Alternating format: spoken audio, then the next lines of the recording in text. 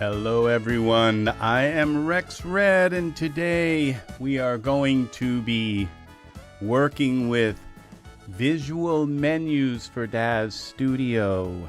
Welcome to this tutorial today. I am starting out early to see if I can get some of my fans in here a little early today. So it's early for me. And so we got the polka going on. You know, it's polka time. It's always polka time here at this channel. Always polka time. So let's see if we can get into this topic here. And we will slowly fade out the polka music. Please like and subscribe and click the bell for notifications. If you click the bell for notifications, you may actually get a notification when I go live again. You can be part of the live chat and all. And all right, well, thank you for coming in. And we are back on this computer. Now, as the title says, Rex Red tries out. I haven't even opened this up, so I have no idea what we're going. It says, well, we have a document. Okay, so that's kind of scary because usually Daz stuff doesn't have, doesn't have a document. That was my supplements. I just took a whole bunch of supplements with some water. Okay, so usually things don't come with documents, or often they don't come with documents, or if they come with like a one-page document. Let's open this up and see how many pages. Oh my gosh. Is this actually 20 pages? It looks like there are 20 pages. That's a lot of document pages. Okay, so let's start here then. Okay, that is what the interface, probably not the interface. Okay, the visual menu script for Daz Studio brings together all your favorite Daz Studio commands, custom actions, content items, and scripts in highly customizable button-based menus that appear on your screen when you press a keyboard shortcut. Okay, so you got to remember the shortcut to open the menu. But if you open the menu, you should be able to create some really cool things. Save, merge, copy, paste, redo, undo. Okay. The thing is it would be nice to like, to have a keyboard shortcut, which would be just like, for things that I use often. You just control one key. It's kind of easier than clicking a drop-down menu up top and then going over to your certain area, finding your icon. You just hit the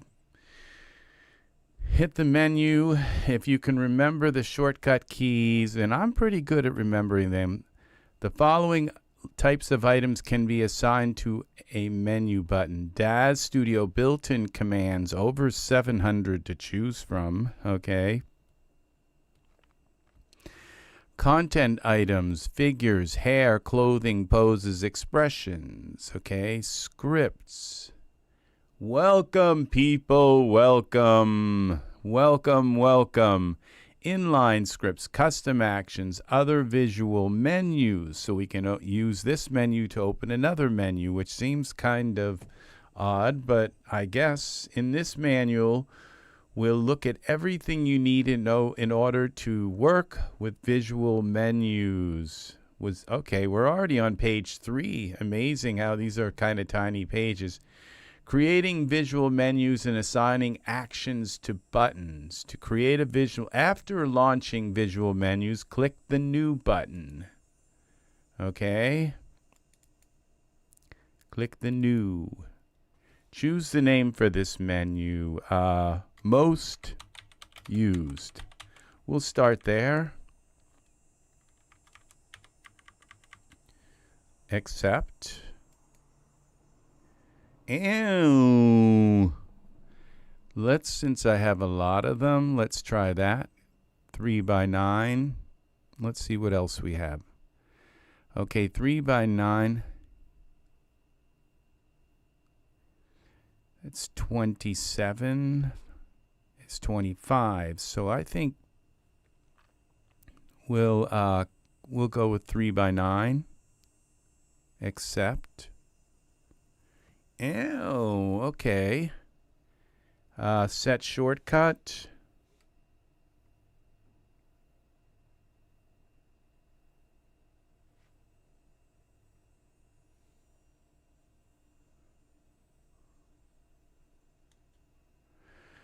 Ah, this is kind of okay. Set shortcut.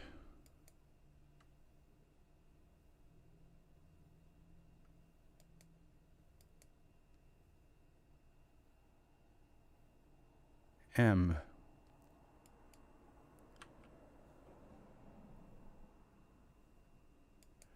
Okay, so if I go Control Alternate M. Okay. Control Alternate M. It didn't work.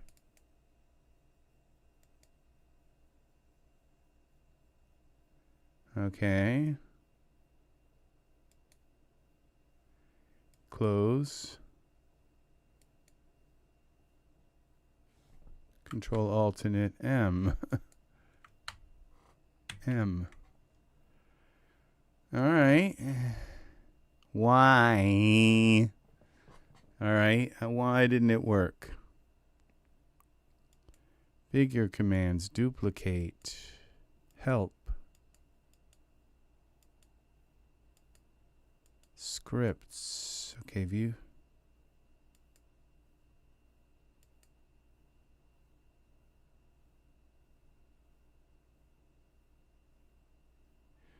Rename, most used.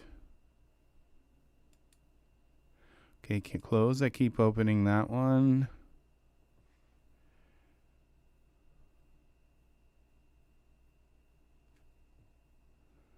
All right.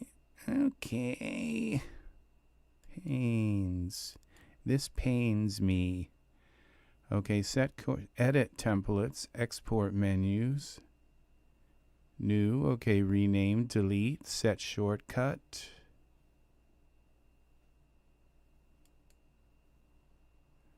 All right, that didn't work. I can't even get this to open. Visual name, visual selection.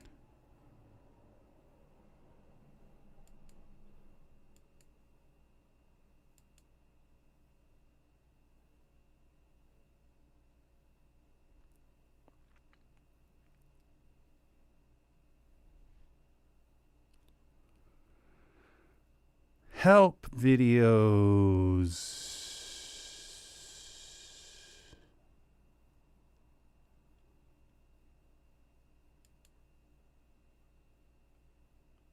Do we have sound? Keyboard shortcuts for your menus. Press the Set Shortcuts via Customize button. Expand Custom. Right-click on the menu that you'd like to set the keyboard shortcut for and click Change Keyboard Shortcut.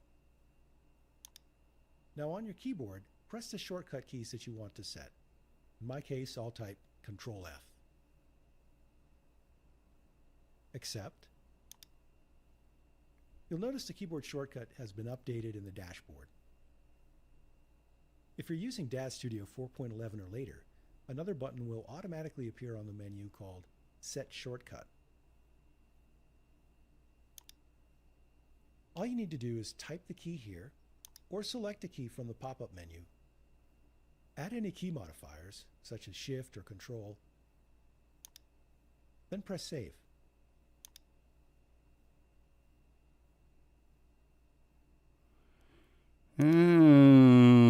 This is a little bit more complicated than I thought.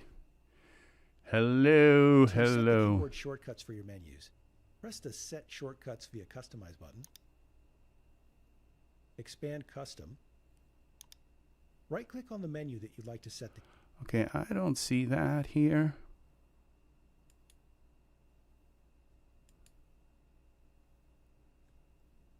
All right, it's my things are gone now. Set shortcut M.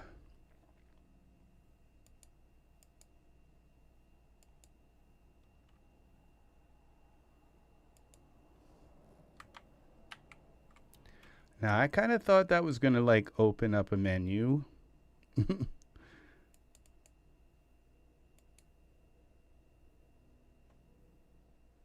New. Okay, let's go back to the first one then. What was this? Help videos. Introduction. In this video, we'll go over the basics of using visual menus. Visual menus are button-based menus that pop up on your screen whenever you press a keyboard shortcut.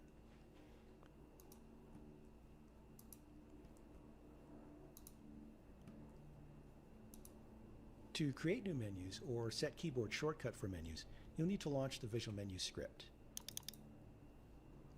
The first time you launch it, you'll notice a number of sample menus. You can double-click on them to get an idea of what they look like and what they do. But you don't need to use them, they're just samples.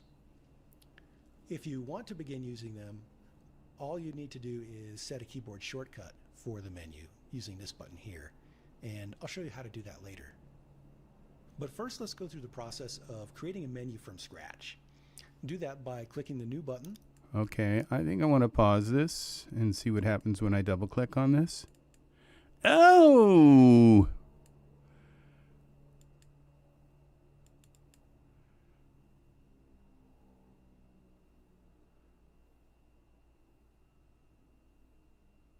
Toggle edit buttons mode. All right. All right. Assign an action. Edit style. Oh my god. Custom action. Script file.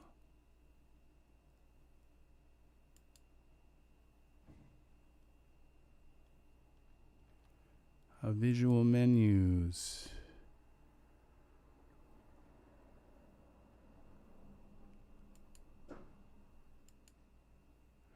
Custom actions.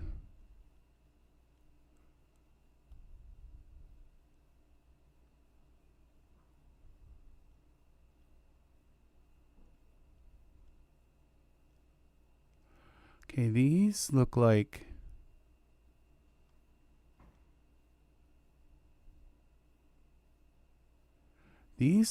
all of my things that I have. Yeah. These are things.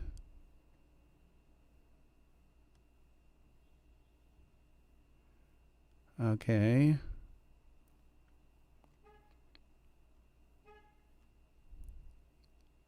Unlock. These are things that are Ultra Scenery, Ultra Scatter Pro. Let's.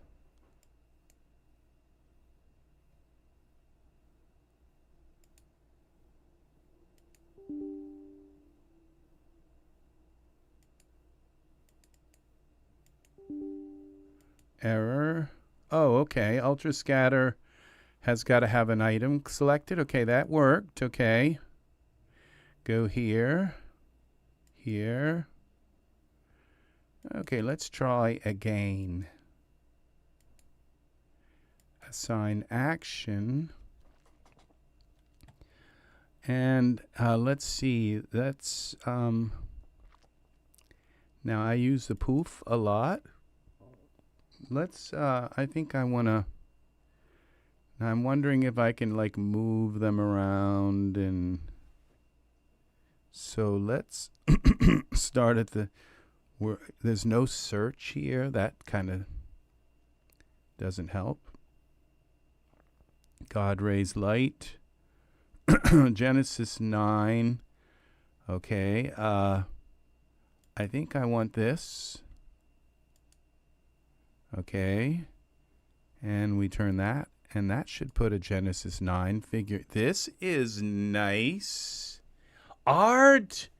You are here. You beat Angus. Angus is out doing errands today, so he will probably check in later tonight. We are working. Very nice. We got you here early, Art. That's very nice. Now, we are working with this visual menus, and right now I've kind of got a head start on it. I thought I was going to have to read all 20 pages, but if we look, we've got a Genesis 9 figure in our scene. So if I close this, Control-Alt-M, and right now that doesn't seem to work, so it's not bringing up the menu. So I'm going to have to probably put that into assign menus, Control-Alt, okay, set edit templates. Okay, let's go back here. This part I can kind of figure out. Assign action. Okay, so that's Genesis 9 eyes. I only have a few spots for this one, so Bone Minion Victoria.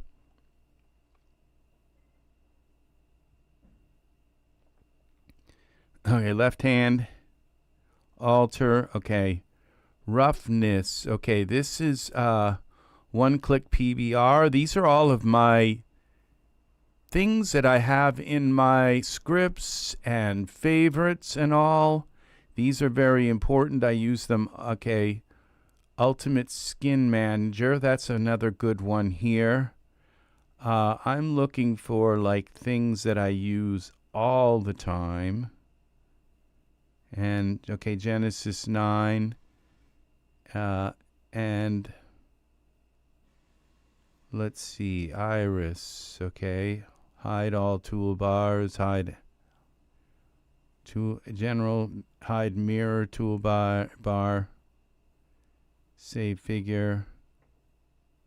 Okay, these are my ghost lights. I'll probably have a page maybe just for those, but if I can find, now this is the product right here on the Daz website. I just bought this for about $3. Okay, yeah, beat that price. For $3, it was like on an 80% off sale, and I went nuts. I don't know if you read. What is that? 29 pages. Yeah, it's 30 pages. Yeah, that's funny, Art. Yeah, they actually use the word read. So we must have some very sophisticated people doing this stuff. So this is, that's the 5x5 grid. 5x5, what was it? I don't remember what that was, some kind of military thing. Okay, so it's not on sale now, okay? But I'm liking this right out of the get-go because first of all, it just instantly linked me to my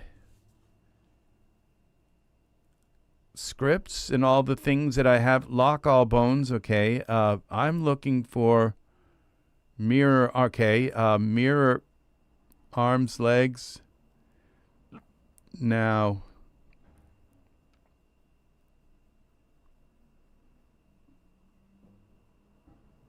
lock, unlocked, selected. There it is. Selected camera or light. Okay, that's, and rename. Okay, I don't think I can rename that. Edit name, okay. Lock, unlock.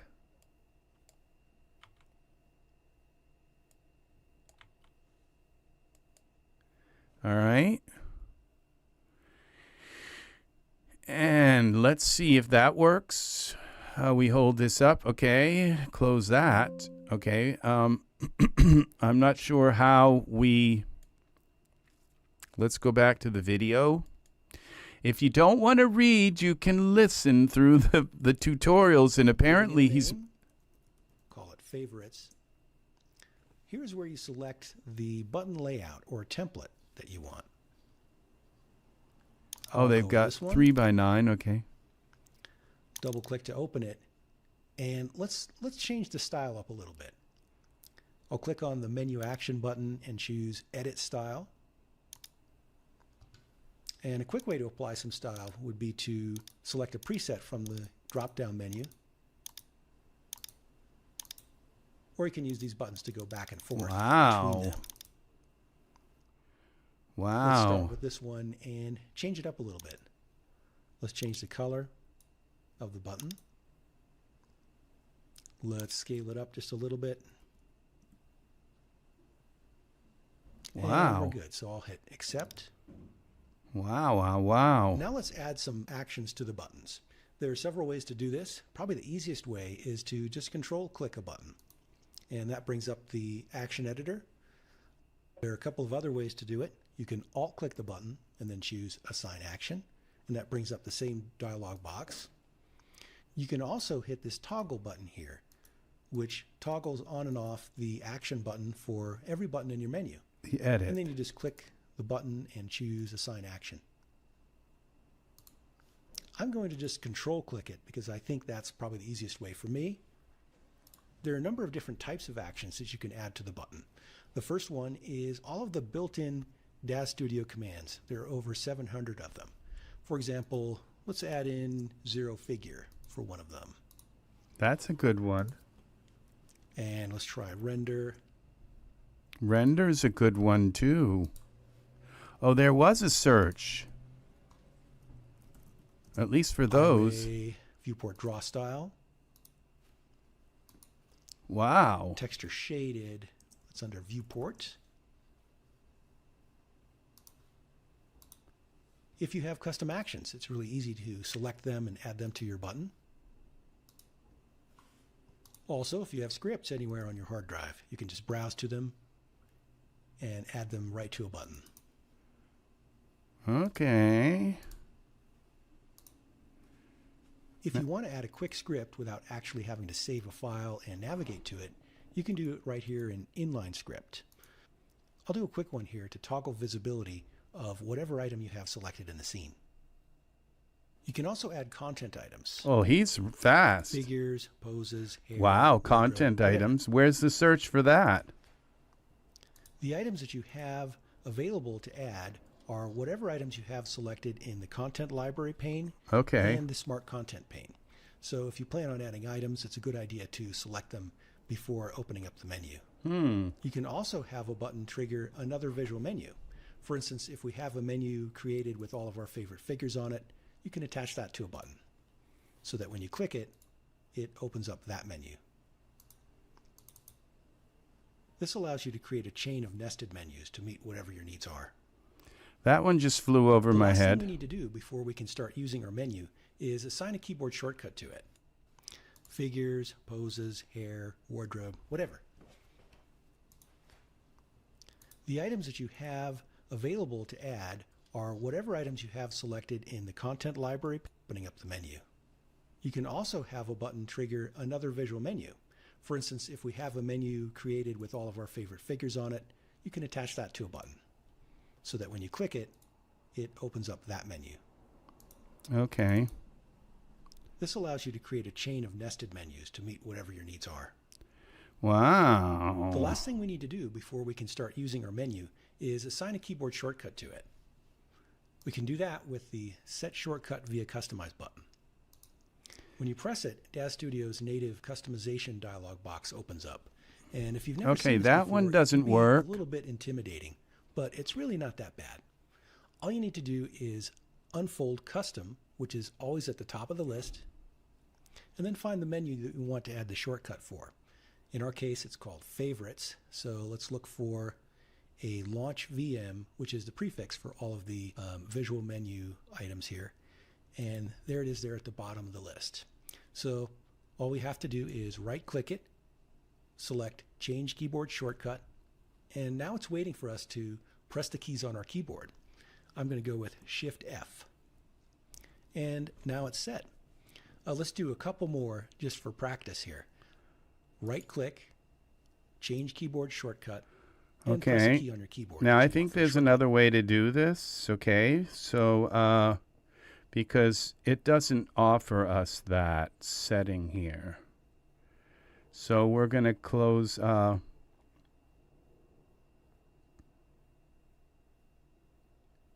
Close. All right, so we'll close that. And we'll go into what would be Window, Workspace, Customize, Custom. I don't see any VM thing here. This doesn't look the same as theirs. Okay. Here we go. All right, now this is the, where's the one that I made? Most used, Control Alternate M, it's there. It's already there. Okay, let's try the shortcut.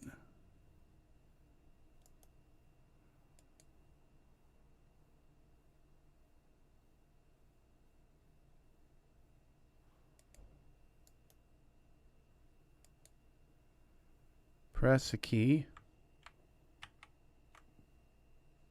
All right, apply, accept,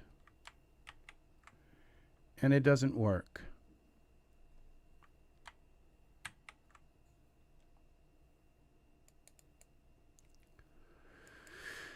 Oh no. Let's try a different one then. Set shortcut. L. Control Shift.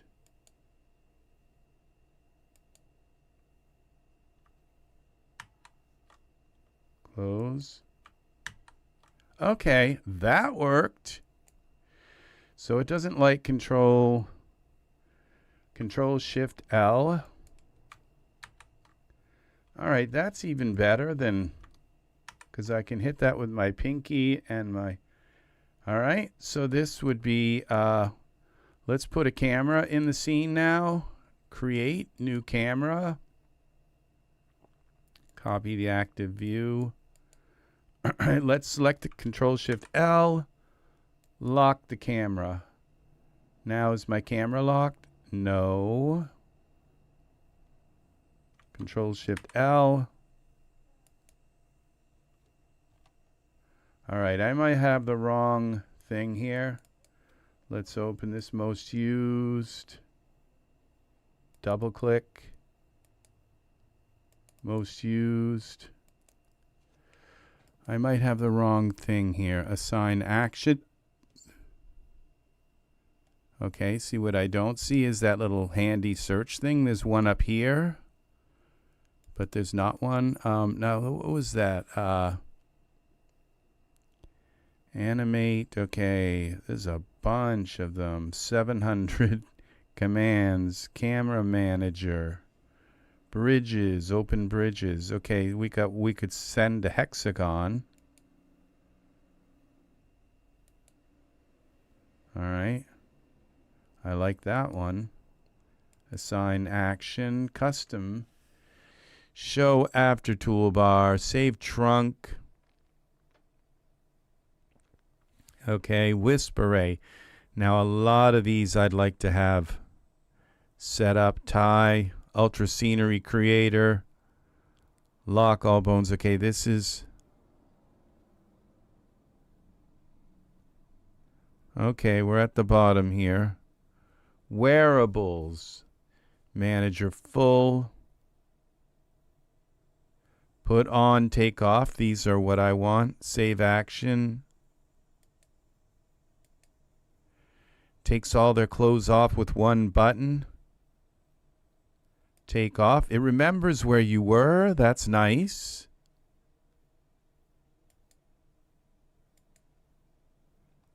And show ecologies. Ultra scatter, ultra tree. I think we'll add this to one of these. Assign action, ultra tree, Turbo loader, okay. I don't think we're gonna do those right now. Cloud, okay. Field, I think I'm gonna wait on those. Okay, swap selected, leave trunk. Okay, show 0 toolbar, save. For some reason, the lock camera thing that didn't work there. Okay, this is one. Iray, 3 delight to Iray. Okay, that's one that I use a lot. Okay, prop minion.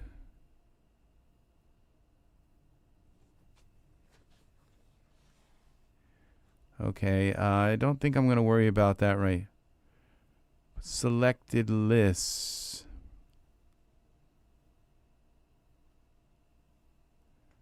Okay, okay, this is one I want. Round marker. This is our mask. Square marker. Okay, list products used. That's another one. In the scene. Assign. And where's the other one? Round marker. Unlock selected camera. See this one?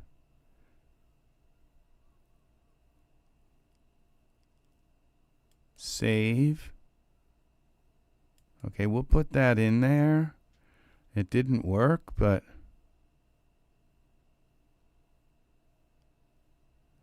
Okay, the round marker, square marker. There's also should be the mask builder. There it is.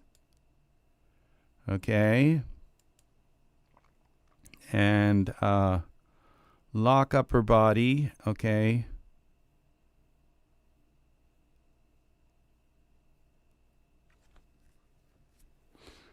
Okay, gobo, tree. Okay, window blocks, cross.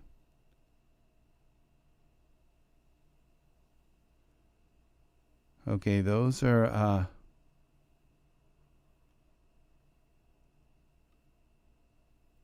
color war. These are lights. Okay, invisible. Okay, these are some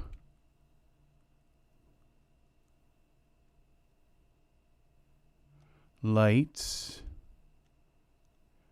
Genesis 9. Let's now I want a bunch of these things here. I would like to have the 9 eyelashes and the 9 eyes and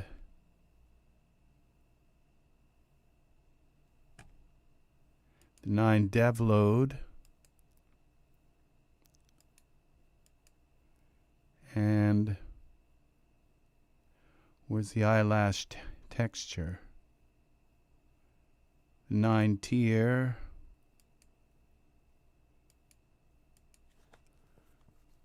And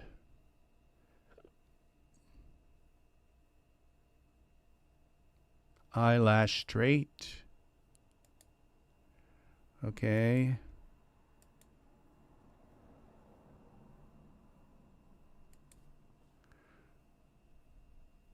Character mixer. Okay, I think I want that. Which I don't remember. I don't even remember what that is. I so many things. And I know brightness manager. We want that. Okay.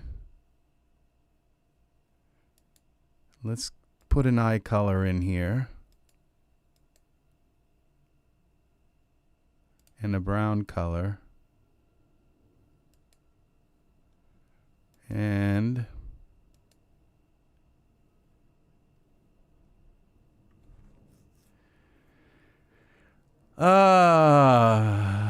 bake all, restore, bone minion.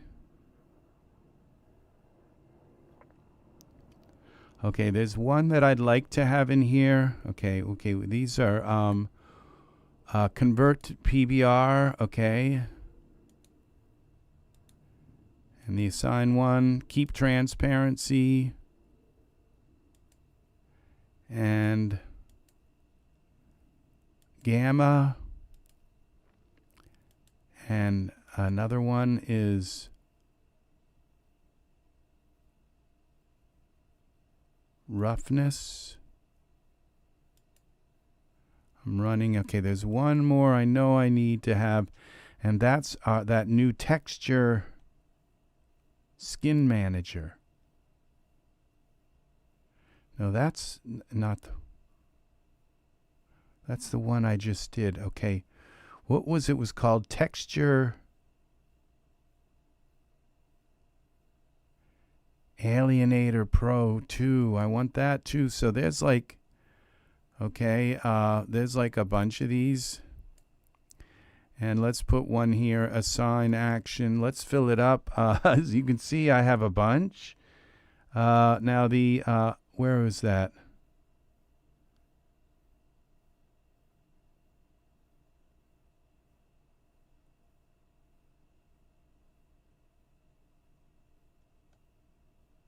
Okay, there's one thing that I want from down here, and that's mirror pose. And that's down in here, in this huge list at the bottom. Mirror pose.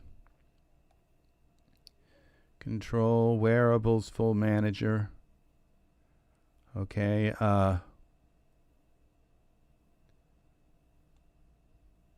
zero pose. Okay, it's somewhere in here. It's going to be unlock. Mirror trunk bones. Mirror. Okay, mirror Y.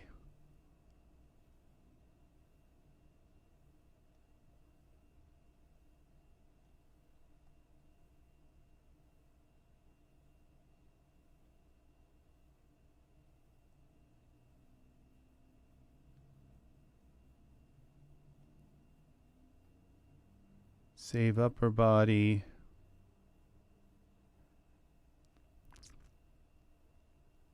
Mirror, here it is. I bet it is. Mirror arms.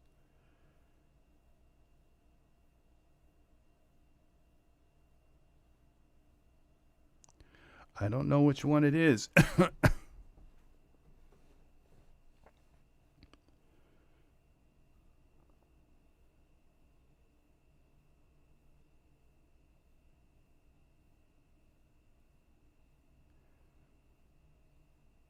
Mirror legs, mirror arms. Okay, see, that's the one I don't know if that worked. Okay, but mirror arms, legs.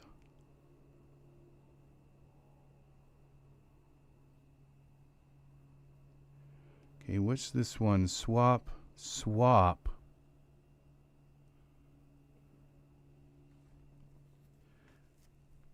Swap selected. Okay, we don't want that. So I think we just want this mirror left to right, right to left.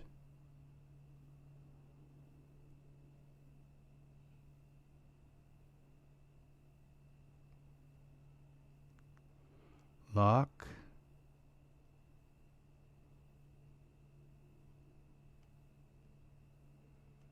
Okay.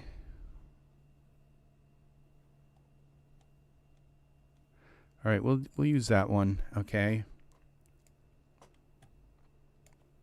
And now we'll close that.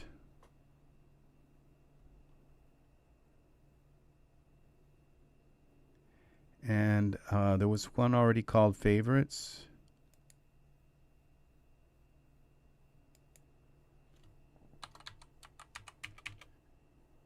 Okay.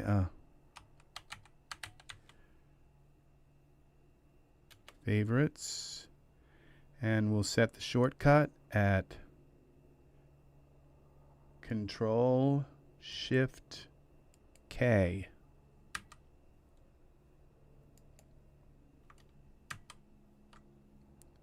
Close that. That opens that one. All right, we have this one too. Wireframe. Okay, I don't know if I want to change this though. 4 view, single view wireframe, because there's a bunch of stuff in here. Render. NVIDIA iRay. Okay, I don't want to change that, so we'll close that. We'll open this back up, and we'll change that to rename that to we'll rename that to list of favorites.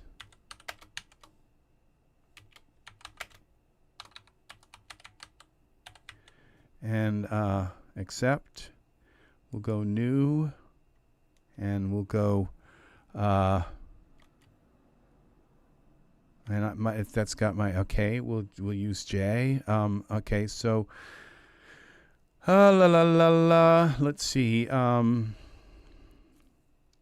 Commands. Accept. And we'll use that same. I like that 3x9 grid. It gives me a whole bunch of stuff. And we'll set the shortcut at Ctrl+Shift+J.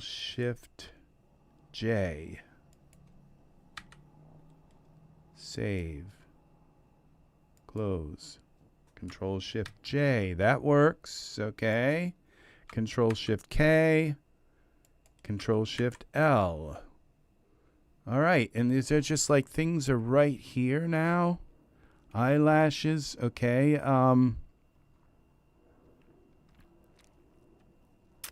All right, let's try some Ctrl+Shift+K. All right, now list of favorites.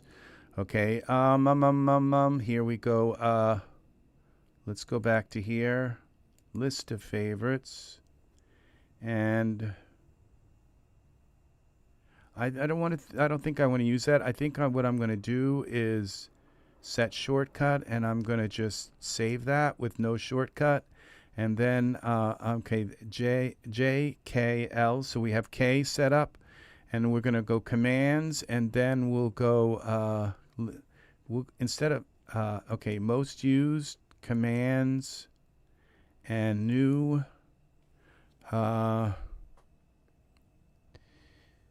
processes. Okay, which I'm just picking words because that aren't going to really be reflective of what's in there. So we're going to edit set shortcut Ctrl+Shift+K. Okay, K. Ctrl+Shift, save. You don't have to go in there and edit that other thing. This goes in automatically, so it's been updated. Okay, so now when we go Ctrl+Shift+K or double click here. All right, what I wanted to do here was go close this. And now if I go into here,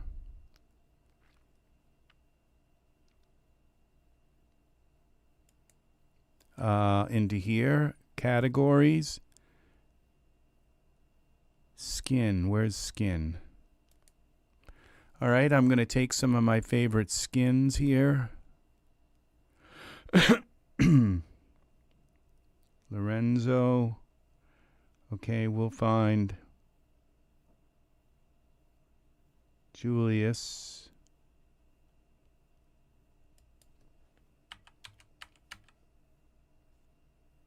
It doesn't work like that. Okay, so what we'll do is go into smart content instead and figures.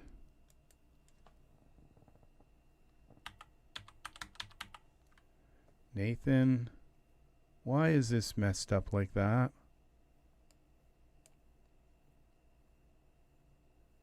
Okay, I have to come out of here. All right.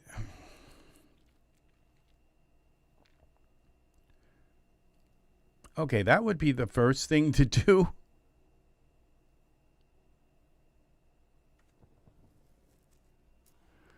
Okay, is to add that. Okay, so this was called, what's this called again? What? Visual menus.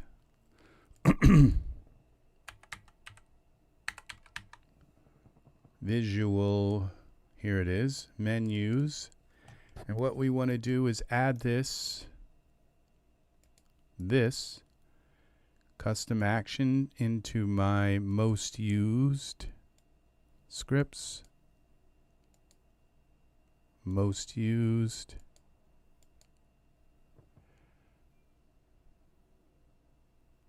Accept. All right, now that's up here in scripts, most used. I don't have to find it every time. Now we can go back. Nathan. And there is Nathan. Let's take his skin. All right, select that. And then we go back to content, scripts, most used, visual menus, processes. Let's try this. Double click, click this, assign action, button text, Nathan. Nathan's skin. 9, we'll put a 9 there. Save. Okay, close this. Okay, we can now close that. And then when I close this, select Genesis 9. Okay, Nathan's skin. What happens? Does Genesis 9 get Nathan's skin? I don't think so. I don't see it happening.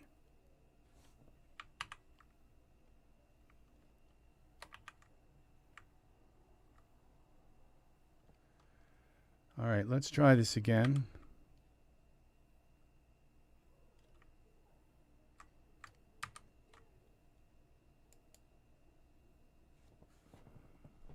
Okay, that didn't work.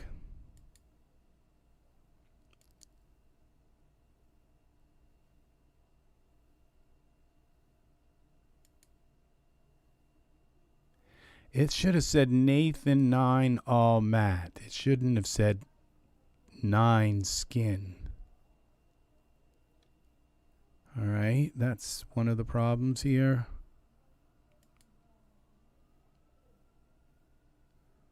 Okay, so we go to most used, back to visual menus, processes, was it K? Yeah.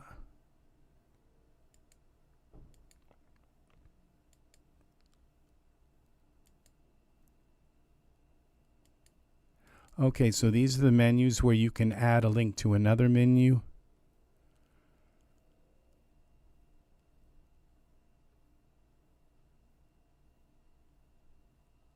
Oh, content. Here we go.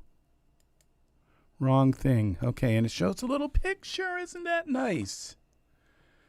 Okay, I get all excited over this stuff. And is there anything else here? Nathan eyes are like the best eyes anywhere. The eyebrows. Okay, so we'll close this. Ctrl+Shift+K. Skin. Whoa. Nice.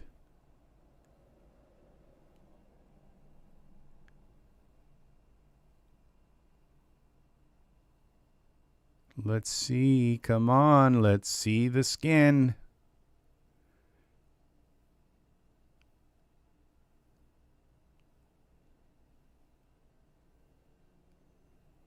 Wow. Nathan has boobs, but it's all good. Now let's put some pants on him. And, all right. We go out of here and we go to, where is this? Now I've totally lost parameters. And we'll go to We'll give him some of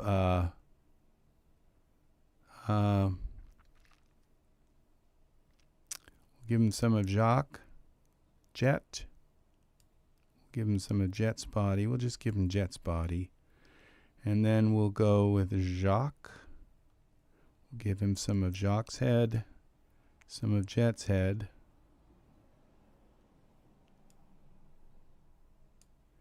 Some of Noah's head. And Rodrigo's head. And like I said, once you're up to 100%, go with tire. Now we've got a guy here. We got our figure here. Very nice. This is the beautiful Genesis 9. And you didn't get to see the hands. I'm very sorry. When I was like zooming in on the hands the other time, and it's like my computer. Okay, I have to take my camera. We have to put a light in the room because it's blowing the hell out of his. Turn the lights in the room, and then suddenly, because my computer wasn't broadcasting, it was in 4K. But now look at these hands. Look at the detail in Genesis 9's hands. See, so from about this distance, they look like real hands. We throw a Genesis 8. Now I'm going to show you the difference. This is why I only work with Genesis 9 figures, okay? Because of the hands. It's like, if those hands are just close enough, like they've got their hand on their knee or something, and it's kind of right up in the camera, oh my gosh, it's ruined an entire image. Because, and it's like, well, I need them in that pose. I need this camera angle. I need this. So what do I have to do? I have to take everything off that figure and re-put it on a Genesis 9 figure. Start kind of my scene almost from the beginning.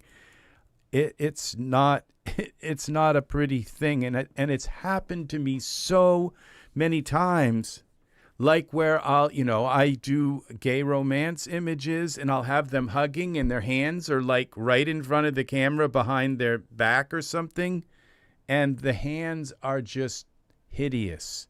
Let's put in a Genesis 8 figure here, just any Lucas, okay, figure. So this is why I only use their shape. I use their head shapes and I use their body shapes, but I don't use their skins. I don't use any of that.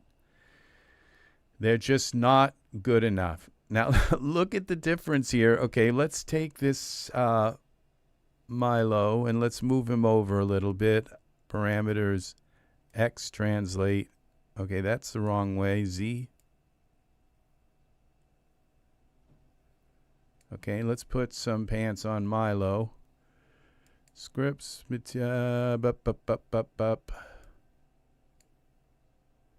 okay, move him over. Z translate, okay. And move him down so we can get these hands kind of near the same area. Now, it's not just that his hand's a different color. It's that that there's the detail in the fingers. I think I have that same scar on my hand, on my knuckle. Look at the difference. And it's not just the bumps, it's these little lines here. They just This is why I only work with Genesis 9 figures, okay? Because the hands are unacceptable to use, okay? Now, I could change the color of this skin. I could make this skin look more, and it's just not, some of the Genesis 9 figures come with bumps, But it's these little lines here that are hideous. Let's put another Genesis 8 figure in. Let's just, maybe that was just a fluke. And I think I picked the oldest Genesis 8 figure I own. Okay, I'm not trying to be, crafty about this. Okay, why does it seem like my figures aren't here? Okay, let's go up here through. It seems like they're not here. Figures. What am I doing wrong? Like half of my stuff is gone, I think.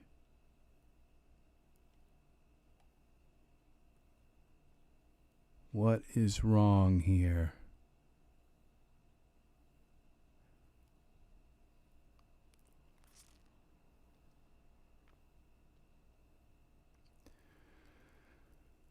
And I don't have anything selected. I'm in here in figures. Something's wrong. My library's not showing.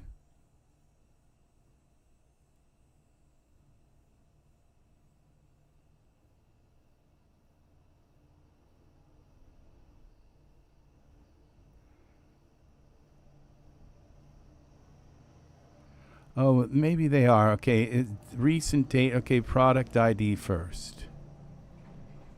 Okay, I think they're showing. It's just they were all kind of shuffled in the wrong order that I expected. They're here. Okay.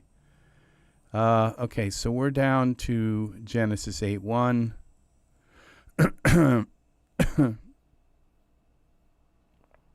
Let's find one that's. I think Ichabod was made by Daz Originals. If they're gonna do the best job of anybody. Ichabod was very late in the Genesis 8 series. Okay, let's give Ichabod some pants scripts.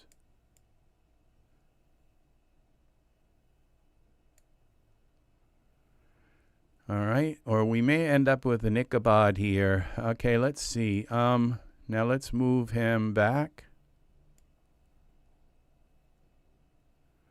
Okay, why is he in a T pose? And okay, let's move the hand. Let's just Y translate. I think it's the height thing. Okay, X. And Ichabod's going to have the nicest hands that you can pretty much. But look at the knuckles. They just don't cut the mustard. Okay? There's just compared to this, they look like really bad. And this is the best that, and you know what? You can mess with the bumps. You can mess with everything. It's not going to fix this. Okay? You just can't fix this. It's just, there's just no comparison between this. And especially if you bend the knuckles, then they look even worse. So this is why I use Genesis 9 figures. Okay, it's the hands. Okay, and there was also problems with the neck. Okay, like in this area here, where the neck would look like kind of reptile skin. Okay, well, they fixed that where they chopped, like they did something with the head, and it gave them more resolution to spread around the neck and face area. With Genesis 9, I think they listened to me because I wrote them a letter, the long, terrible letter. It was horrible, horrible. There we go. I'm kind of back here. So this is the hand right here. Okay? And it's not perfect, but it's a lot better. I would say the shine doesn't look quite right. So, but these hands are, and if we take out, like, say, this is Nathan. Let's try another Genesis 9 figure. let's bring in Flynn, and he is not a, Flynn is not a, I don't believe he is a Daz original. Okay, so it's just how good did they, you can tell how good a figure is by their hands. Okay, if their hands, if you can zoom in on their hands like that, then you will know that you have that it's how real, how your figure's going to hold up in the scene.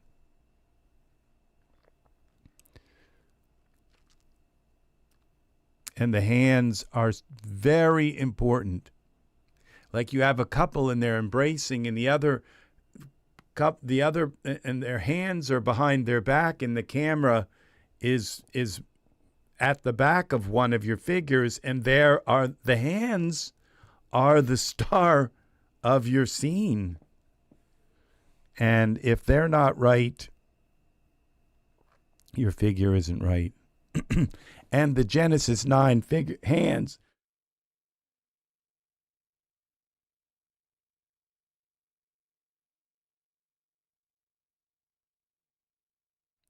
the Genesis 9 hands are only going to get better, okay? Right now, it's not a matter of the resolution, it's a matter of the artwork.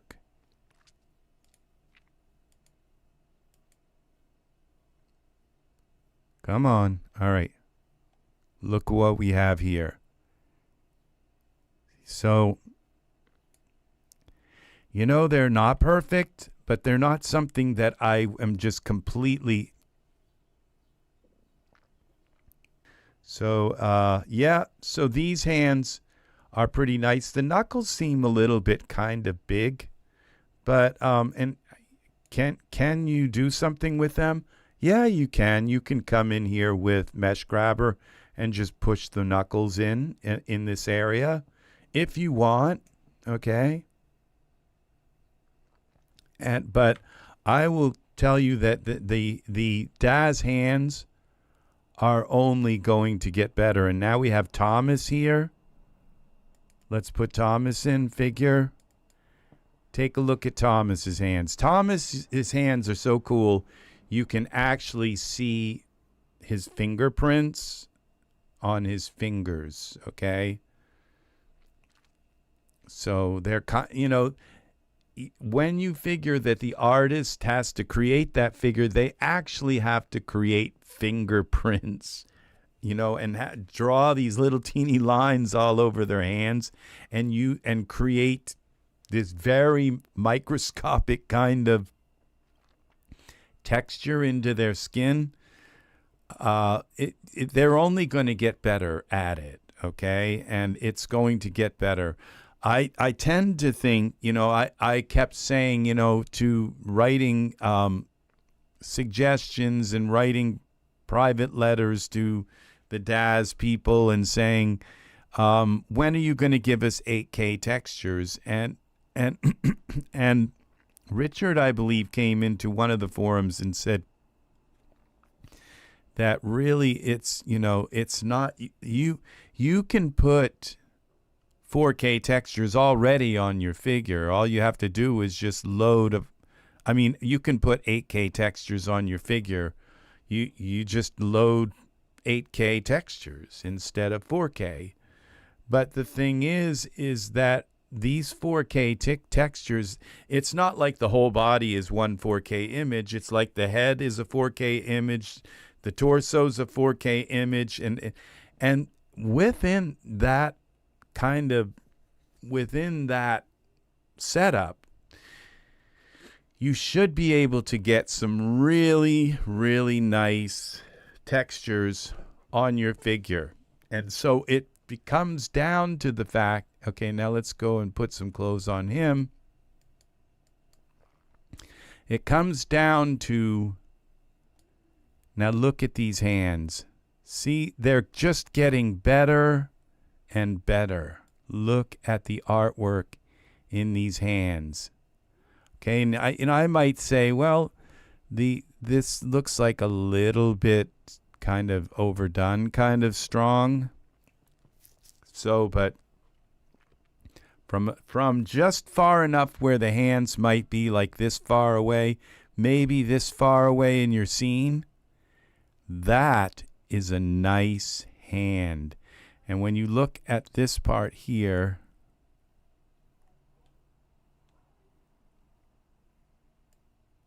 like this, where did the hand go?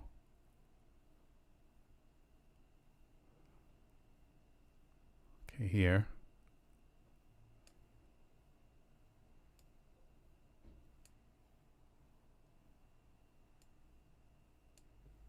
Those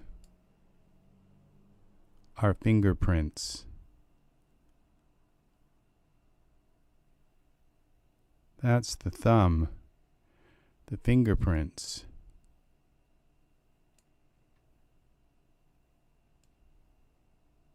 Look at that. Look at the artwork they had to do to make this. So this is why we use Genesis 9. Okay? This is why. Because if you want your figures to have this realism in their face, okay, in their neck,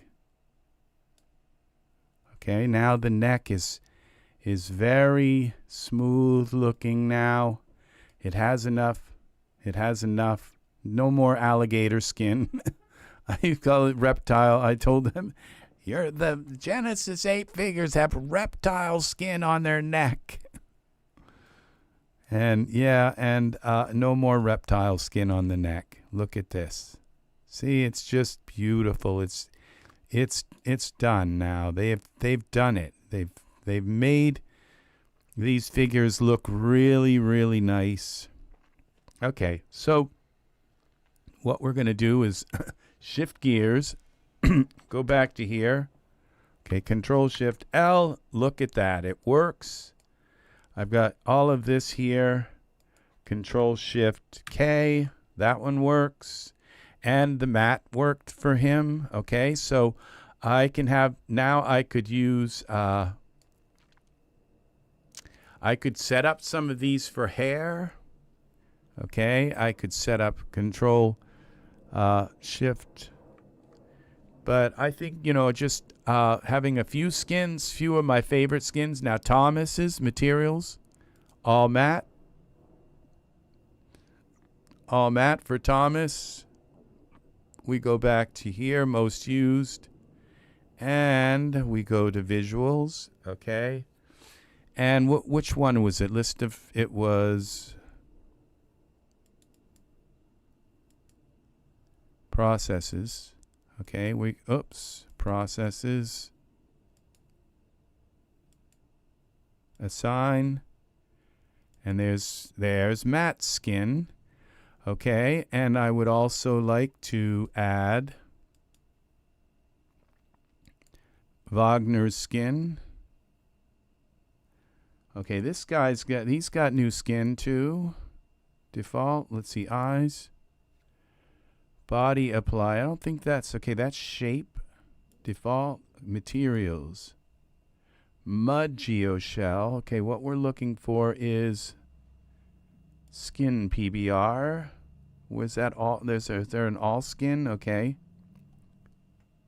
Mouth PBR. Look at this stuff that comes with him. This definitely, again, looks like a Daz original. I'm not sure if it is, but... Okay, so we go to scripts, most used. Processes, was it? Okay, we turn this on. If I hit Control, if I can remember to hit Control, I can do this. Save action. Okay. Close. Ctrl+Shift+K, is it? Okay, and so I can say, all right, switch Thomas's skin.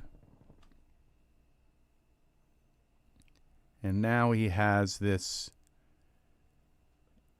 wolf skin here instead, with a little bit of mascara, it looks like. He's a Viking.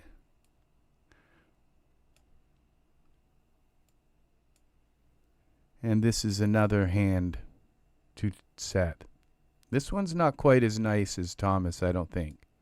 But it's better than any of the Genesis 8 ones that I've used so far. So it's that when this part looks really bad, like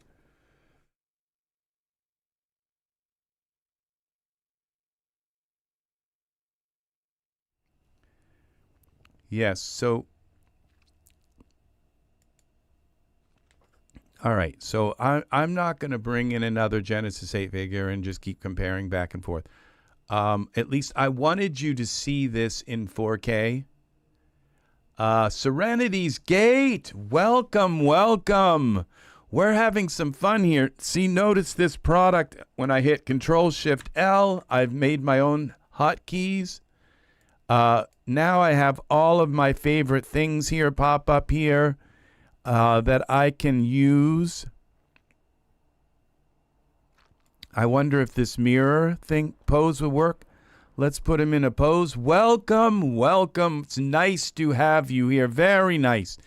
Okay, we're going to go to poses, and let's put him in some kind of pose that has a different... If I mirror the pose, it's just going to mirror a T-pose, which wouldn't change him at all. So we got to find a nice pose. Let's go with this one. Male, let's see. Let's put him in a dance pose. I can be beautiful. Okay. Now let's Ctrl+Shift+L. Mirror, let's see. Does this mirror his pose? No. Okay, it mirrored the left to the right. And left is torso the way it was. Okay, so that's not the mirror one I wanted. What I'm going to do is go here, and I kind of know where it is here. It's in mirror. Swap all unlock bones. Now if I mirror him here, I think it's this one. Okay, it's swap all unlocked bones. Now, so what we're going to do is put him back in this pose so that I... Okay, cancel. Let's select him. Because if I mirror this, it's not going to show either. So let's go to scripts. Okay, up here to swap mirror.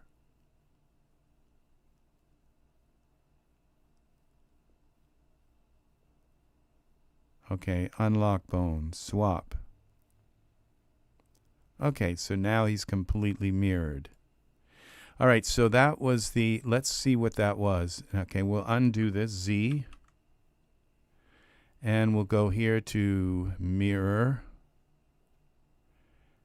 And swap all bones, okay? It doesn't, okay, we'll try this one. Swap all bones, locked or unlocked.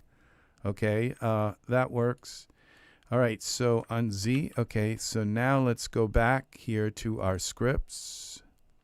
Visual menus, and that was most used. This,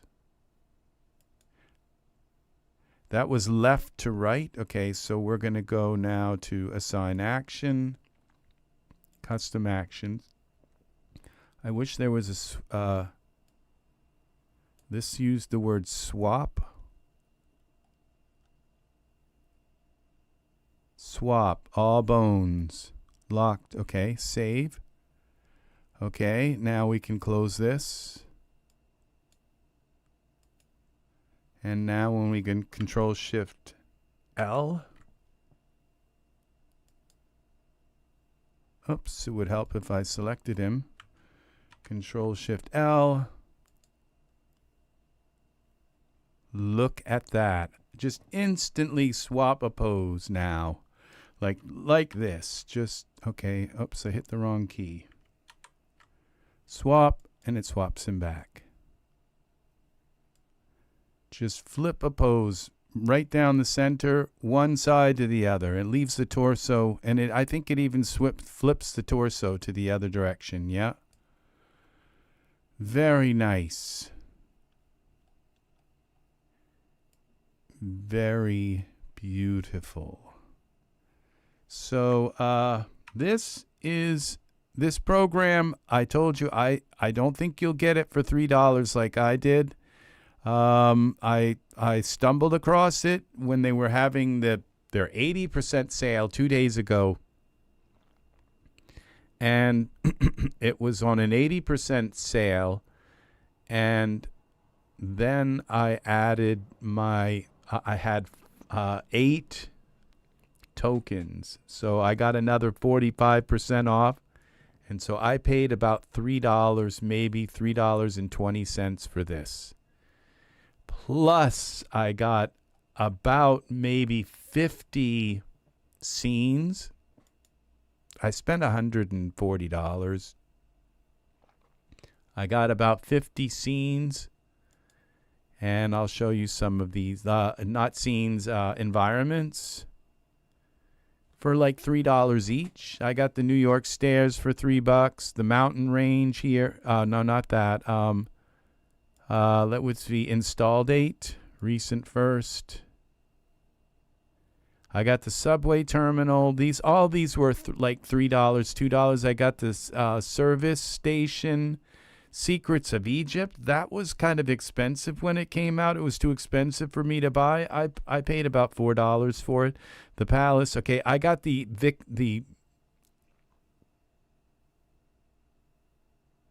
You lost your last comment? Huh. But I got this whole, like, this Victorian house interior, exterior, plus the greenhouse and all of that for like $5. The old Victorian house graveyard, that came with it. This motel I got for $3. The laundromat for $3. The road to nowhere for $3. Castle gravestone dungeon cells, $3. The long stretch of deserted road for $3. Some of these were even $1.50, and I got the sci-fi computer room, the Malibu property, and the colorful. This is what I mean. And I bought this. Is the strangest thing. I bought this opulent hall, and let's put him in the opulent hall. Import. Okay, let's go into here. Merge into scene. I bought the whole Borgia thing. I bought the I bought everything except the interior of the opulent hall. So it was like when I'd go inside, it was like all gray and there was nothing inside. It's like that wasn't a good thing. So look at this. Whoa. You already have a scene. Okay, render it. Okay, let's see. Let's put parameters, environment map, browse. Yeah, that one. Oh, I'm sorry to hear that, Art. It was huge. It was an 80% sale, and when I added another 45, it went up to like 86. And so they'll have it again. They have it all the time. That's why I say don't buy things unless they're 80% off. And a lot of these new things they come out with, you can't blame them. They put the price up. They give you 30% off, okay? Right from when it's brand new, they already have it marked down, okay? 30% off. If it's something you really, really like, buy it, okay? But the thing is that especially if, you put it in your cart and it's a little bit less, and then you also have like all these tokens and stuff, you can get, the price down to $6 or $10 or whatever. And also they also said, well, if you buy something new, I think it was 50% off, and if you buy something new or two things new, you'll get another 30% off. Well, 50, 60, 70, 80, that brought, and so off everything in your cart, it said. So it was massive, massive sale. So I have got to find my HDRI, okay? Let's find a beautiful HDRI for the scene.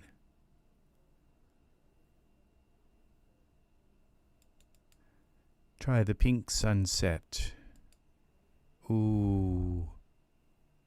Okay, let's move this around. Oh, wow. Here we go. Look at this.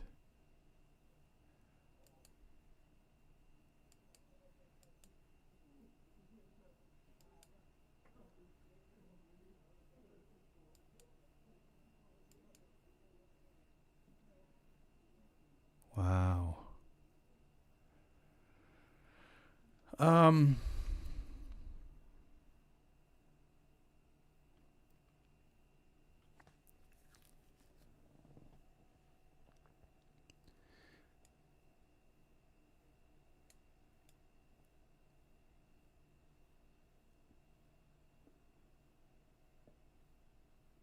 Okay, what we can do is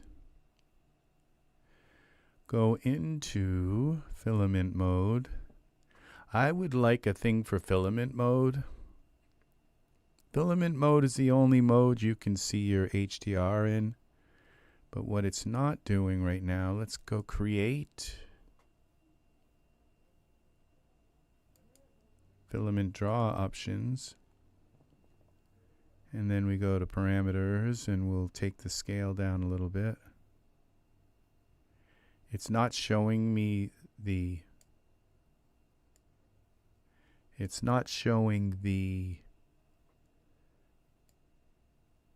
shadow map, but it is showing me the sun. And so I can now go into the environment map and I can go and bring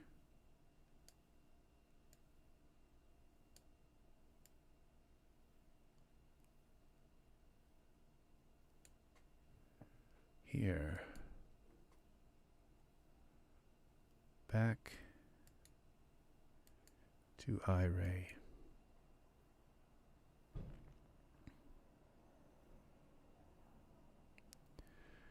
Well, it's not quite what I wanted, but we could take this down a little bit to 1 maybe, or down to 0.5.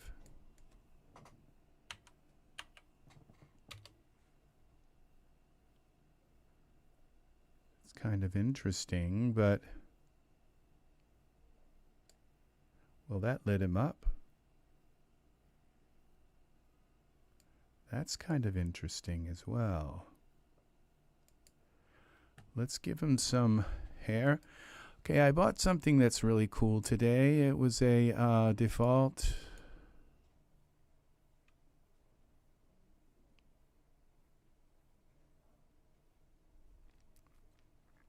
was like a beach toga thing. I don't know if I loaded it yet, installed it. All right, let's let that kind of go. Let's save this file, save as, scene.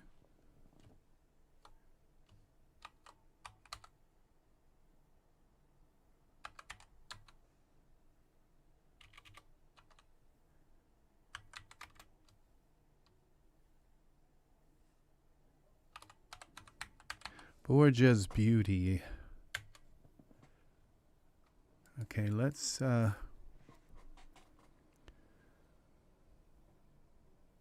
I have to go and see if I've gotten a delivery. I'll be right back, folks. I think it's this beach caftan. I want to put that on him. Kind of frozen lands. The brain eater. I just had to have him. Okay, got his eyeball hanging out, and now some of these, you know, these designer figures, you just kind of have to use the Genesis 8 figure because you can't really morph them into Genesis 9 very well. You could try to put the textures on Genesis 9. You could try to do that, but what's the point? You just, some of those figures you just, and so really they're kind of immortal, those really weird figures, because they don't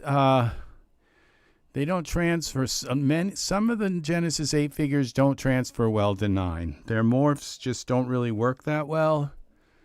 And you need to have their skin, so you have to transfer the skin over to 9. And at that point, you might as well just use them as 8. Maybe maybe at least convert their Genesis 8 skin to PBR, which is worthwhile to do in many cases, if not all. So, okay, the secret power station, we must have that. So, yeah, I have to have this install after download. I looked in here and it was like I had a whole bunch of stuff that wasn't installed. All right, so where's my caftan here? Let's put that on him. See how that looks. I think it might be sheer enough to kind of create a shadow. There it is. The beach caftan. Wardrobe. Thomas.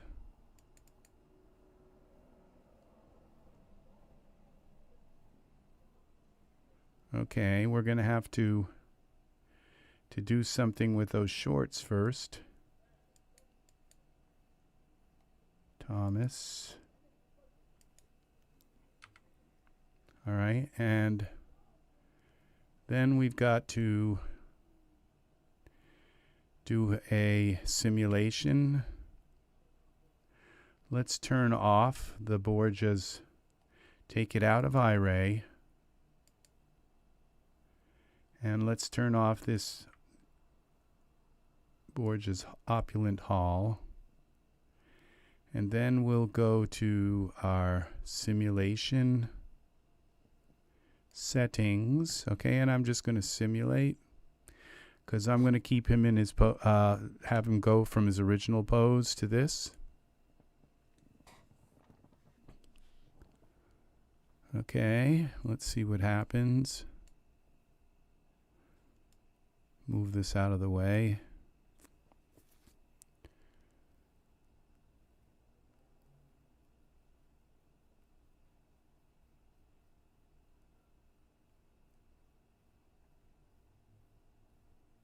Why does this look like there's an undergarment involved in this?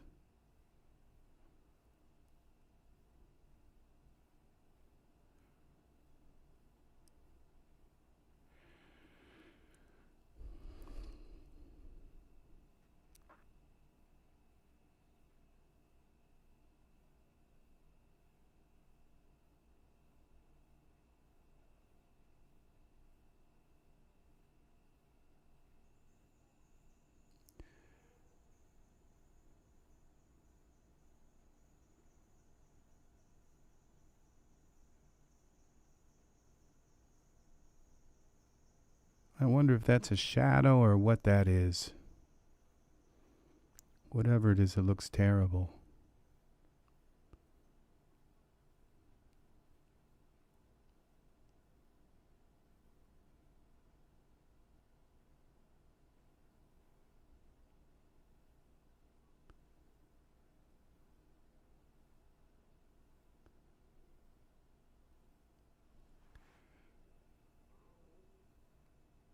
I think, oh, you lost some tokens last week. Oh, not good. Not good.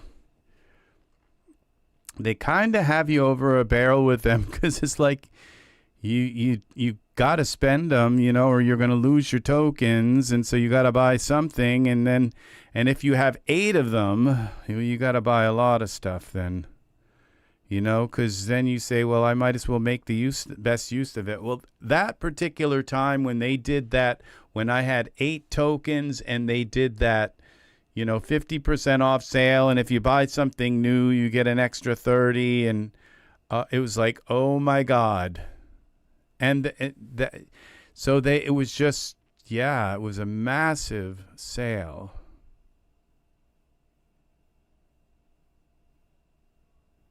Let's see what happens here. What is this weird black stuff here? No idea what that is.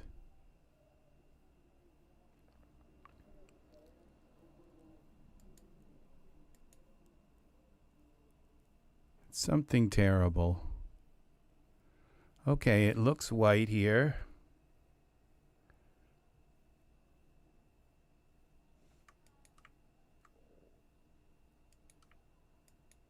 Where's my Opulent haul?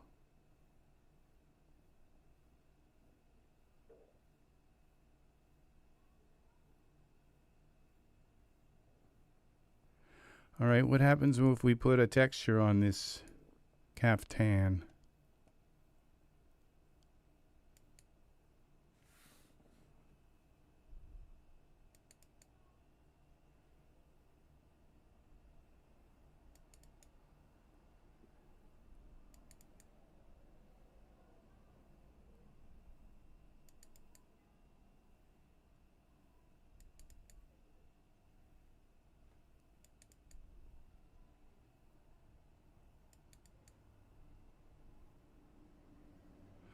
Kind of like that.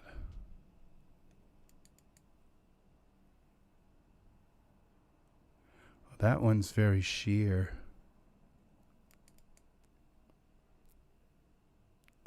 It's a little less sheer. What about the red one? Kind of sheer. I think I like that, but I'm not sure I like what's happened with this arm here. This is where mesh smoothing tools would be really nice.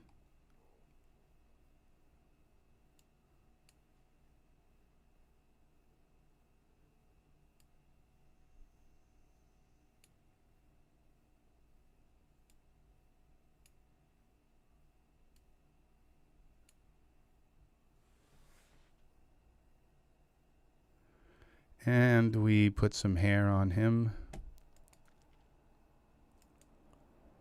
Hair.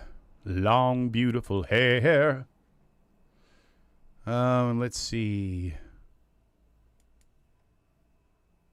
And we go here, okay, to our highest first.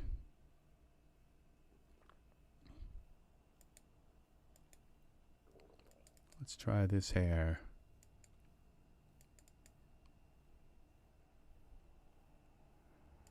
And we'll go with, is this H materials? No. Hair. Hair. There we go.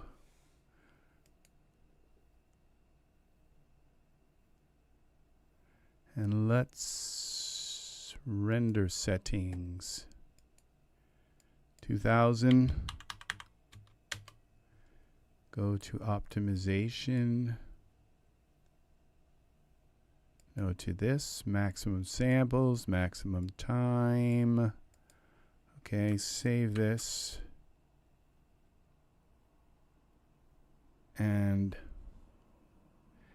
now is it easier to open this up like this? Or open one of these and hit render? Or just click render here?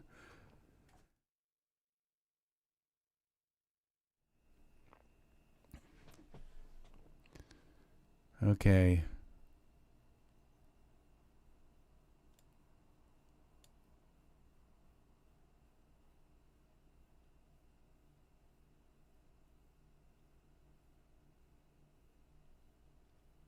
I think I'm going to switch his skin back to Thomas's skin because it's the eye mascara. Okay, just isn't quite working for me. We just select him. Okay, here, select Thomas. Okay. Now that couldn't be any easier.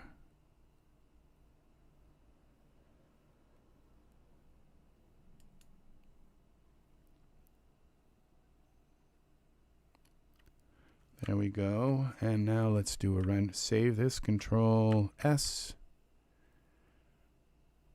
Render.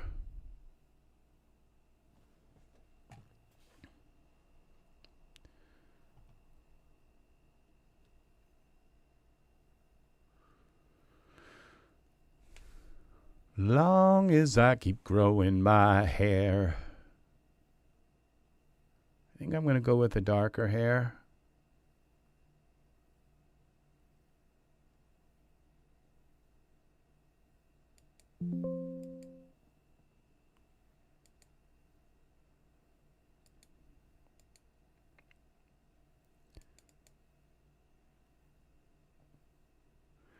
And the beard, I'm not too thrilled with the beard. We're going to go with a different beard. Goatee, maybe, kind of thing. I've been using this a lot.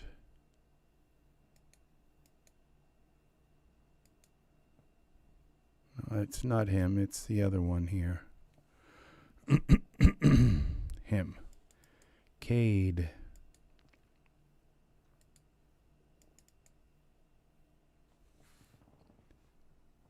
Well, what happened to your beard? It didn't go on. There it is.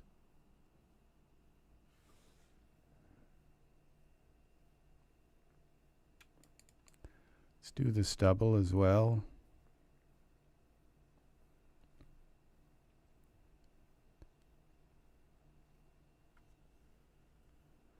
There we go.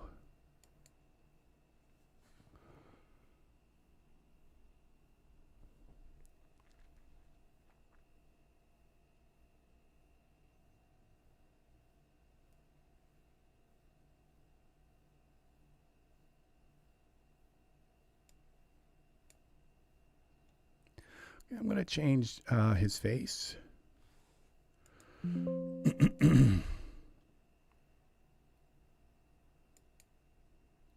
Okay, we're going to go here to parameters, Thomas, currently used. We're going to just take his head down. Thomas head. Down. Then we'll go to figure converter. And I'm going to bring in some abuster.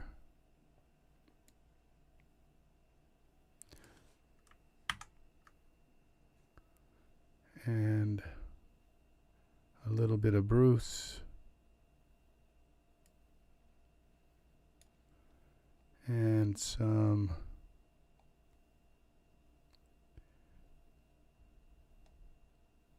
these are all my Genesis 8 figures. Jet, a little bit of Jet.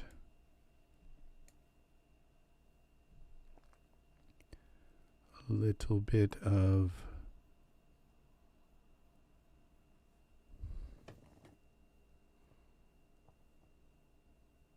some Rocco and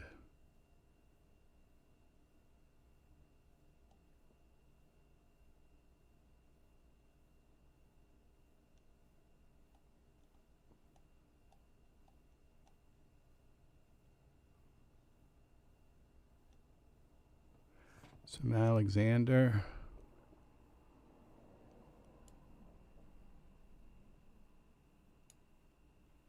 And a little bit of Alex Capital.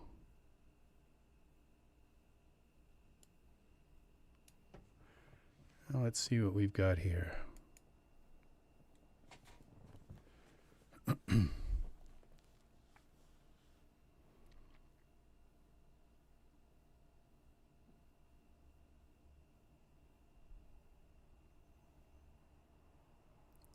There we go.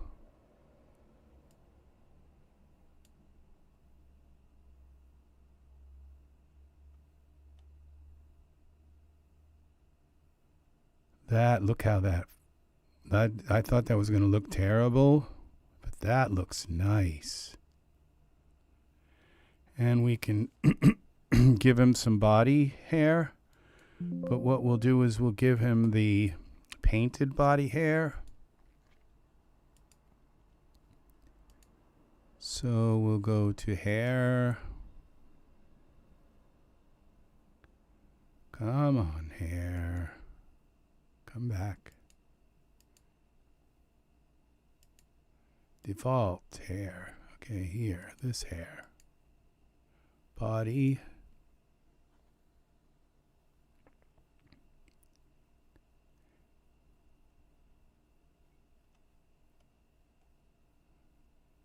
Okay, that's Omni hair. This is it.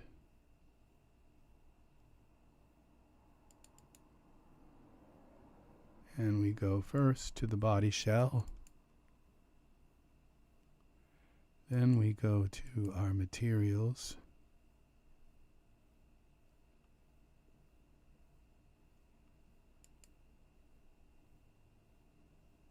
Let's go with this. Oh, we have to select the body shell.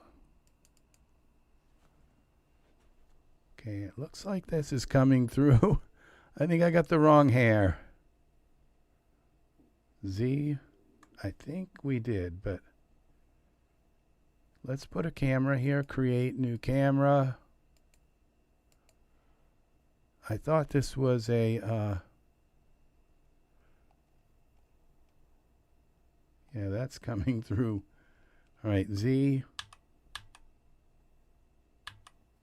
We got to find the other one. So down here.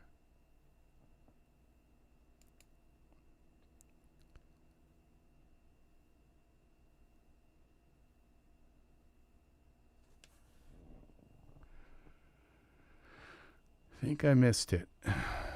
It's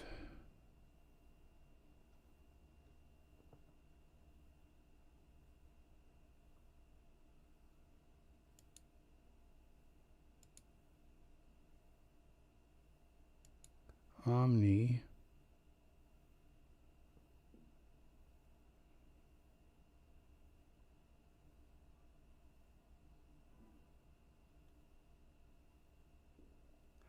Okay, let's select him. Let's go to filtered. Omni. It could be this. No, that's not it.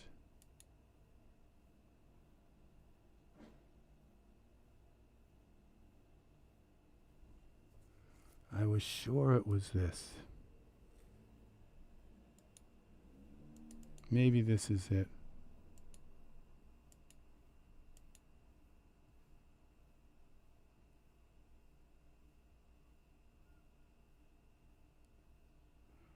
Oh, we got to be careful what we put our mouse over.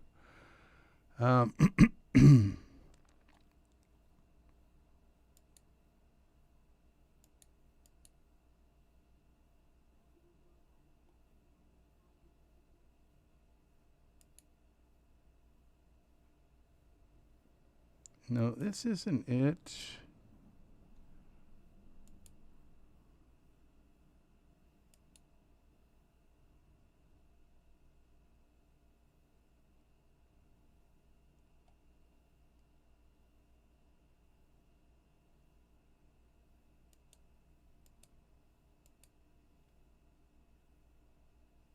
Okay, something's wrong here.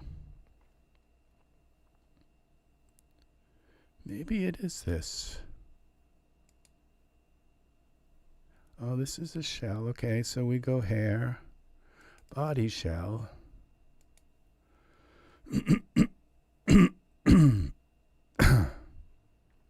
Excuse me again.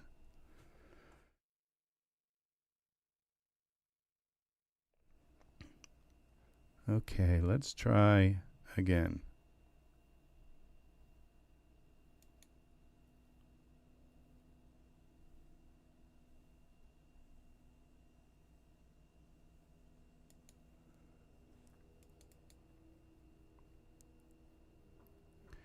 Let's render this. Maybe these are images and I'm just not seeing it right.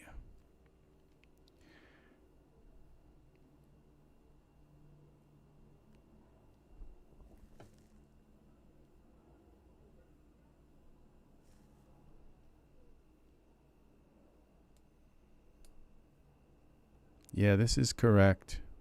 There's no hair coming through there. It just looked like it was. This is the painted on hair. Okay.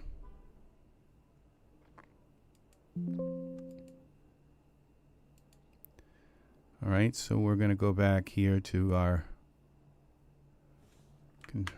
array.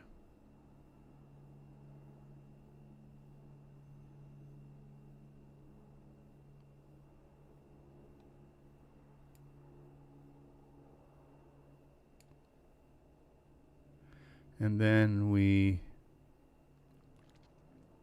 create new camera for here. And where's my other camera? We'll delete that. And then Ctrl+Shift+L. And where's my lock camera? I have to learn where I put these.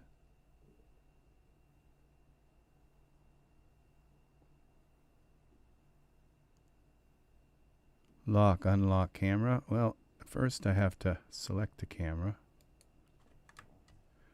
L, lock, unlock. Is my camera locked? No, that did not work. Okay, so I might have to find this and add it as a different. Okay, so what we'll do, go here, this, that's it. Okay, but we're going to go to here, most used, go here, clear button, close that. Now we're going to go and find, this is kind of hard to find, but it's, I'll show you the product where this lock and unlock camera comes from. So this is important for you to see. Anyway, so here we go. If I can find it, I kind of know what it looks like, but default, and then we're going to go down to utilities. I use this like many times throughout a scene, okay? So that and I'll know what it looks like when I get down to it. It's a toolbox, right? One of these. This one, it's one of these. Autofocus Suite, lights, console suite. I think it's this one. There it is, lock. Unlock selected light, okay. I think that's, okay. I think I have one for the camera too.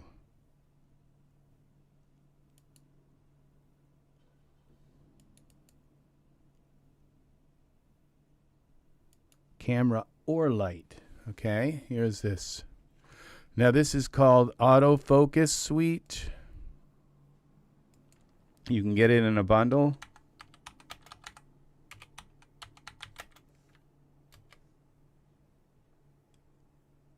This one here.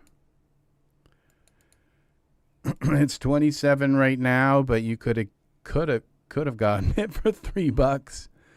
All right. So when it goes on sale again, add it to your list of things.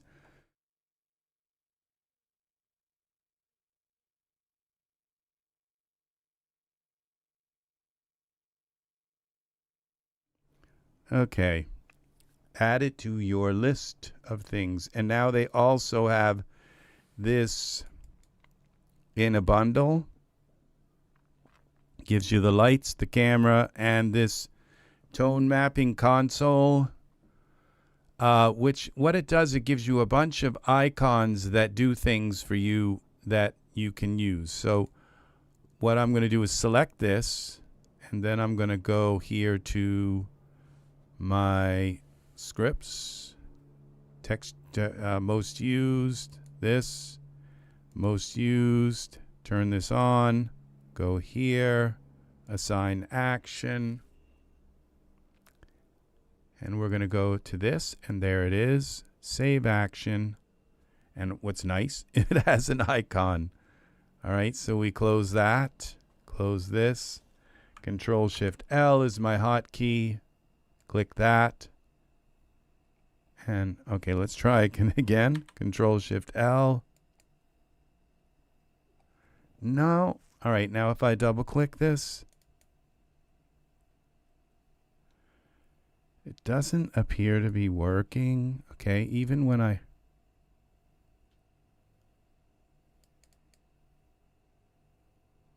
select it. What's weird? Okay, now let's go to my scripts most used.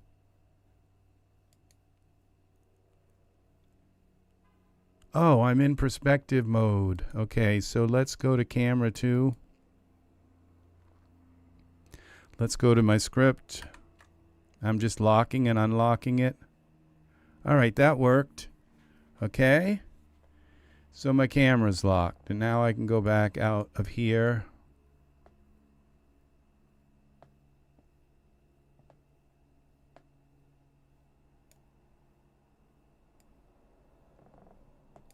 Go back to my camera view.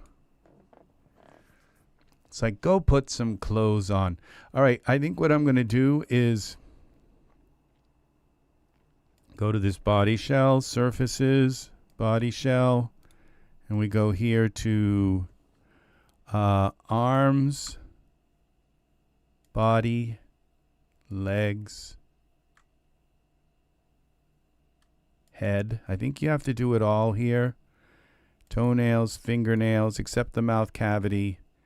And then you can take and bring this cutout opacity down. And just make the hair a little bit less obvious. Didn't work with his head, Z. Why not? Okay, maybe we have to leave the head alone.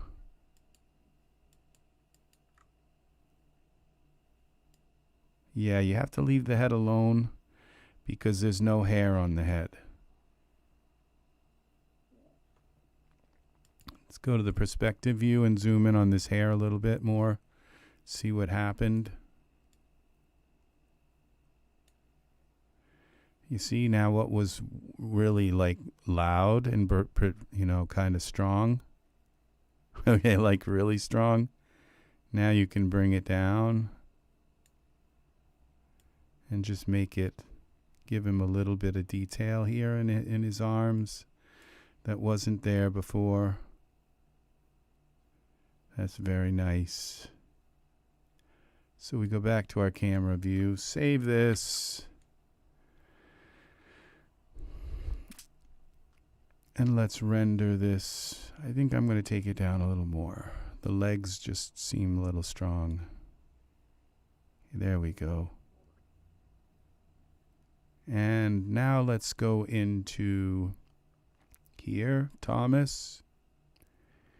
Now there was another very important materials. Okay, scripts, most used. Where is the one? Maybe it's in favorites.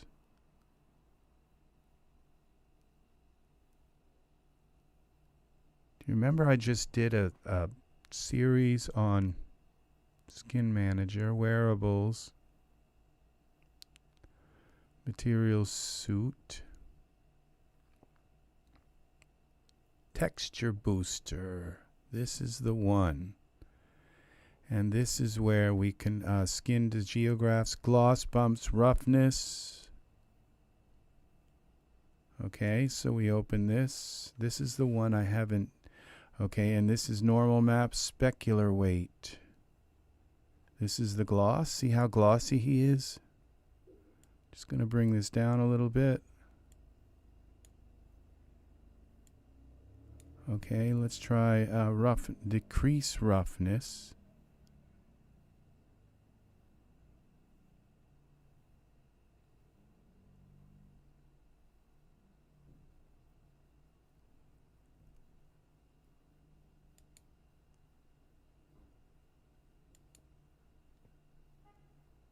This will make him more shiny. Why is that at 100%?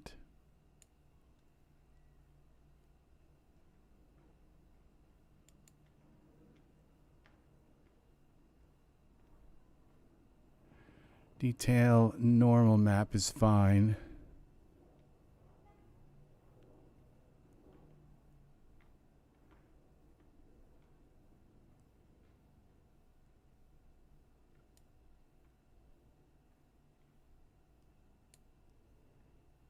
Okay, that just took the shine completely off. We don't want that. We just want it a little less. Oh, this is weird. When you move it, it just kind of jumps around. It's starting to work right now. Okay, it said unlimited dial, but then it just was like all the way at the end. Okay, see, so this gives me a little bit more. Okay, I think that's good.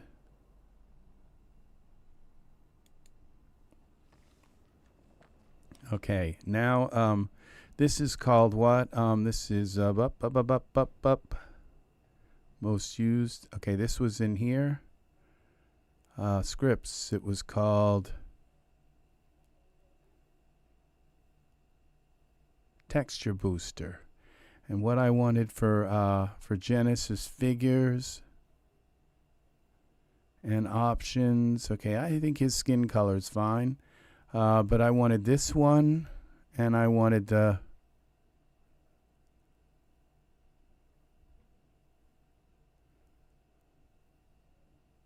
this one, the bumps and roughness. Bumps and roughness. So this is EZ3DTV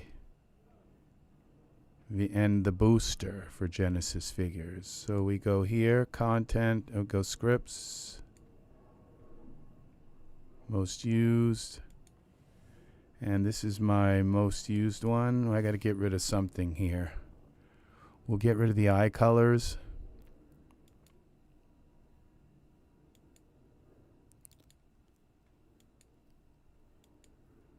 Okay, and then we're going to go assign action, custom actions. Okay, I think I'd rather use the other ones because then they have icons that go with them, and it kind of helps me. So anything I can actually use an icon for instead of stealing it from my scripts is much better, because I do recognize the icons, and even these up here have icons with them, but it doesn't translate them when you take it from the script, from your scripts. So now this would be Texture Booster, Texture Booster. There it is. Okay, so we'll use this one. We'll use that. Oh, and we can select multiple ones. And where's the roughness? Okay. And all right, so we'll go back to scripts. Most used, visual menus. Most used. Turn this back on. Assign action. And there's one of them. Okay, save action. And assign action. And there's two.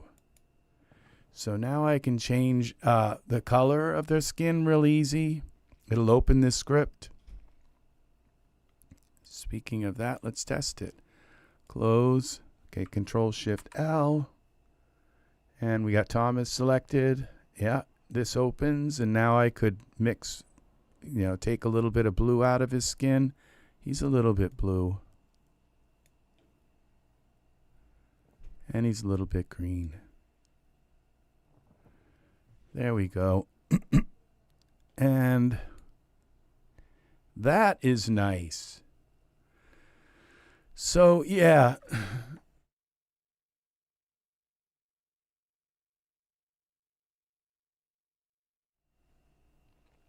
Here we go. Okay, so let's do a quick render and see what this looks like.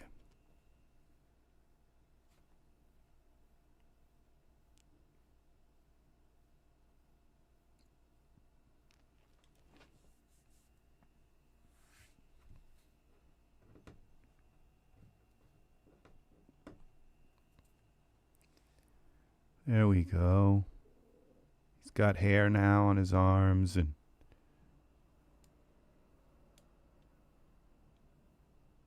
his feet. You always have to check, make sure they're not going through the floor, but they're nice. I think they are. I love this right here. Nice hard shadow. Okay, I'd like to do something more with his skin. Just give him maybe some blush. It's just his face looks too plain. And his eyes are staring too much, so we'll do his eyes first. Parameters. Thomas. Blink is the term for Genesis 9. Just close his eyes a little bit so he doesn't look like he's staring. Okay, that's one. And then the other thing was blush. Okay. Default. This is our Genesis 9. And I forgot this new product came out with the Genesis 8 part also. And I don't know if it's all in one product. I think it is. So this is the blush. All right, so we go here. Nope, there's two of them. Okay, there's the blush effect for geoshell for Genesis 9, geoshell for Genesis 8 and 8.1. Okay, this is a better product than the flushed one. Okay, so you have, if you want it for Genesis 8, then you have to buy it. It's $24. These are all down, like, again, down to like $3 each. So there's one called flushed.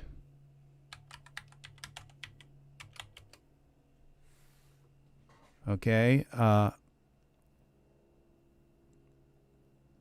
Naturally flushed. And that's sickle yield, and so are these. No, okay, these are, this is a different artist. I thought, because I asked Sickle Yield to make this product, and I thought she did. That it was like a couple of months later this came out. But I think she passed it off to somebody else because, now why haven't I ever seen this Nordic Michael? Okay, so he works with Michael 4, I believe. Okay, so now, so these are for Genesis 8 and 9. The reason why I prefer these over this product is because they have the neck also and the ears. And also this, it comes with emissive blush, which means it actually puts off a little bit of light. So it's more full featured to this, but you know, this is like only a couple of 3 or 4 months, maybe 6 months old. This has been around for a while. So that's, there's no like which product is better. It's like this product got me through a million scenes until this product came out. So it's just, this is newer, so they've had a chance to upgrade it and do more with it. But this product was amazing. So, all right, let's, I think I'm going to lighten his skin a little bit too. Ctrl+Shift+L. We're going to go here to this booster because the blush isn't really going to show up that well if I don't, we increase lightness. If I don't lighten his skin a tiny bit. Okay. And this is for Genesis 9. Okay. Now the first thing you do is you apply the geoshell. Now we have lines and we have blush. Okay, I don't really know what the lines are, but they're like a grid instead of actual, like, you know, a painting. Let's see. I'll show you some of these lines. Ones are lines. Okay. I don't know what these. They're lines instead of, it's just, I never understood the difference between these. Emission on and off, okay. So, but I go with the effect and not the lines one. So you put the geoshell on him first. And then you come down here to the blush effect, select this. And this is, I think I like the bashful one. So as long as you have that selected, you can put the effect on. And believe it or not, it's quite strong. Let's see, go here now to our perspective view. And when we zoom in, see, but what it just did was it took this kind of pasty looking face that didn't have any color in it, and look what it just added. And I don't think I need to really do anything to him. I think that I don't have to lower it or anything. I think there are some scripts here. Strengthening, okay, low, medium strength, okay. Blush effect, line, offset.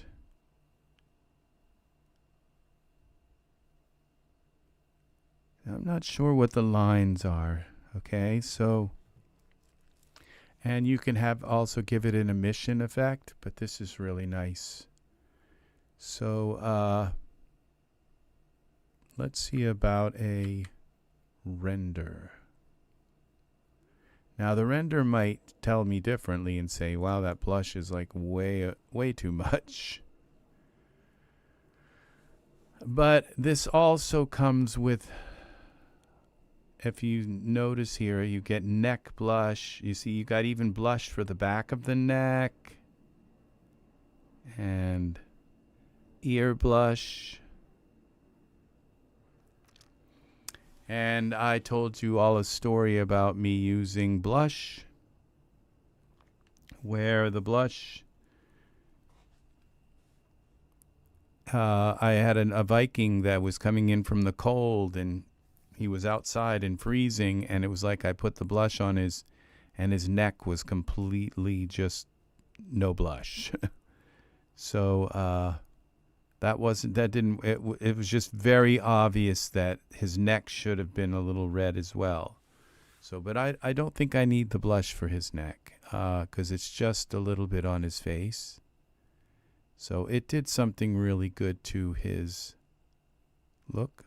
But we have a problem now with his fingernails, okay? So his fingernails are black. He's got some kind of disease, I think. All right, let's go to his fingernails and see what we did. You got to notice these things.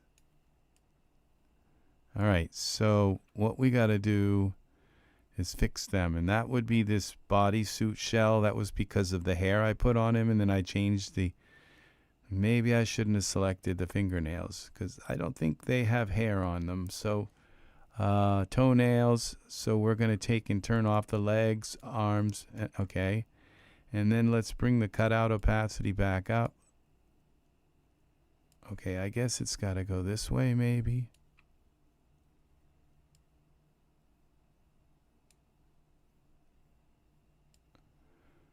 Okay. Well, they're better. Are they fixed? I'm not sure. Let's just turn it off. Okay. They're definitely better. Look at this hair. That looks beautiful there. The way that just hangs. So the artwork that's going into Genesis 9 figures is just so amazing. Look at that. See, this is so nice. Just really beautiful. I think I think that blush is a little strong, so we're going to take this blush effect and we take the cutout opacity down. Let's see what happens when we do that. It just lowers it. Okay, so it's just not quite as much. And you bring it up and you got stronger blush. Bring it like that, and if you want, you can take and bring this a little bit into the orange.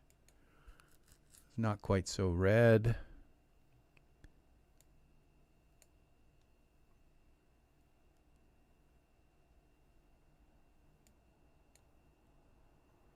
All you want is a little bit. Back to our camera. All right.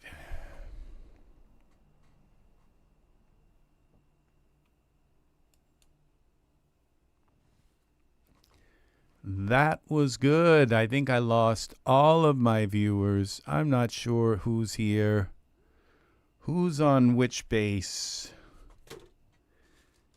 but that is okay. People watch these after. I don't know how long they watch, but people watch these after I'm done, and when they have time, that's okay. I've been here 2 hours and 19 minutes. So that is very nice. Okay, we're going to change his eyebrows. Cancel. They're nice, but they just seem to kind of like be kind of clownish in a way. Just in my opinion. We'll turn them off first. And let's get a little closer with our perspective view. I want something that has just a little more detail in them, kind of. Hair. Okay, so we're going to look for, and that's another thing here that I want in my, okay, so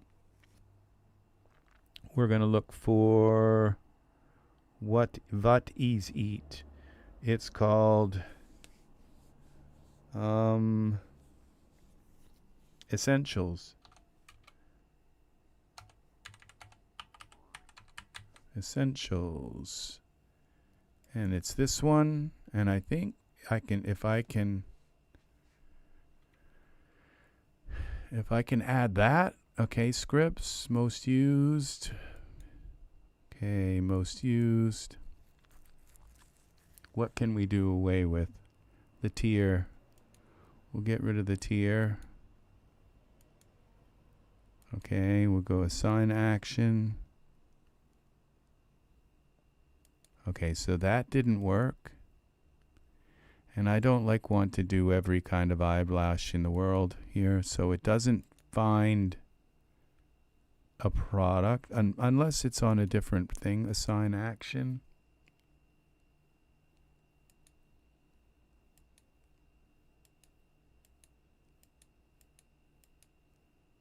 No, it's still looking at that.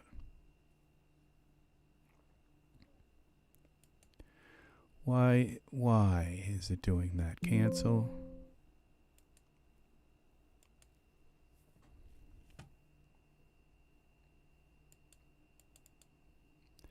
Maybe if I have it selected like that, it will do it. Scripts, most used.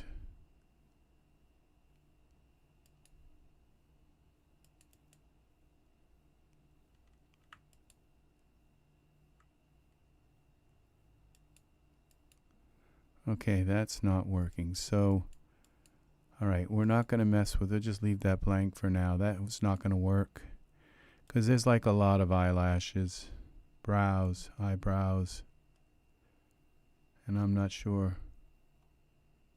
Okay, this isn't, that's not what I'm looking for. It's not the essentials. It's here. Okay, this one, starter expansion, look at the eyebrows we have here now. You'll see what I mean when... Okay, let's go here to Thomas. Let's try this one. See?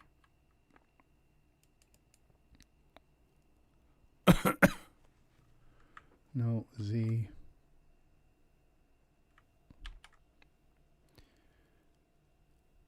Let's go with this.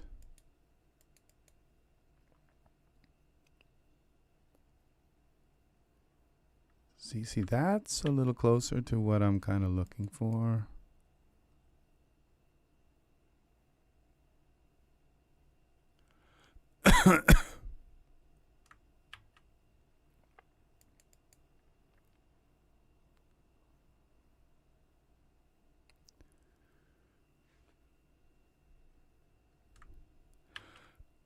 That's almost like perfect, but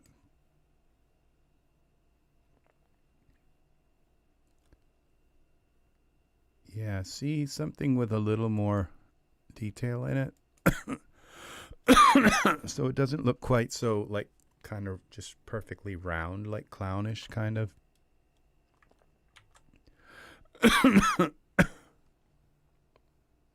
Chris, welcome, welcome, welcome. We are going over a very awesome product here. This product is called, I am highly recommending it. It's called Visual Menus. And now what I have set up here is I can just hit Ctrl+Shift, any hotkey that I choose, which, you know, you might say, oh, I don't like hotkeys, but you'll remember this one. Whatever one you set it up for, and you can create as many. Like I have that menu, I have this menu, Ctrl+Shift+J, or if I close this, I have another one that I've set up here where I can put commands, anything in, and this one, Ctrl+Shift+J, K, but this one I've set up already. Like I can open Ultra Scatter, I can just put Genesis 9 figure into the scene, like the basic one. I can send something to hexagon, or I can lock and unlock my camera. These I've put in here myself. I can open Mask Builder, and I also have these square markers, the round markers from whatever it is you use a lot of. You can just put them, and it's an actual button. And if you select the product itself, it will even come up with an icon. The reason why this, like character mixer 2, now, why? Let's see, what is this? I forget what these things are. Okay, this is a different character mixer. Okay, all right. So yeah, these are that's character mixer. I've been kind of using figure converter lately. So this is very cool, and it's right now. I paid $3 for it, but I got it on the last sale that they had a while back, and this is now we go to. I've already forgotten the name of it. I have so many things that in my head that visual menus.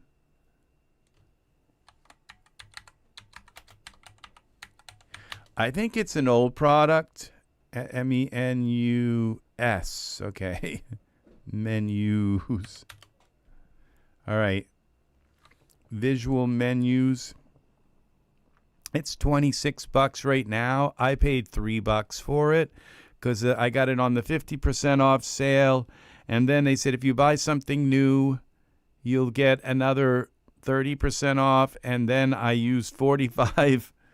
I used 8 tokens that I had, and so it brought it down to like $3, you know, $2.50 or something. And I ended up buying like 50 other things at the same time. It was a massive sale on last week. Massive.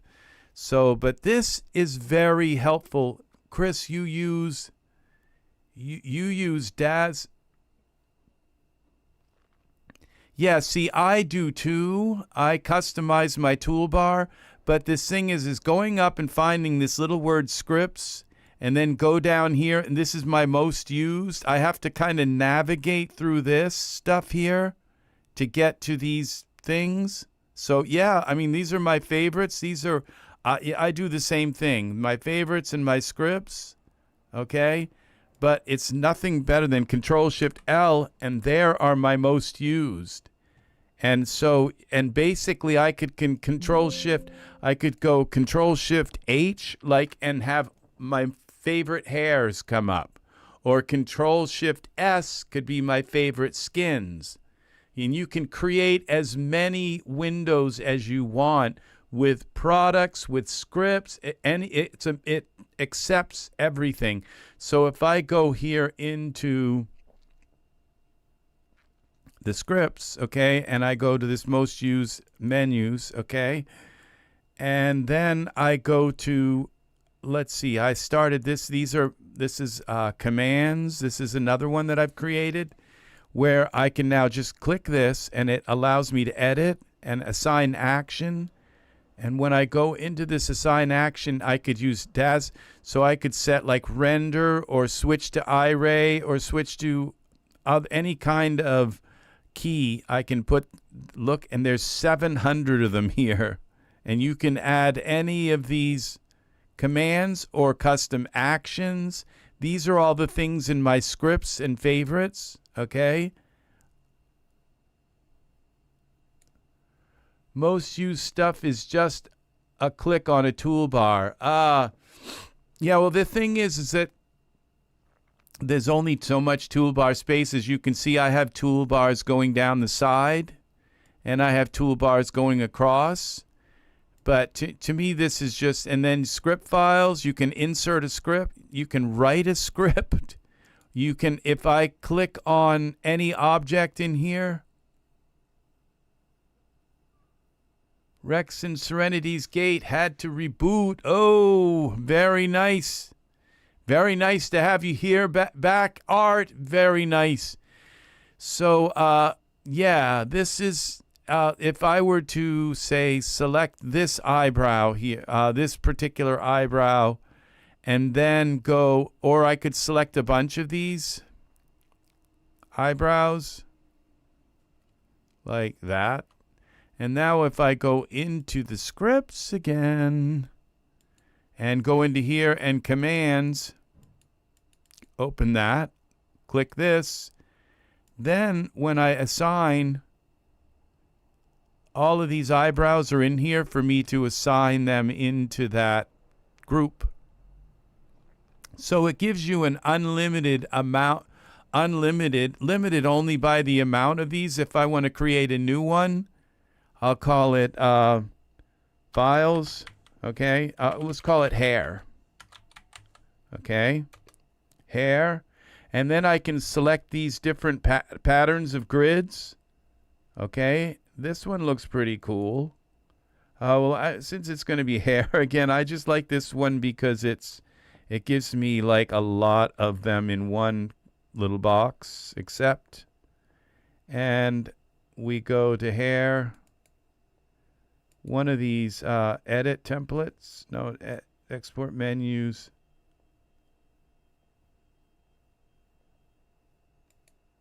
Okay, that's not the one. One of these actually lets you colorize it, but okay. The hair, so I'll say keyboard shortcut, set shortcut, and I'll use Command again and Shift. And Control and Shift, and we'll use this one will be H, and for hair. Okay, okay, H. And save, okay, so we have Ctrl+Shift+H, and if I now go into here, we go to hair. Let's go short. And get rid of essentials. And let's select it. Okay, let's select this hair. Okay, go into scripts, most used. Hey, oh, I know what we can do. Close this. Let's go here to short. All right, and I can select this, this, this, and this hair. And we'll go with this hair, hair, hair. This one. Okay, make sure we get the Genesis 9 ones. Okay. But the Genesis 8 ones will auto-fit anyway. And this is on this hair. And this one, pompadour hair. Pixie hair is kind of cool. And let's go with this hair, flipped style. And Danny hair. I use that one a lot. And where is this one, Holland hair is nice. That one. Not sure which one of those is for 9. And this, let's also get Nathan's hair. This one, the red cats. Okay, so now we go into scripts. Back to here. Hair. We go here. Assign action. 1. Assign action. 2.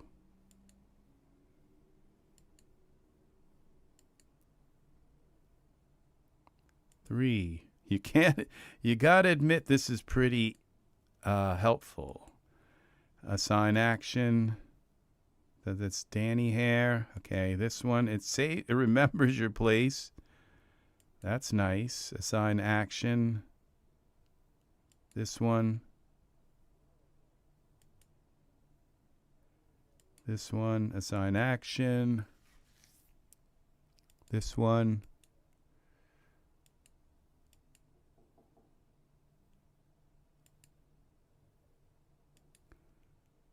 I don't know why I've got 2 Frederico's hair. I don't know which one's which. We'll put one in. We can always switch it later. I'm tired of looking for hair, just having to look all the time. And when I could just kind of get my favorite ones here for Genesis 9. All right, there's that one.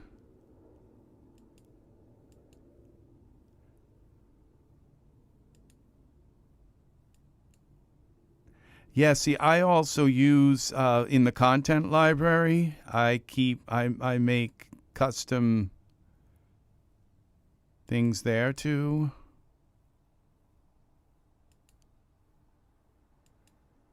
But this is nice. It's one key and it pops up.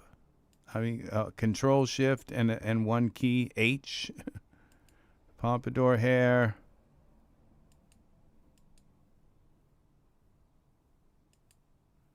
Pixie.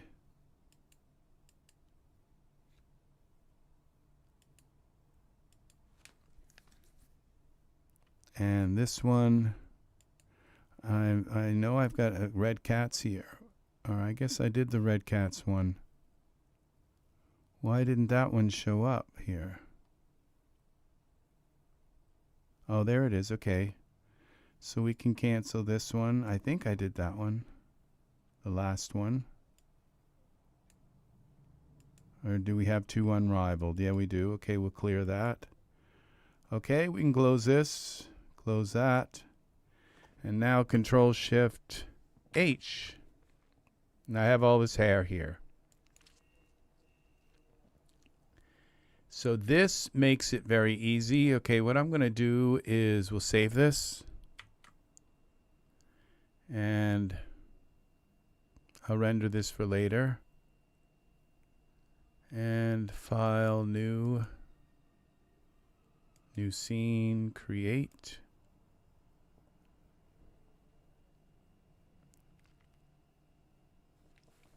Let's see how this hair works. Okay, so let's put a figure in the scene. And also I can have Ctrl+Shift+F. That's for figures. And I can put my favorite figures that I use in there. Favorite Genesis 9 figures. And so now let's go to figures and let's put this Flynn in. Figures. That was like, I had to search for figures. I had to click on figures, and then I had to click on the smart menu. I had to find, scroll down, find Flynn, click on figures, click on his, in order to get him in the scene. Okay, which it would have been one button instead. Quick close. I can have my quick close also in there with my figures. Genesis 9, okay, just so that I have some clothes on him. All right, then we go Ctrl+Shift+H. Okay, well, I have the wrong, okay, there it is. So I can put this hair on him. What happened? Oh, it went in. Okay, so there's that. Ctrl+Z to undo that. Ctrl+Shift+H. Let's go with this one. Ctrl+Z, Ctrl+Shift+H, hair.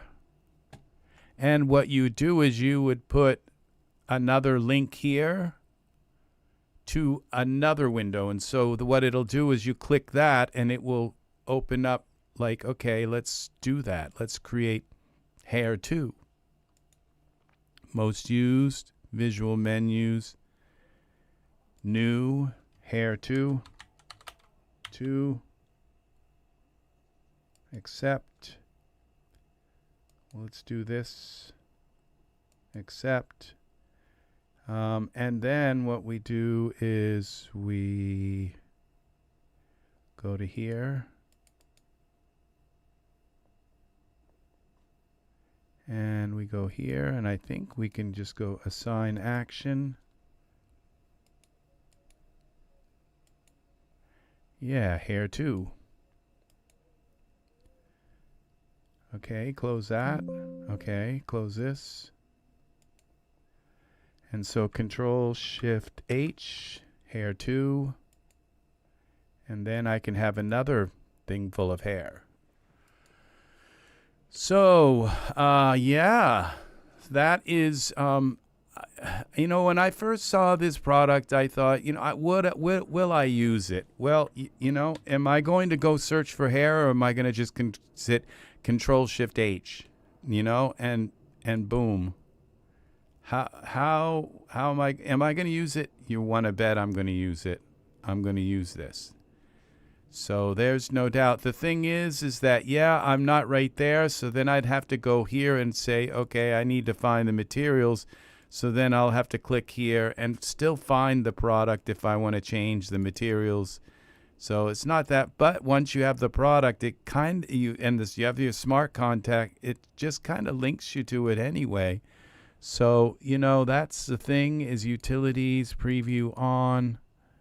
And I don't think that does turn the hair on. You have to go down here. I've learned. There, that turns it on. So, okay, so that's how we do it. Okay, that hair is kind of a little light for his eyebrows. Let's go with the black. And one of these blacks is maybe black, but not there. They don't look very different to me. Okay, they are. The one was a little purplish, and so yeah, this hair product is amazing. So I guess, I don't know. I might come back. Okay, I've got to just go do things. I got to go check and see if I have a delivery, which I think is probably here, and cook some dinner, get things ready. So I might come back, okay, in a little bit. I'm not sure. We'll see. But check out the beginning of this video where I go into this product. This product, to me, is a definite buy. I'm going to use this. So now I have this. This is my L one, okay? This is my most used. And these things ultra scattered. I can put a Genesis 9 figure right into the scene. I mean, this is really nice. Delete that. Okay, Ctrl+Shift+L, Genesis 9. Boom. I'm putting a Genesis.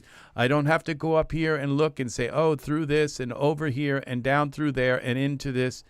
You know, it's like I don't really have a Genesis 9 figure up here. You're welcome, Art. You are welcome. Thank you, Serenity's Gate, as well. Thank you. I'm glad you like these ideas. So there's Genesis 9 in here.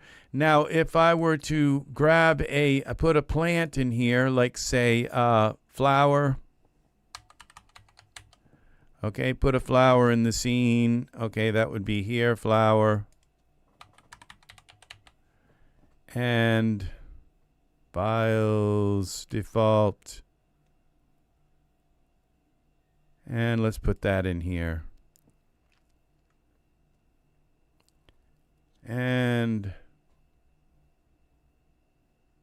we select that. Put a plane in here. Okay, and let's zoom out back a little bit here. Let's zoom in on the plane flower. And let's put the flower down underneath. Okay, we select the flower, Ctrl+Shift+L, Ultra Scatter Pro. Boom, it opens right up. And then I have my flowers selected, target object, plane, number of flowers. Okay, 12,000 is good. Distribution, we'll go Perlin. No, not Perlin. Okay, and scale. Let's go, scale would be 100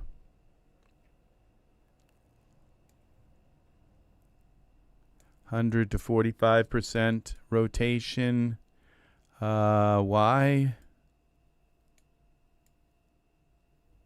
Let's make sure we got this okay.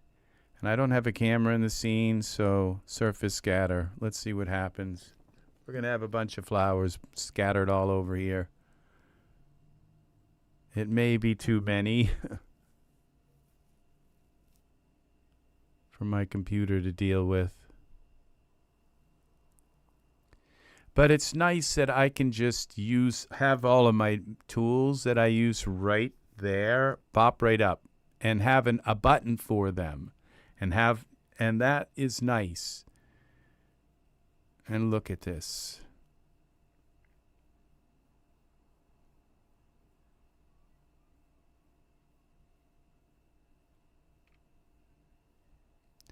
Probably shouldn't have done this.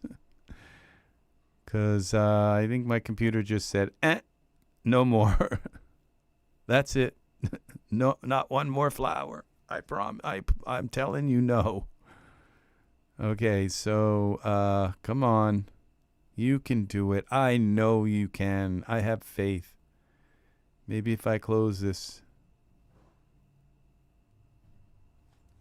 It stopped at about... No, it's going to keep going. It's got to do it in big chunks. Oh, now we got 5 people here. Now it's saying we have a bunch of people here. Maybe I'll run down real quick. Try and get some things out of the way. I'll have just a little be right back moment. So, we'll see. I think that was UPS that just drove off.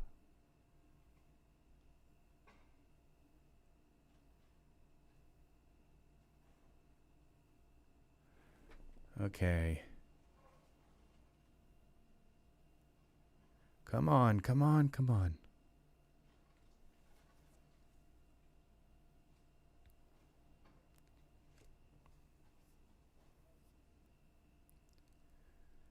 Do it. Do it, do it, do it.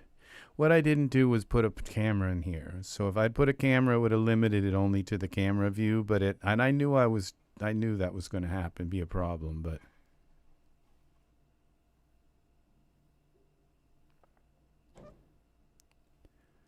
come on. Come on, come on. You can do it. It should load them. It may not render them, but it should load them because it's loading them into my computer's memory first. It may not render them because that's when it loads it into the graphics card memory.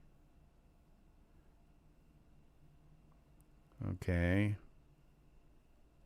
Now what we're going to do. You know, I bet Ultra Scatter, there's going to be an Ultra Scatter 2 coming up.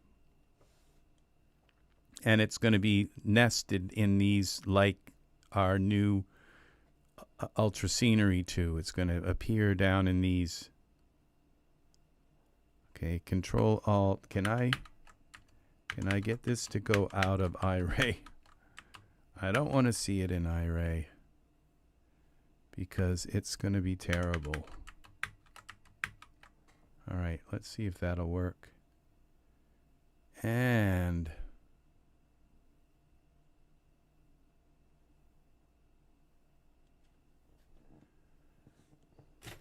okay.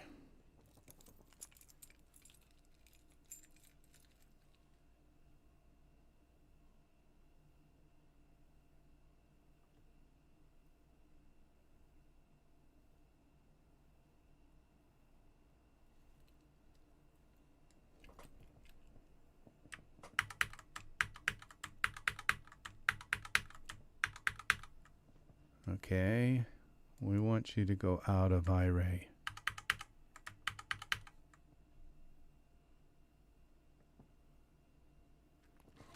So that was a big, a big mistake. Okay, it's coming back. It's thinking about it. Okay, we got it. So we create a camera, if it will allow me to put one more thing in the scene. New camera, copy, perspective. Okay, now we open Ultra Scatter back up. And I have to just do this, Ctrl+Shift+L, Ultra Scatter Pro. I don't have to go and look in all that stuff. Okay, scatter, select camera. All right, that's a little better. Now it's going to limit the scatter only to the camera view instead of the whole plane. So I will be right back. Okay, we'll see. Maybe I can prolong this by getting a few things done. Okay, so I will let that render. I'll be right back. Well, I got it all done. Okay, this doesn't look like it worked, but it did in a way, because it looks like it worked, but it kind of didn't work. Oh, we're not looking through the camera, I don't think. But I don't think it worked. Okay, camera.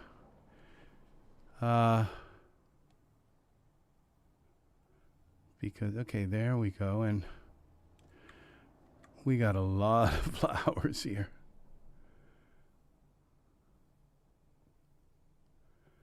Bring that down.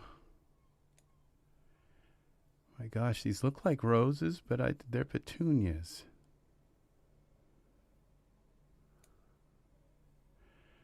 Okay.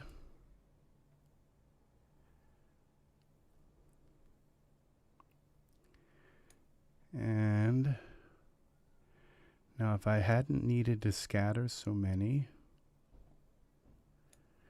let's see what they look like in iRay. I am back.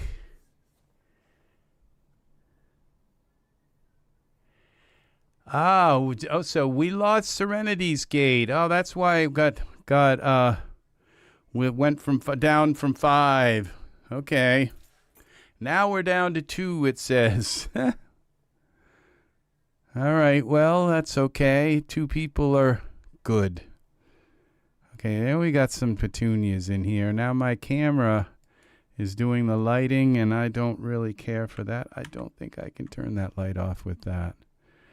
That would be something I would like to be able to do, is turn off my camera light very quickly, like kind of, let's see. But what we'll do is just put a light in the scene. And then hide the spotlight. Like that.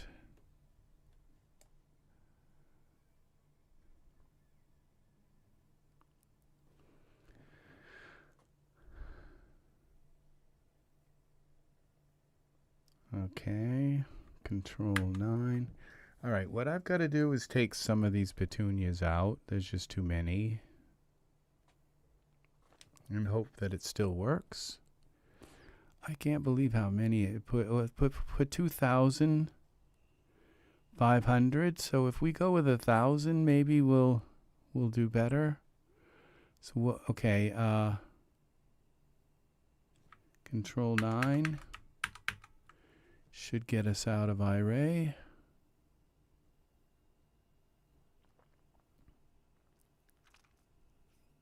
Come on. Control+9. Okay. Wow, that looked nice for a moment there. Okay, now we're out of the... Now we can take the spotlight and move it the heck out. Parameters, just move that out of the spotlight. Blink, get rid of blink. Y translate. Just hide that underneath the plane. Okay, and let's go back to ultra scatter. Like, this is quick, right, to go back to ultra scatter. I don't have to go through a whole list of stuff up there. Just boom. All right, and now we're going to go with 1,000. Should be enough. Surface scatter.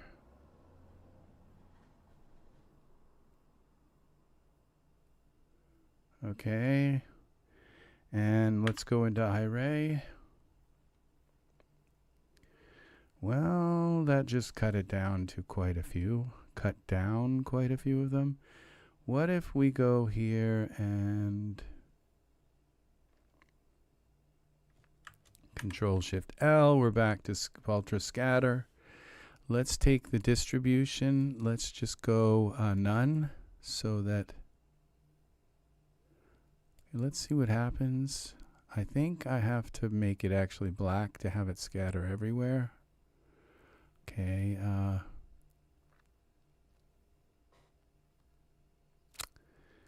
back to your Ctrl+Shift+L. All right, let's scatter some more. Let's go 2,000.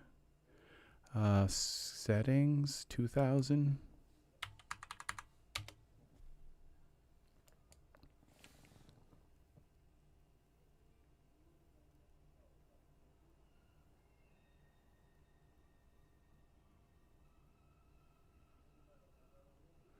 All right, we move in a little more. And then what we do, we put some a ground texture on our plane.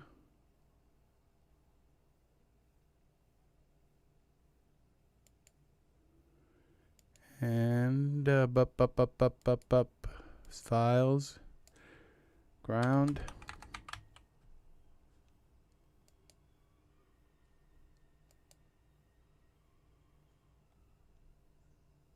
Shader. Will that work? Well, we have to go surfaces, plane.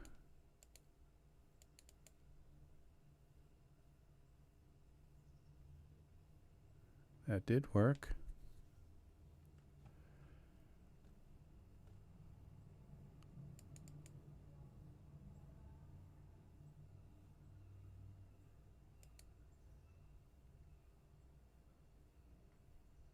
Doesn't say, okay, it says MDL. So we go to this base color, we're darkening it down a little bit.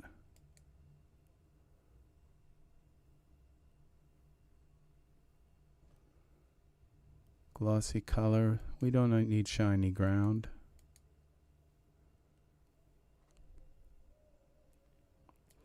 And let's go a little more.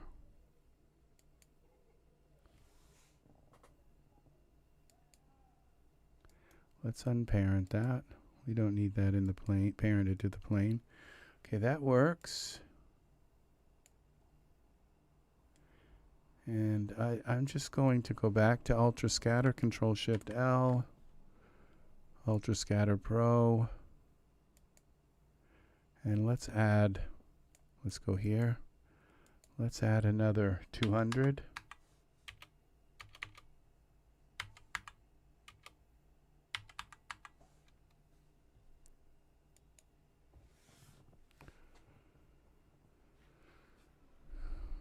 Well, that's what our plane looks like.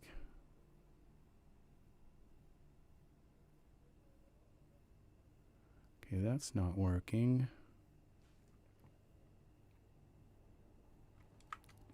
Ctrl+Shift+L.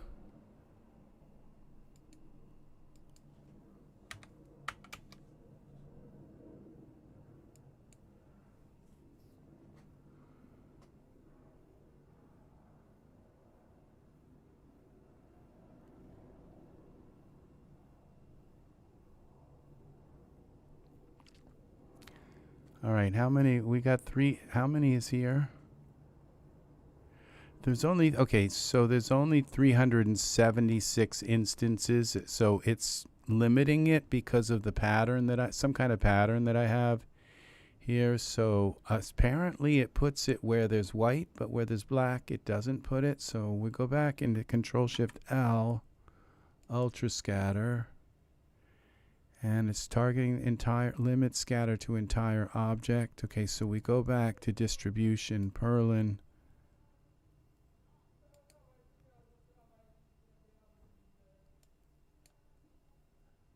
Let's see if we make that brighter. If it will scatter it everywhere. New, Ctrl+Shift+L. That didn't work. I like it when you double click things and it sets it back to zero for you. All right, let's try this. Let's go back to this Perlin map.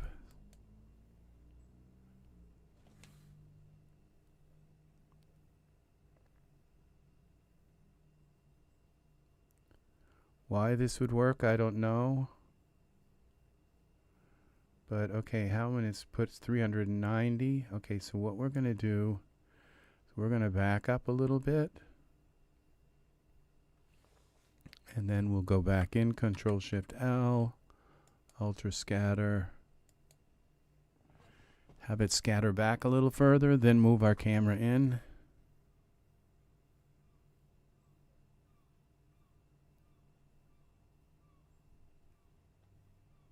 Okay, and that did it. Okay, we can,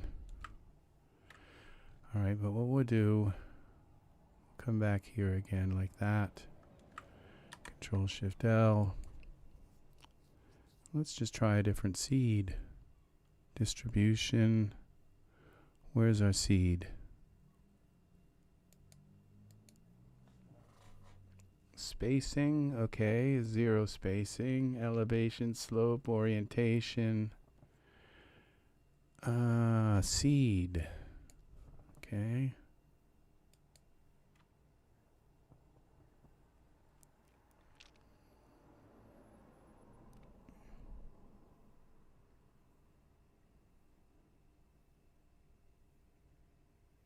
Now we got a hole right in the middle. That's what I'm trying to. That's the big problem with Ultra Scatter is it okay? It just likes to not fill. What's a simplex? Let's try that. To not fill the plane, you know, just it leaves holes and stuff, and when you want it to like fill everything. That might be it. Might be good enough. No, it's, see what I mean? All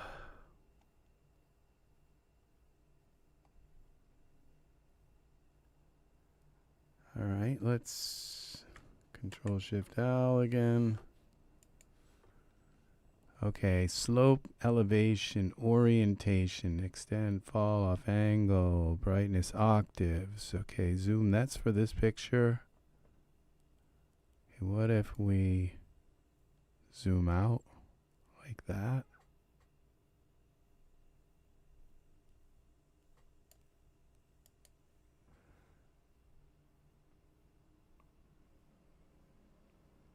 So it's little teenier, smaller pieces.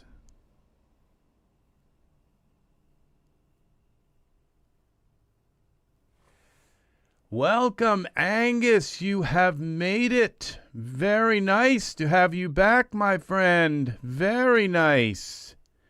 So this works, I guess. We got a field of petunias, my friend. Look what we have. Petunia field. So we have to now save.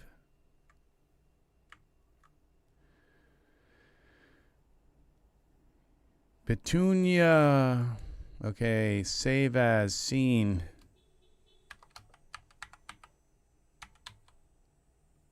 Petunia field.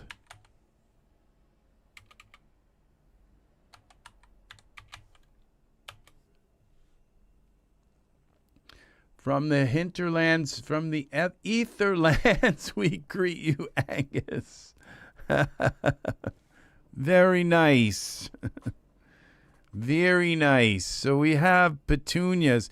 We have been working with this program here. When I hit Ctrl+Shift and open up, it allows me, it's this new product. Well, it's not new. It's been around for a very long time. Very long time. So, but it works very well and allows me to put my most used commands here and create as many of these and use keyboard shortcuts to open them up. Like now I have one for hair, Ctrl+H, Ctrl+Shift+H. And these are a lot of the hairs that I use. I can fill this up, or I can go to hair 2 and fill that up. There must be a way, like I could have it take me back to hair 1 or hair 3 and then hair 1. So it's been a very long last 2 days. I hear you, Angus. I can imagine what you have been through, my friend. We have to catch up on things soon, my friend. And so, yes, here we are. So this plane here, I think, is too dark. So we just go to this surface here. It just kind of looks black like through there. What if we give it like a green tint instead of a black one? And we can go a little lighter than that.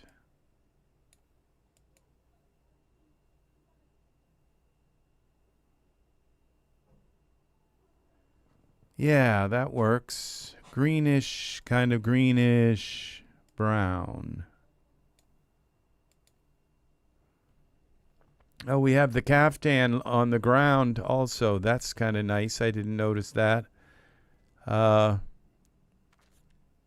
right. Just in case you need to toss your clothes and walk out of them. So I think this scene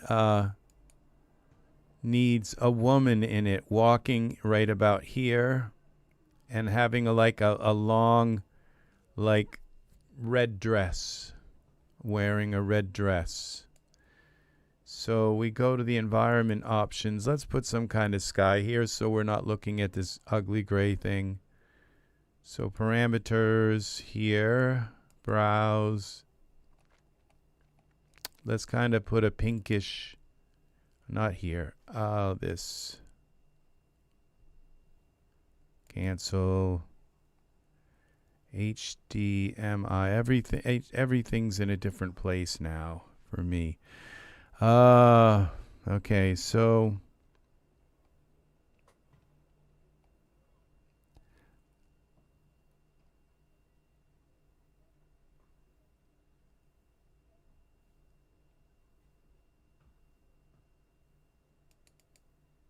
let's go with that. Look at this. Okay, save this. And now we go here to Smart Content, Figures, Default, Figures. And we've got to go out of here, out of iRay. And, well, let's use her, Artemis. Okay.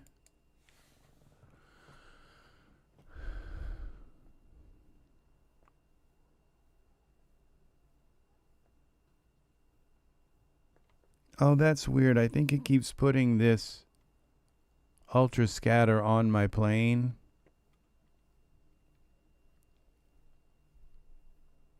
Okay, I think we have a very up close here area that it decided. Oh, I don't know. I don't know. Let's find something for her to wear. Okay, we go to wardrobe. And I don't have a lot of ladies' clothes, so we're going to be kind of stuck with what we can find.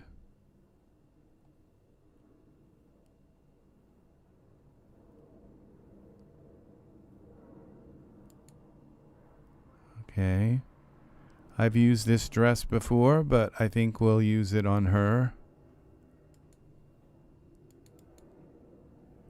Wardrobe. Okay, and we're going to zoom her back into the scene a little bit.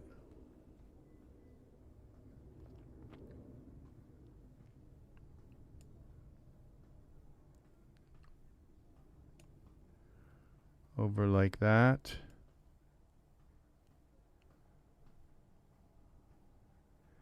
And then I can move my camera in. Control L, let's have a light. And let's rotate her a little bit. Y.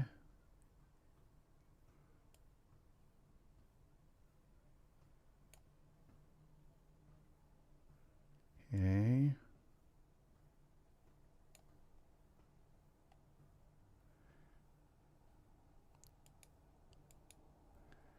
And let's go here to Files, Poses.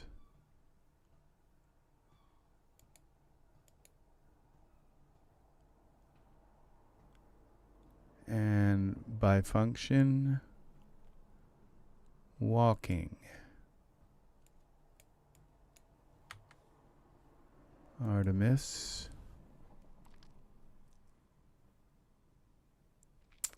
I think it just lost my place. No, maybe not.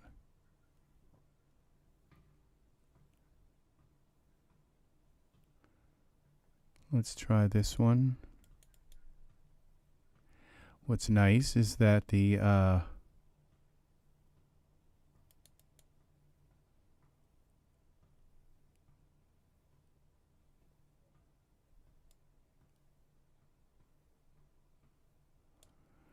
okay.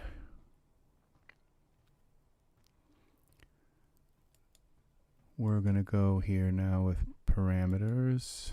Y translate.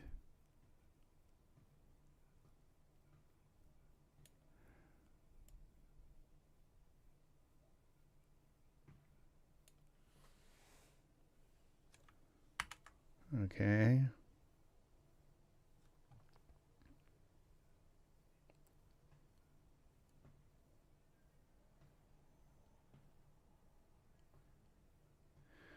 Okay, we got a fixer gown.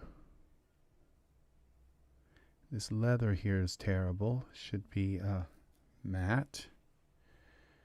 Okay, so we're going to hide the flowers. Okay, let's get her out of the...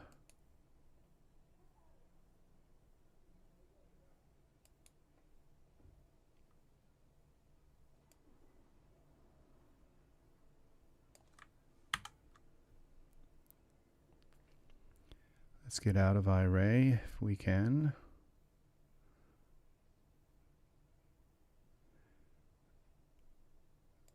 Okay.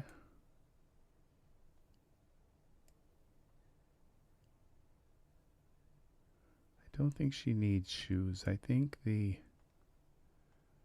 All right, so now we're going to go here to simulation settings. And we're going to simulate.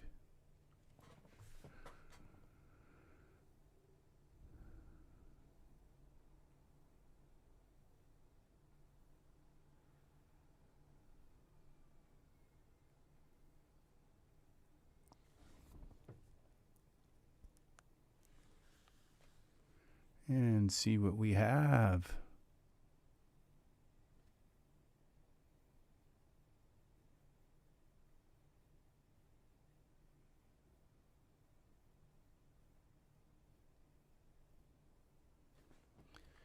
And that's probably better. Save this.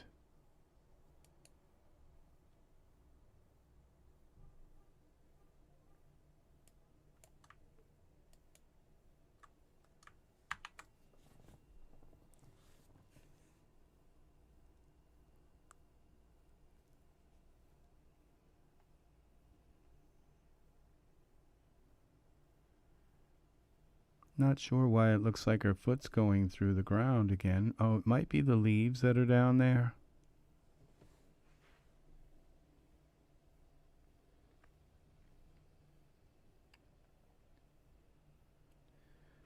Okay, let's shut this off.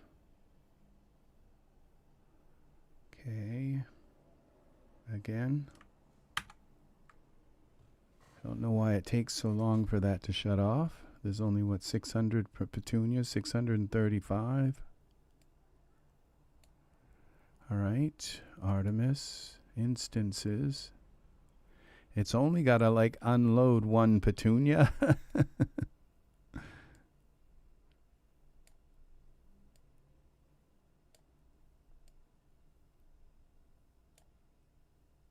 Parameters.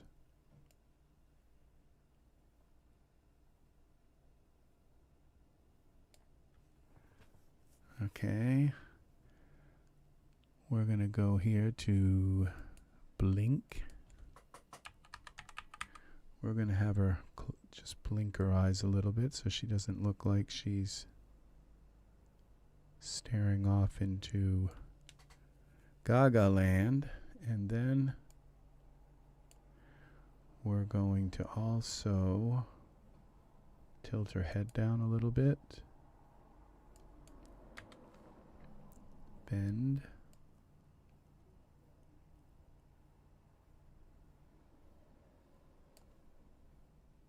So she's looking at us.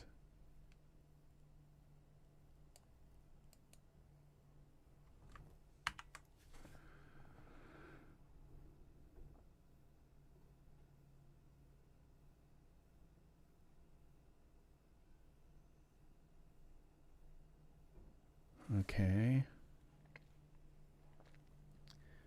Then surfaces.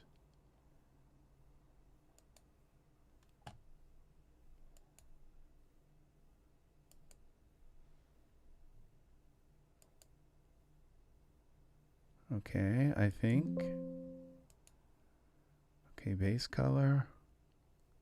Scripts, most used. I think this is the new texture thing that we have here. Where is it?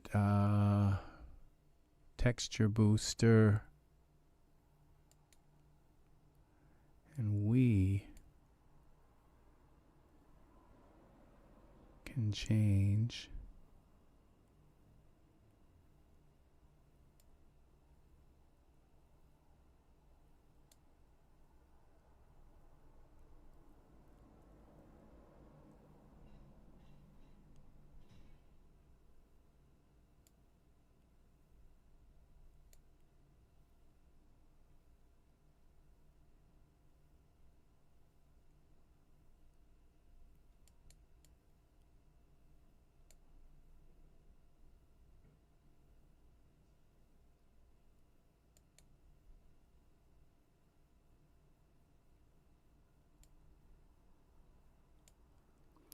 I don't know why this is so slow when I'm only just working on this sweater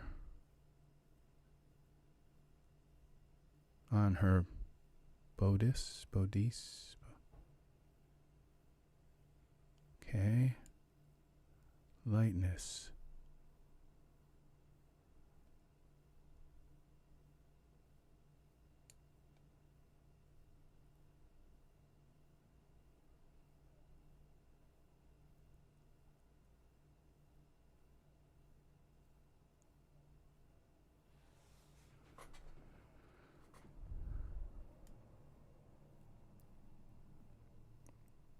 It's really weird that the body skin doesn't take this long, but this one does. It takes a long time to.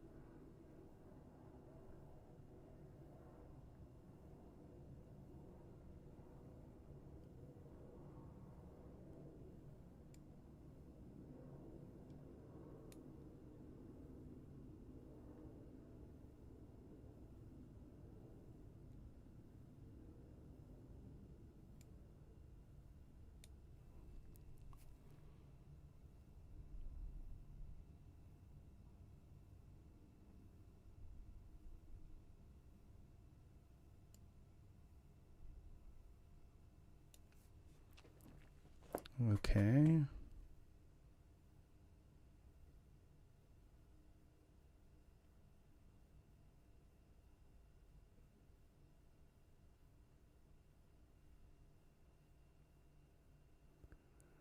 Let's go with that.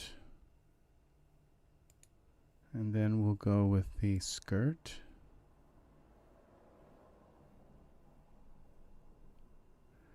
And we go here back to the same things.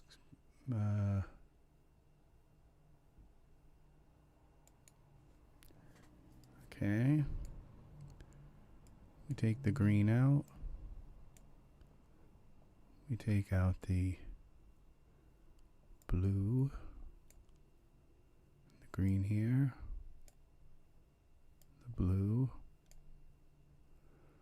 Okay.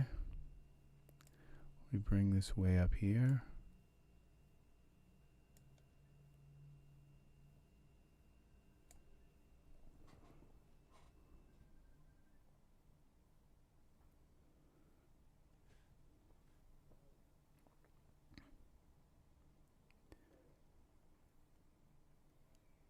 Okay, that changed the back part, which is okay. We'll leave that. Belt.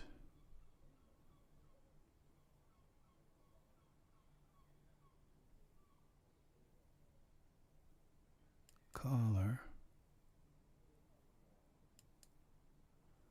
Okay, the gown. There's only one part to this. So how do we change this part?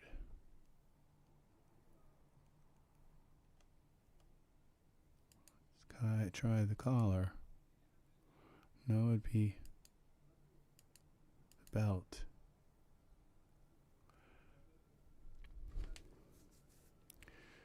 Okay, let's take this out of iRay so that maybe the colors will change a little easier. Okay. Scripts, texture booster. Okay, we're going to take out the... They do change a lot easier.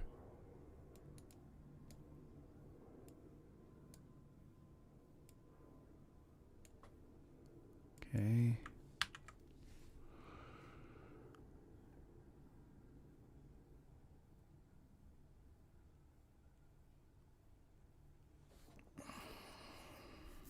Okay, that was the belt.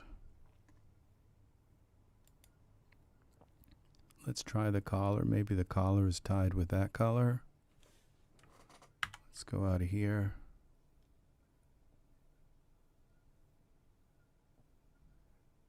Okay, content. Okay, scripts again. Texture booster. Okay, this. I think I've got those too bright, but maybe not. Let's see. Lightness.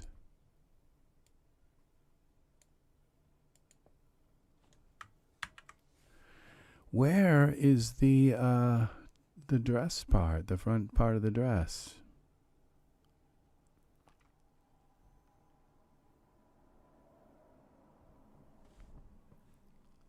This is weird. Oh, maybe it's part of this. No. Where is the dress?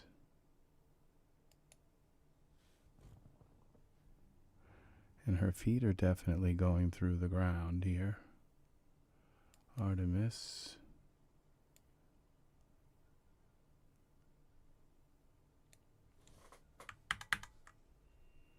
It's one of those textures that has like depth to it. Like a foam texture or snow. That's like thicker than the ground. When you turn it off, you can't see it.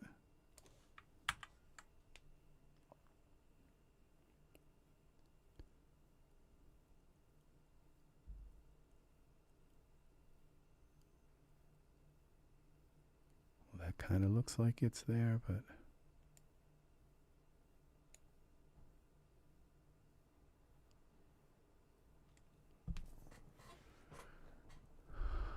Alright, something is wrong with this, why we can't get her dress.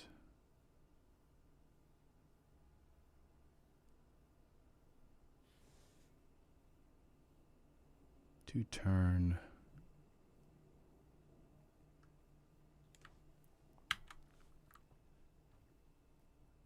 Okay, is my camera locked? Camera, Ctrl+Shift+L. Lock the camera. Okay, the camera's locked. Let's find out. Okay, she's not on the ground. But if I put her on the ground, her feet are going to go. Okay, I'm wondering if I have the ground plane. Okay, on environment options. Let's go to parameters. Ground off.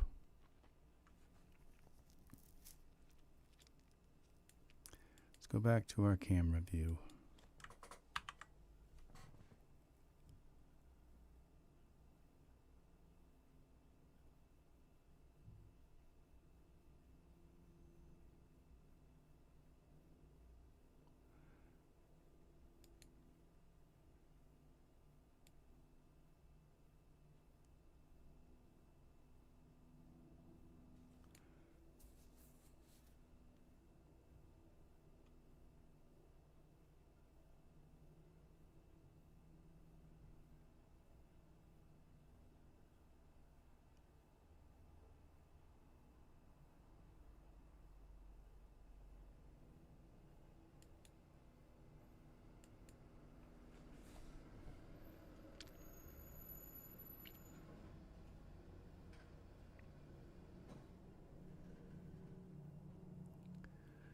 Okay.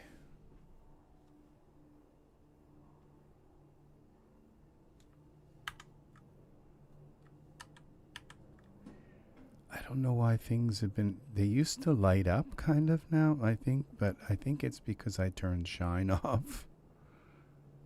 The shine is like black.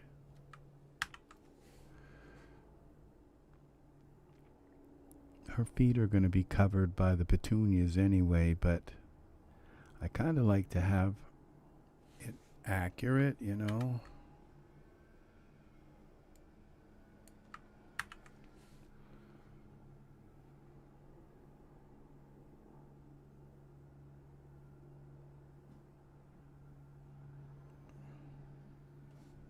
Okay.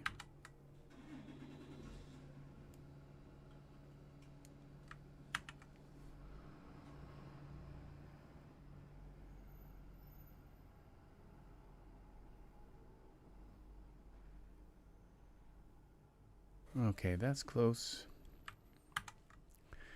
All right, let's figure out what's going on with this dress.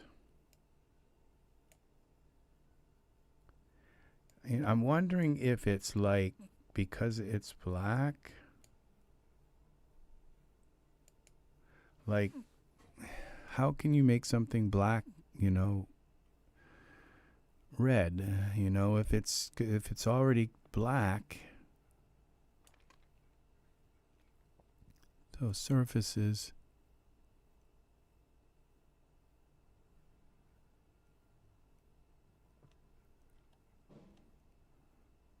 Skirt.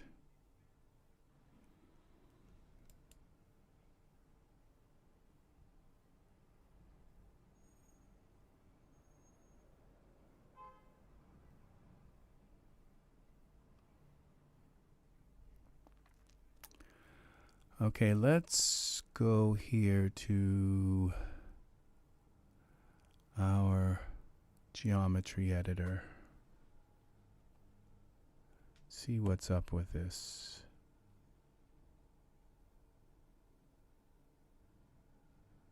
Tool settings. Face group surfaces. Okay, these are the surfaces. We turn them off. Okay, collar. Okay, there's that. Skirt.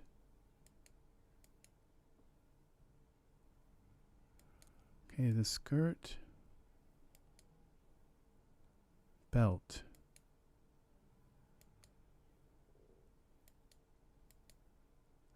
So it's the skirt part that's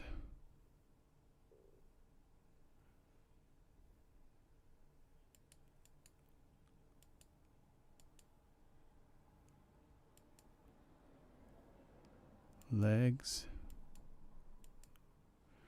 Okay, so it's the skirt itself. Okay, so we go here back back to surfaces, skirt.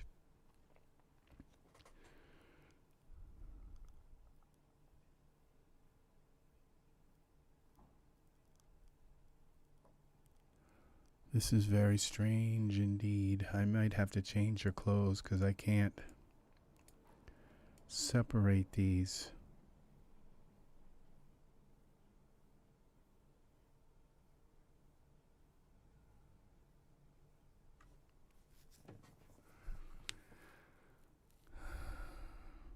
Okay, as you can see, there's a black area. Okay, I have an idea. We take this map right here, browse. Which one is it called? It's called Skirt Base Color 5.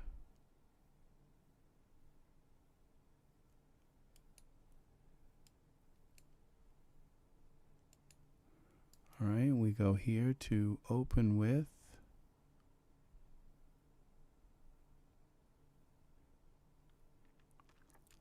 Photoshop.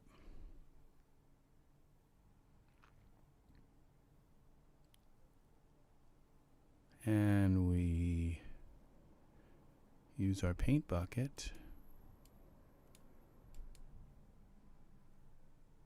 Paint bucket.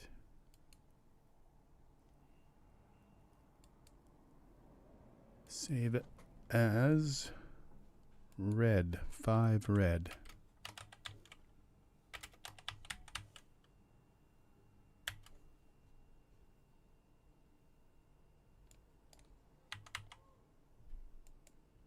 Okay.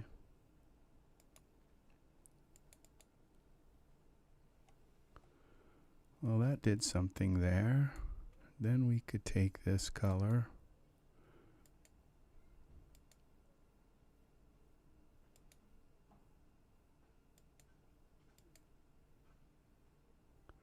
Let's go to our camera and see what happened here.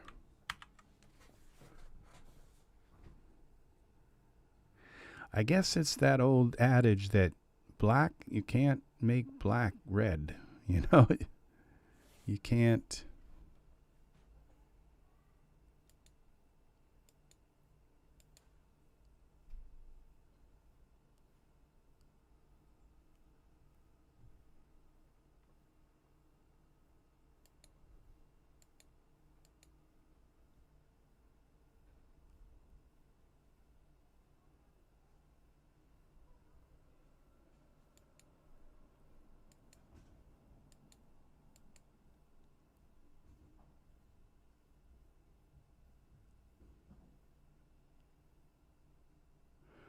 Okay, now we're going to take the gloss off of that. I don't like that kind of leathery look.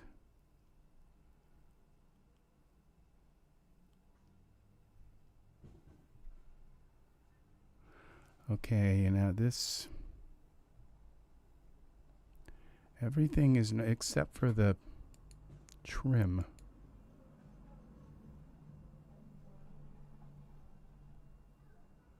Okay, so we go back here. This is color 5 edit, browse.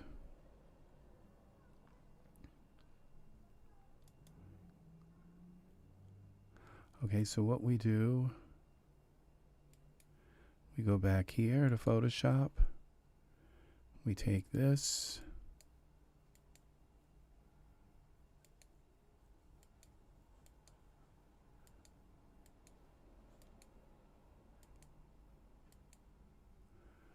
File.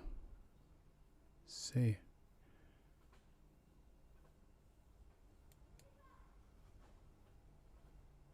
Edit 1.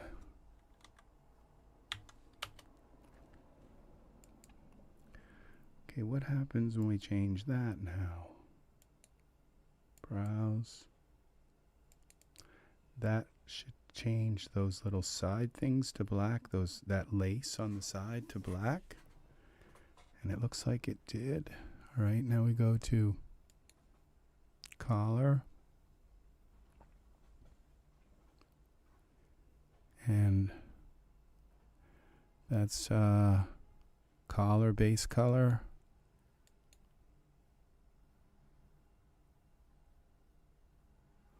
Where is it?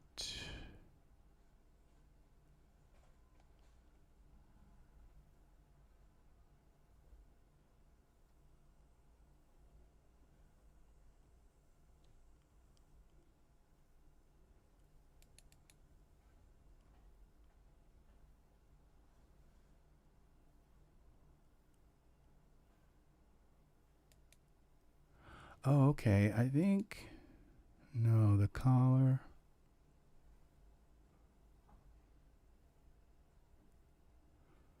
Okay, is where blench, headdress, collar, base color.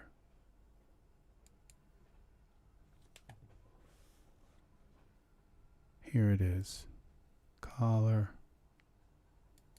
base color. Open with.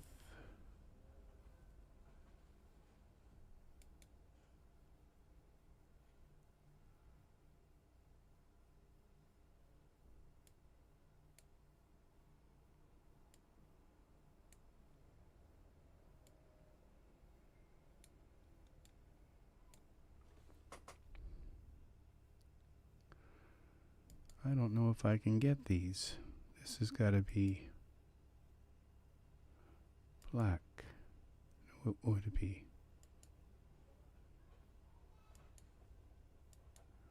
That's going to be like impossible to do. All right.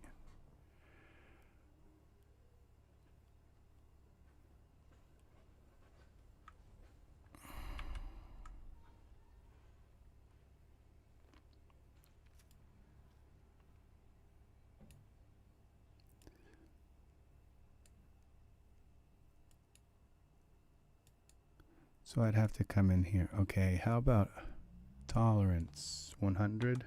No, 0. Let's go 10.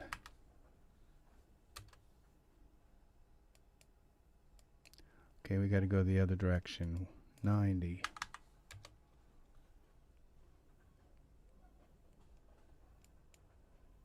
There we go.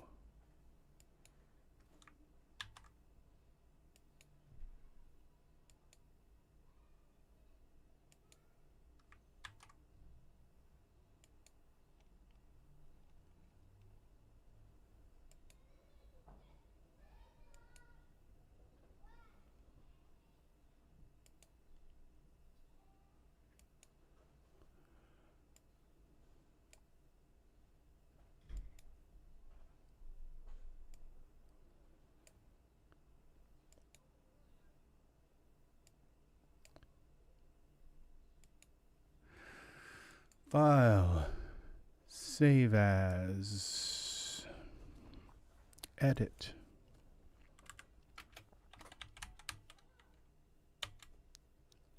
$12. Okay. Edit.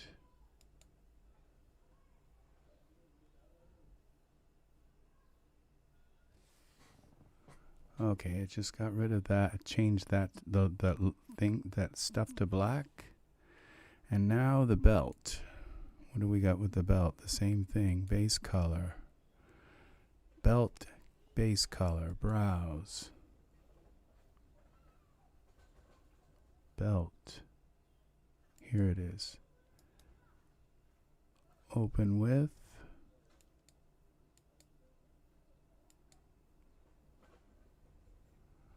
Okay, we zoom in on this.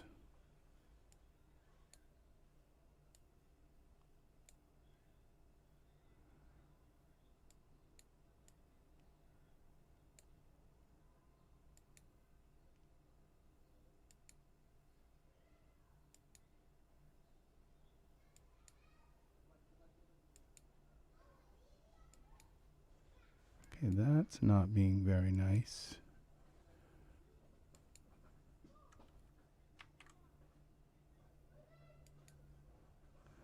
Okay, that was a little easier. We got this. Z. Okay, that was okay. Till we got here.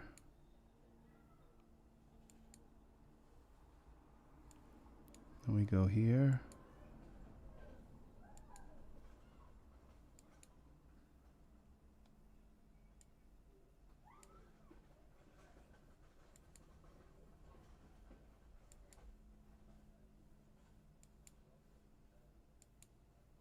This is not the first time I've had to edit this dress, but this time is a doozy. All right, so file, save as, color, edit, 12. Okay, we go back here to Daz. And we select this.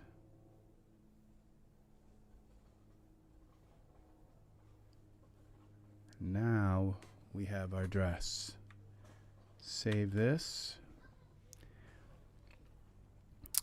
Was that worth doing, I think, you know, to change that dress to red so she kind of fits in with the flowers. Let's see. Let's go to hair. Let's find some hair for her. All right.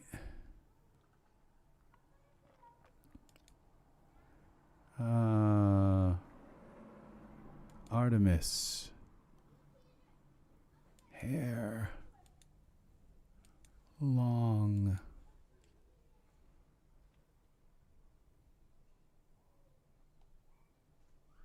As you can see, I don't have much hair, but let's try this.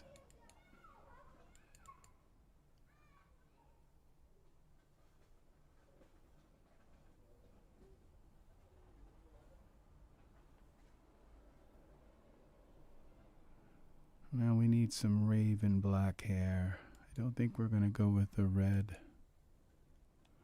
Brown. No black? Oh, people don't have black hair. I forget. I just keep forgetting that people in the Daz world, it uses gray hair. You can have kind of grayish, but black, you don't get black hair. That's sorry. So we got to make her hair black. Okay, base color. Let's see if we can use our texture editor to do this. Okay, so scripts. I don't know that it'll work on hair, but let's see. We got to select it. Okay, then we go to scripts. Texture booster. For selected surfaces. Okay, and we go. Okay, I need to go. Let's see. Let's just turn the lightness off. Let's see if this works. Is it going to dark? If it darkens it, we got a shot that it actually does something to this.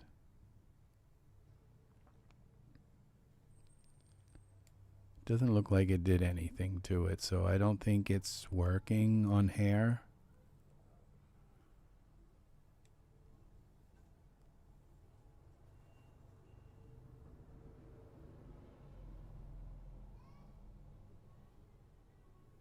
Nope. Okay, so we go here.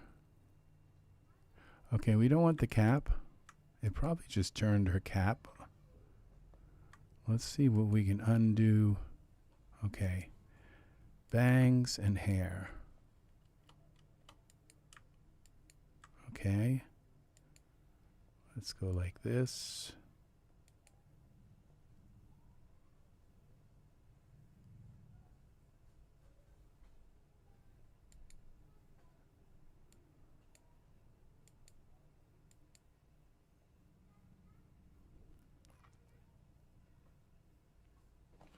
Probably the top coat. That's what they told me, that it probably did change it, but it doesn't. That doesn't work with top coat.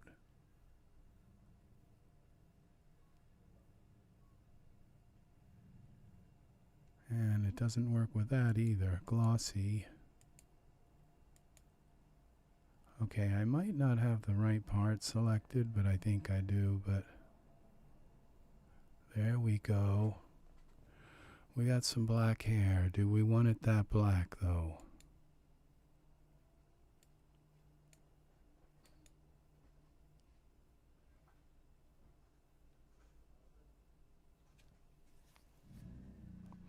There we go. Save that.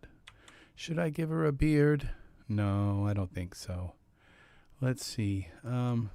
This is about the time when I usually give my male figures a beard.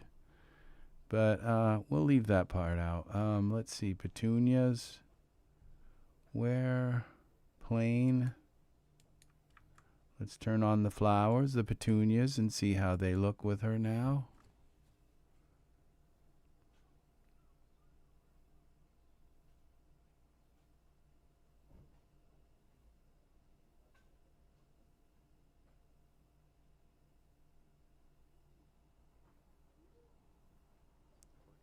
Well, I think that works.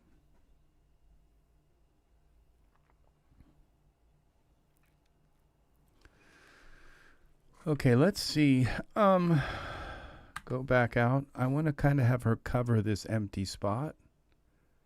So we might have to mess with our camera a little bit. Parameters, Z.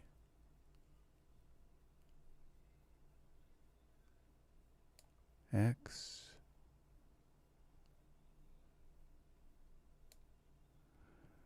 And now my camera's locked, so I have to move my camera.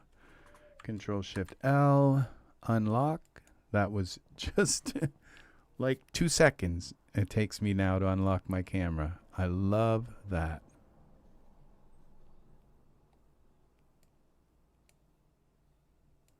Okay, and then another 2 seconds here. And the camera's locked again. Very nice. Okay, we go into iRay.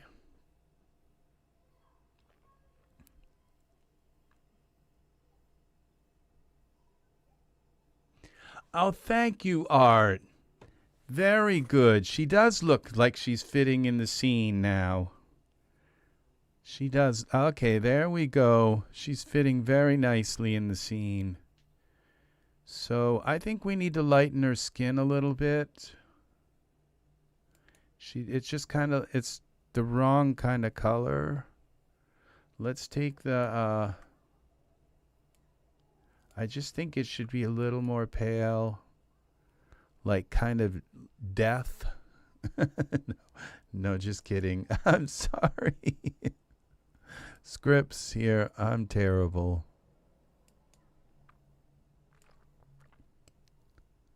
Okay, are you going to come, is iRay going to come back or not? I should be, okay.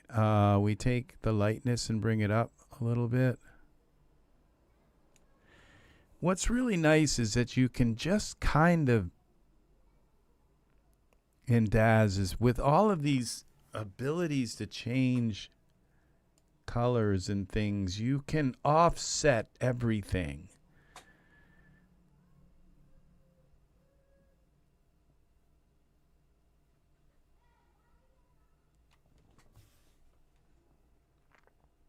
There. And I think we've got a little too much green in her skin. She's like yellow. So if there's too much yellow in her skin, it's green. That's what it is. RGB, if there's too much yellow, it's green. The green is the culprit.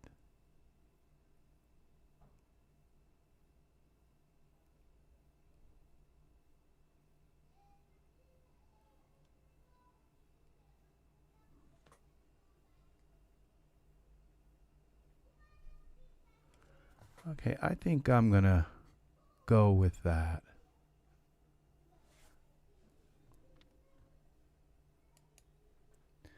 Okay, she needs a necklace.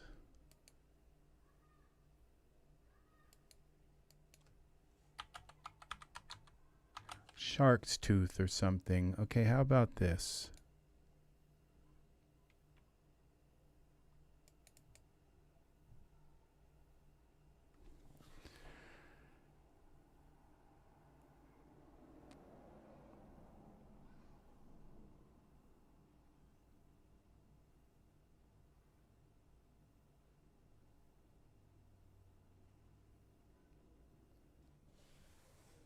Okay, and how about a bracelet?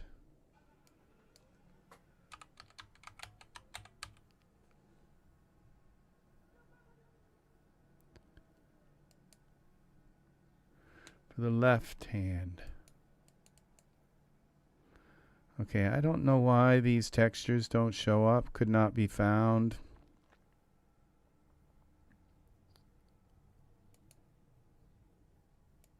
They just don't show up. But she's got a bracelet on. It doesn't look like it fits her well. I don't think this product works well. Okay, and where did it put the bracelet? Like somewhere on her hand. Now there was a product that said that like finds things. Oh, it's the okay, all right, so our hip, okay. We have to find her hand. I hate doing this. Spine, left shoulder, left upper arm, bracelet. Let's see what this looks like. A blob. Handcuffs.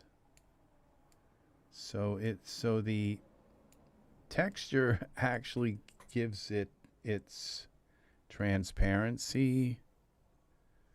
So this isn't going to work. That bracelet that's the thing is right now, okay, I do have bracelets, but they're okay.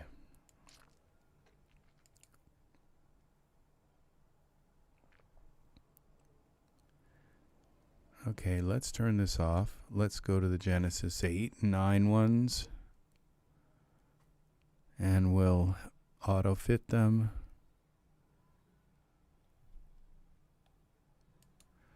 Lucidity. I just want something delicate, something understated.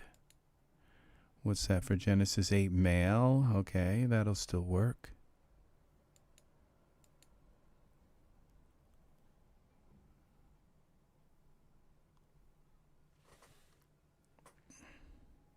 You want to put it on the hand or? Okay, and I put it on the right, on the proper hand. Just didn't put it in the right place. Oh, it did. Look at that. I'm happy with that.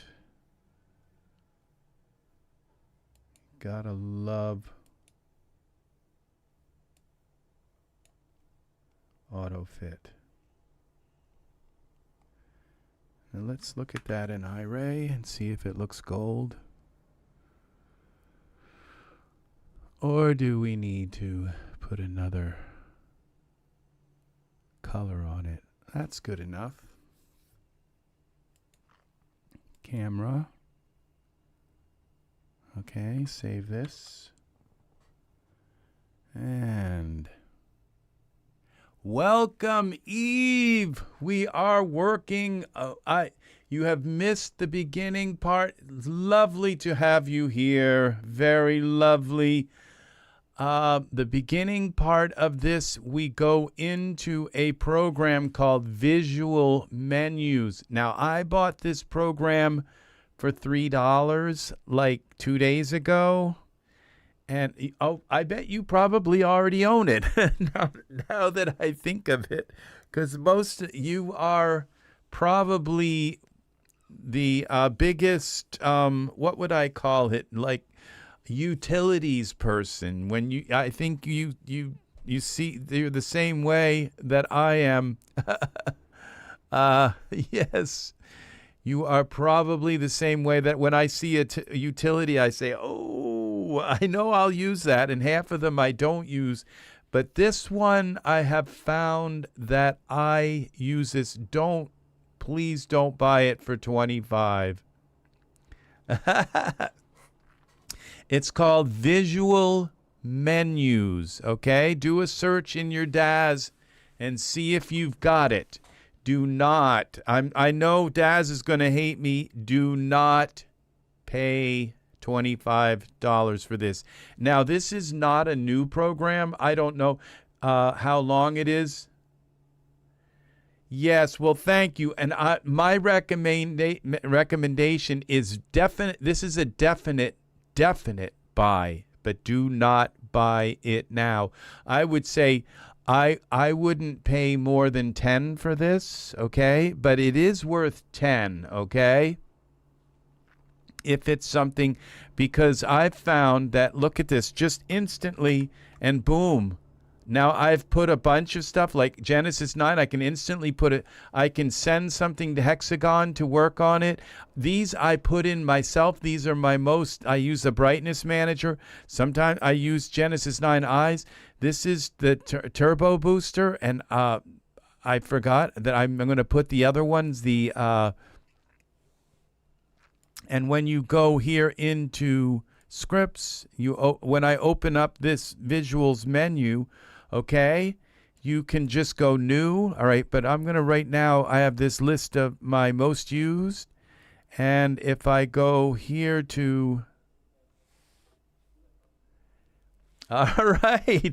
Now, if I go and turn on the edit menu, I can go here and assign. And what I'm going to do is I'm going to get rid of Genesis 9 Devload, Genesis 9 eyes, eyelashes. Let's see, mask builder.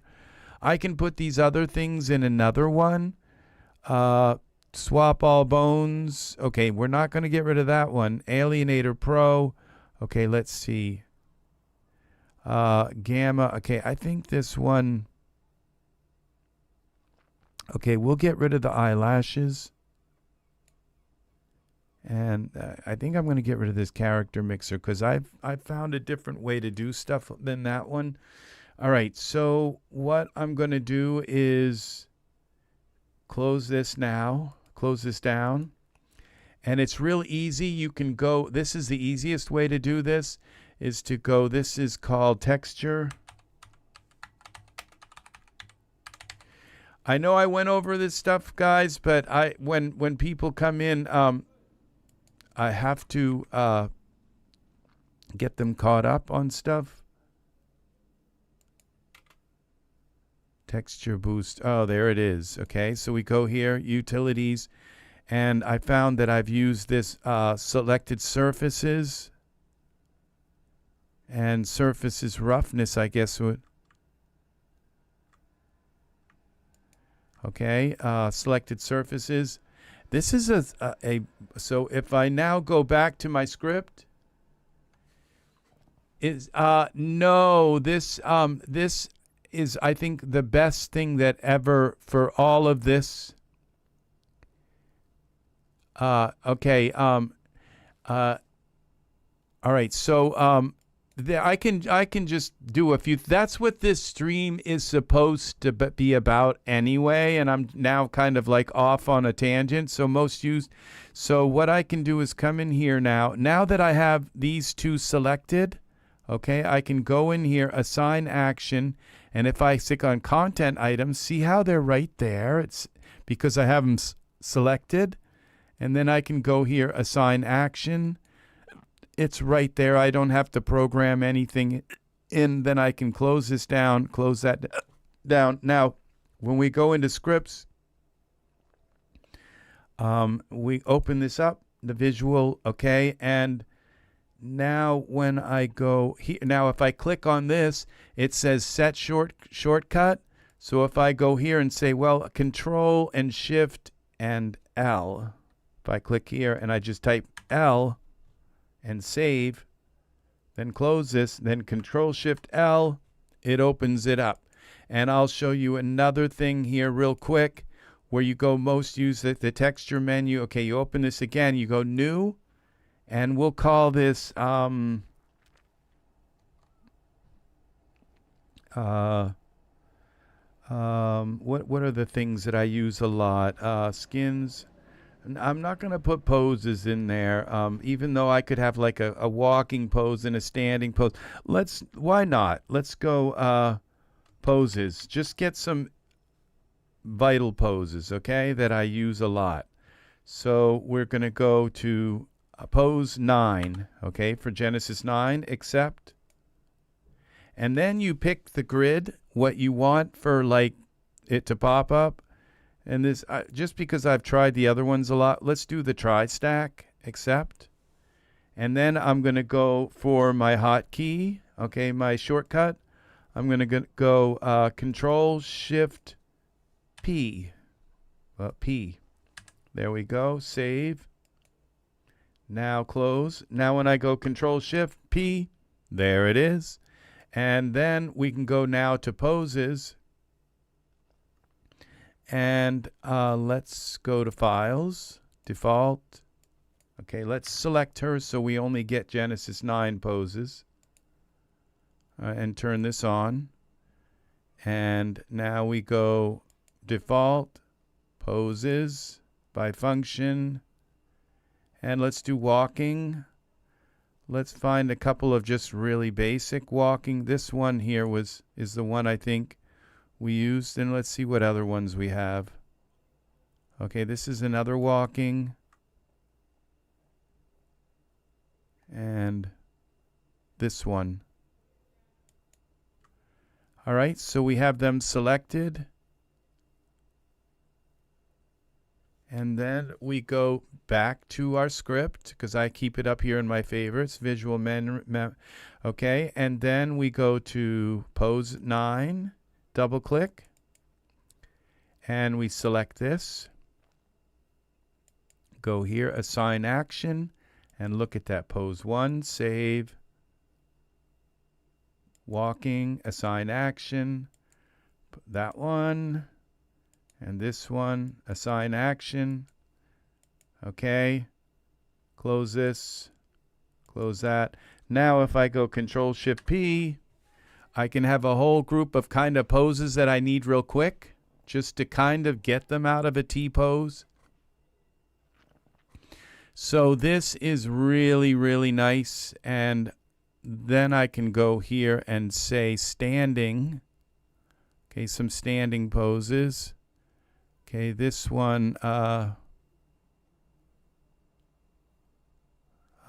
this one's pretty good, and this one,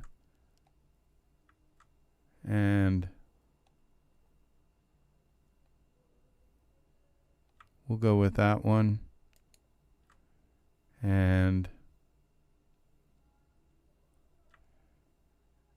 this one, this one. Yeah, because a hotkey is very easy to just boom and you're right there, okay? A hotkey is so quick, and then you have and you can make as many menus as you want. Standing, okay, there.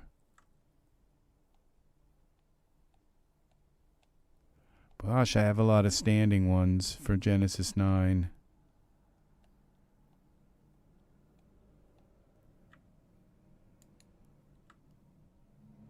I don't know if these have unselected. My shift key likes to unselect. Okay, it looks like there's still some selected. Okay.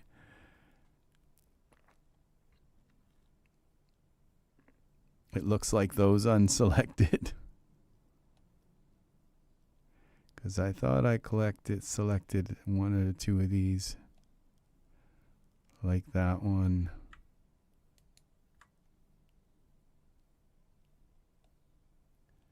I think Windows just has a problem with the shift key, that it doesn't really work all the time.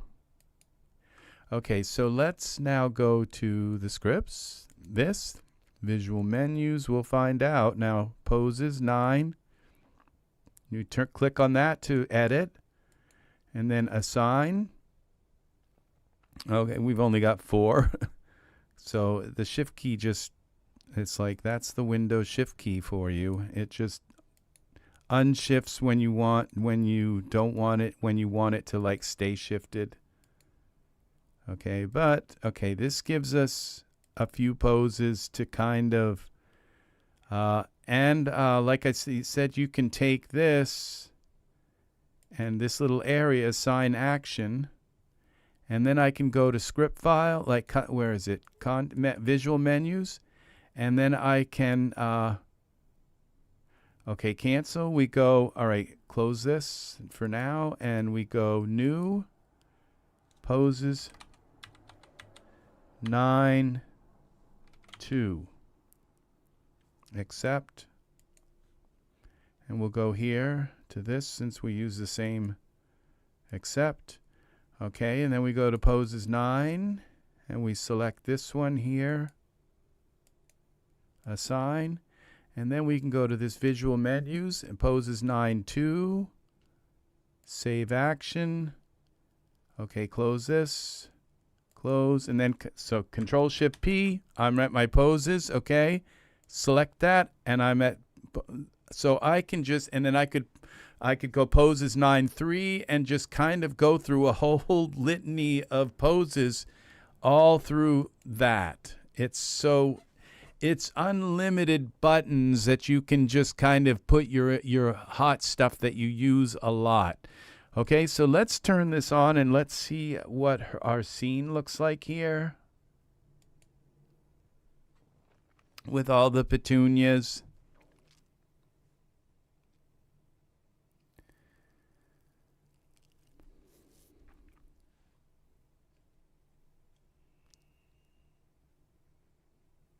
That is our scene. So let's render it and see what it looks like rendered.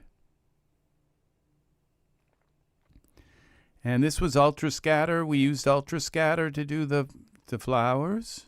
Okay, so we now go to render settings, minimum samples. Okay, we go up here. I'm not sure what. Okay, we already have that set, and render quality's off. General. Okay, let's 2000. Okay, save this.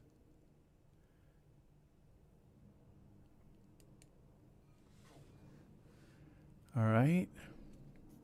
And we had to fuss quite a bit to get the color. We had to go into Photoshop to actually change her dress. So here we go. And that's it. It worked. She's got a little jewelry. She's got a necklace. I think I think this should be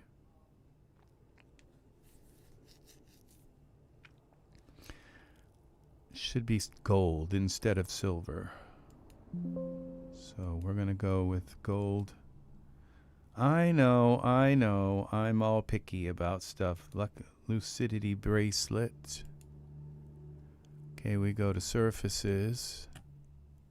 Bracelets.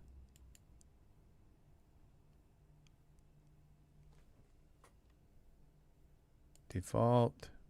Shaders.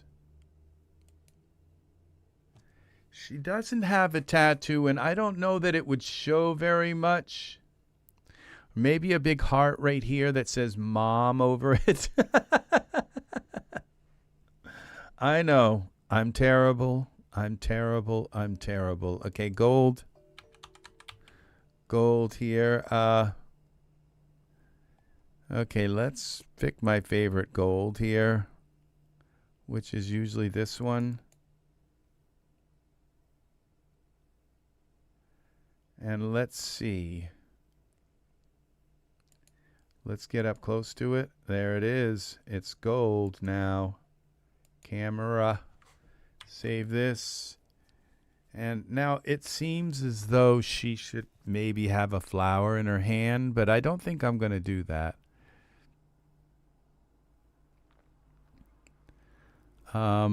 Okay, now we have an option to mirror the left side to the right so that her arms both kind of hang. Because she just doesn't, she's got her hand up like she's signaling to something, but it doesn't mean anything. So I wonder if just having them both down. So we're going to go to this here and to mirror. And a thing that I've learned is mirror left arms, left to right. Okay, that didn't work because I had her bracelets. That didn't work at all. I hope I didn't just move her bracelet. I don't think I did, but let's try again, Artemis. Okay. Mirror.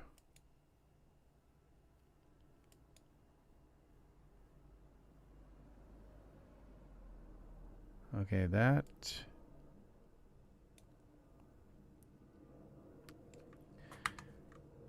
Maybe it worked, but okay, I think it did something. It changed her leg or something. Let's see if we've got it. Okay, it was like I just did the left arm. So her left leg should still be ahead, like in the right place. Okay, so we go to parameters, Y rotates. Let's see if we can get her back in position. Yeah, that worked.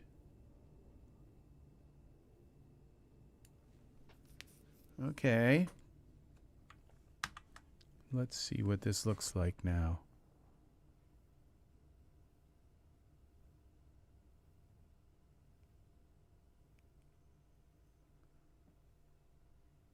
Okay. I think that works better.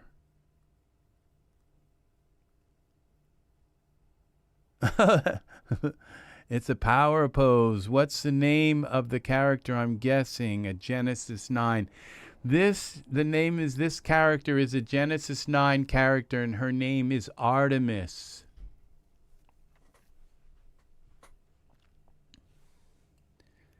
She's a Genesis 9 character, Artemis. Artemis, let's see.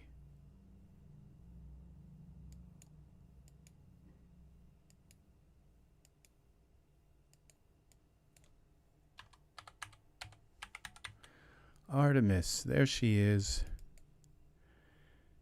So let's show us a bigger picture. Well, if I go over, that is Artemis.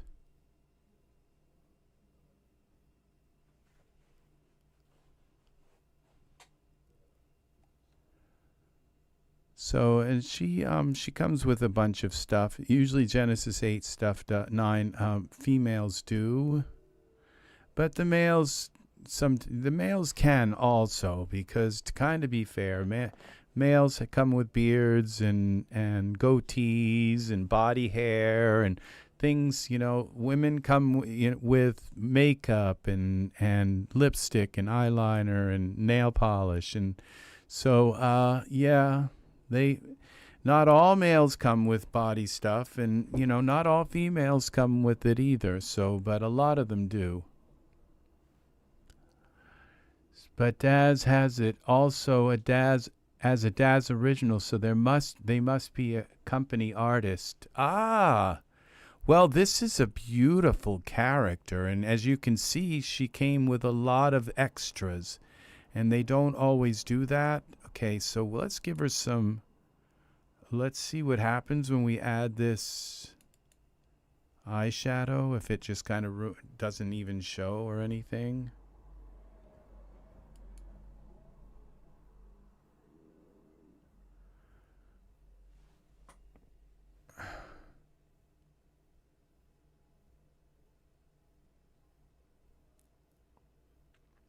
And we could give her. Okay, that did kind of give her eyes a little bit of depth. And we could give her the red lipstick too. Why not?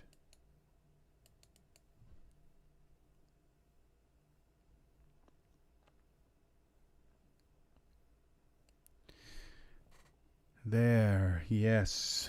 This works. So, yeah. And now, if we gave her red fingernails, I don't think they'd show up, and she doesn't have nails, I guess. They didn't come with nails. Now, her eyes, they're just kind of so dark that I don't know that. But if I think I would like to have her have, if you could see them, to have these kind of light brown eyes. So we might as well go with them. They probably, she has, or the dark brown, but I think usually the light brown are. Okay, let's do a render. Let's see what it looks like. So it's been 4.5 hours since I started this.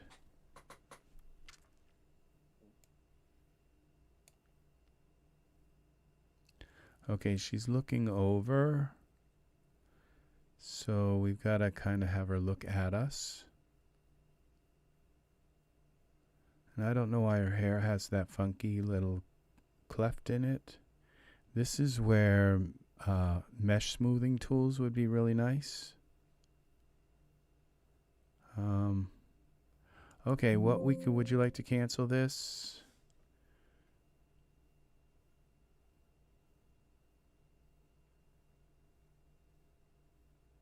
All right, first of all, we gotta turn her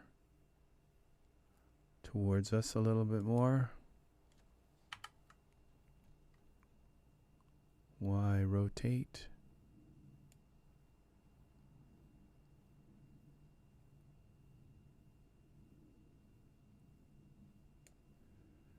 Let's see what that did.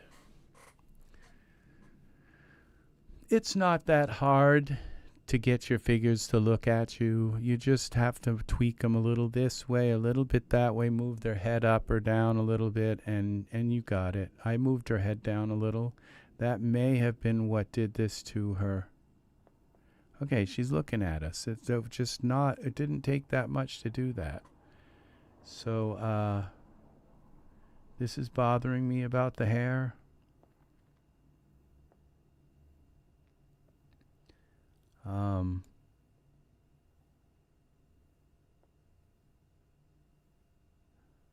Okay, but that red does show up a little bit in the eyes, and I'm wondering if dForce would fix the hair a little bit. But I've already run her gown through dForce, which means I'd have to turn it off. And we're going to have her naked here for a little while. Let's see if I put scripts. Where is it? Favorites, quick close. Let's just put some short. Oh, we got to do something for the top. Campus casuals. Summer romper. Oh, that's cancel. We can't put that on her gown. Okay. So I just don't want to lose the problem is with her gown. So it's not with putting something else on. If I put something else on and it goes through dForce, that's fine. Okay, scripts. Okay. Let's see. Favorites. Summer romper. Okay, I would say Genesis 8 female. I'm not sure, but I think if it's not Genesis 9, then it's from Genesis 8. These are my quick close. So, okay, so now we can turn off the Blanchett gown, I think. All right. And now we go to simulation settings. And I'm going to turn off the memorized pose, so it'll just simulate. Okay, and see if her hair does anything. If her hair is actually, almost all long hair is dForce. Might find out that, well, this gown looks so much better, but I think the longer gown is going to look better.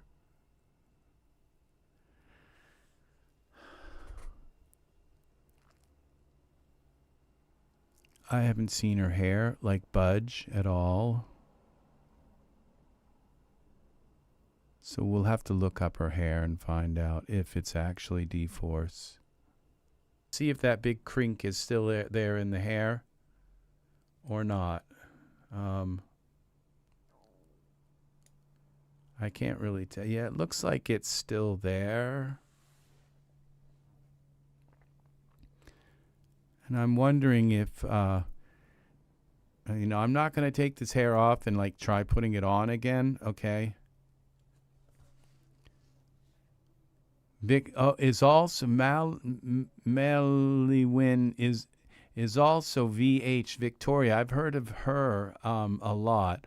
On Rendo, I'm Googling the characters because they do look familiar. I'm guessing another brought over artist slowly converting their old stuff to Genesis 9. I don't know because I'm not big on the Rendo figures. I've bought a few of them there.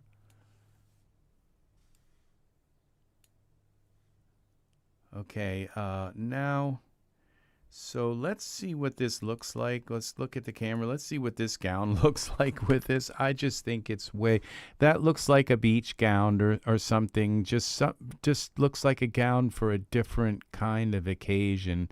That's why I picked the long gown. Yeah, it doesn't work like the other gown does. So that's why I picked it. So, we're going to just leave this, okay? It looks like my other gown worked.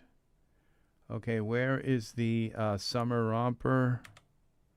Long as my other gown is still there and okay. I guess we're going to have that little line in there, whatever that is. Save this. Okay, let's see what happens when we render. At 2000. I'm going to render this at 4000. Like a character Milnautica, which is an artist on YouTube named Not From This World. Okay. Uses as his primary character. Does he work specifically with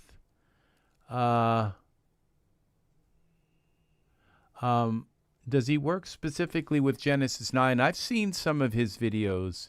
They're very nice. He seems very nice. And yeah, it does. Now that I think of it, it does kind of look like his generic character that he uses. So it's just, it's like one of the latest characters that I've purchased. I only have a few Genesis 9 female characters, so it was like the first one I came to. So it definitely works in this particular setting. So she definitely does. So and that, whatever that is with her hair, she's, because she had it back in a knot, maybe in a bow.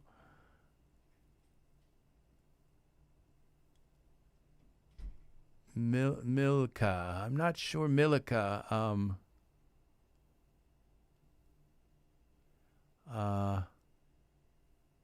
Malaka.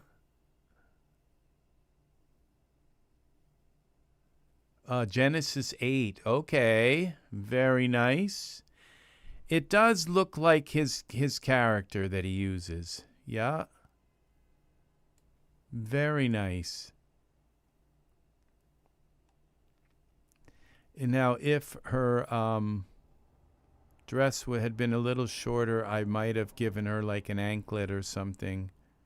This is the only real, like, this is showing in the sun. Okay, so I think this image is done. So I would say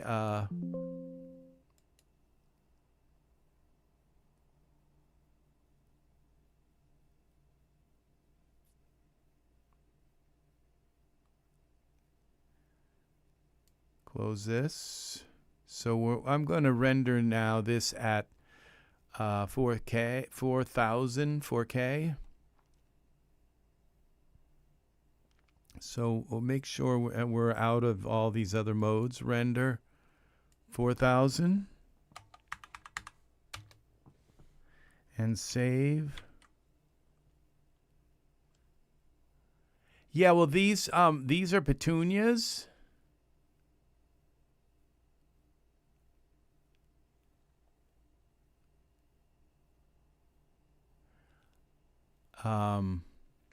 Render, okay. It's funny, Malaka. I think that sounds, I think in Greek that has another meaning, Malaka.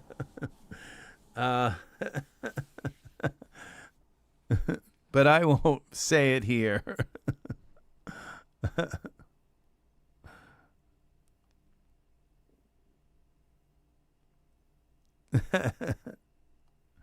This is what we go. This came out nice. The dress couldn't have come out any better. It really did. It still has its, how did I do that? It still has these little patterns and all here. I'm not sure how that happened.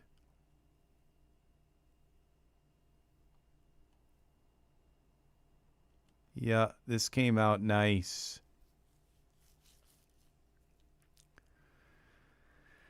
Okay, she needs some blush.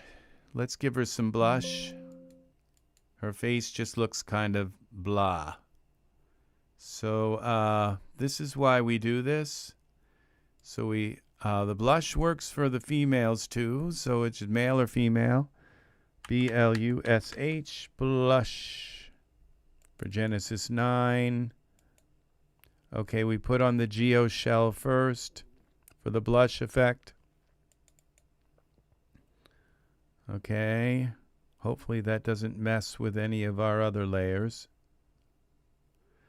And no, the lipstick and all seems to be good, and we'll give her the bashful one, which means we have to select the blush effect. And let's go with that one.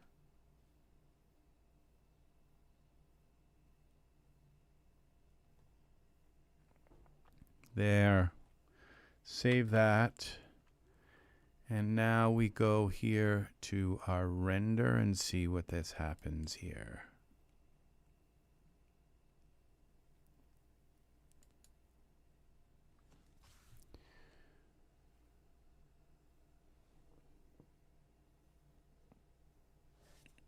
Okay.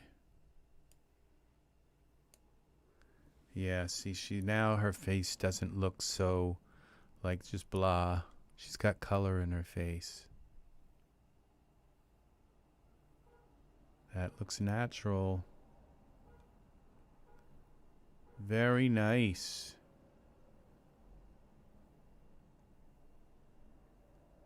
Yeah, see, it looks like this hair uses some kind of where you can pull it back and put it in a bow. Or she had it wrapped in a bow and she pulled it around. And so there's just a kind of thing of realism there.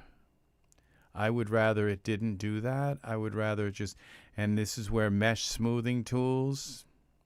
But I thought, well, I could bring it into hexagon and smooth it. No, I don't think you can do that with hair. I don't think you can smooth hair in, especially, if this is non-dForce, you probably could. Now, if it's not dForce, I could use Mesh Grabber and just make a little teeny round like globe and just pull this out a little bit, but I'm not going to mess with it. I'm just going to leave it. So yeah, the blush looks very nice there. Now, if you want more blush, I think you can layer the blush on top of each other. So now these are petunias. They're petunias. You can see they're kind of, yeah. So that's our image here. So let's see how, I'm going to also render the last image that I made. So we're up to 679. I tend to think this image has only got to go to, now, one thing I probably would do is put a plane in behind here. Because, you know, the light coming on her from the side is beautiful, but this sky just kind of looks, it doesn't have any depth, any detail to it, really. It's just kind of blown out. So,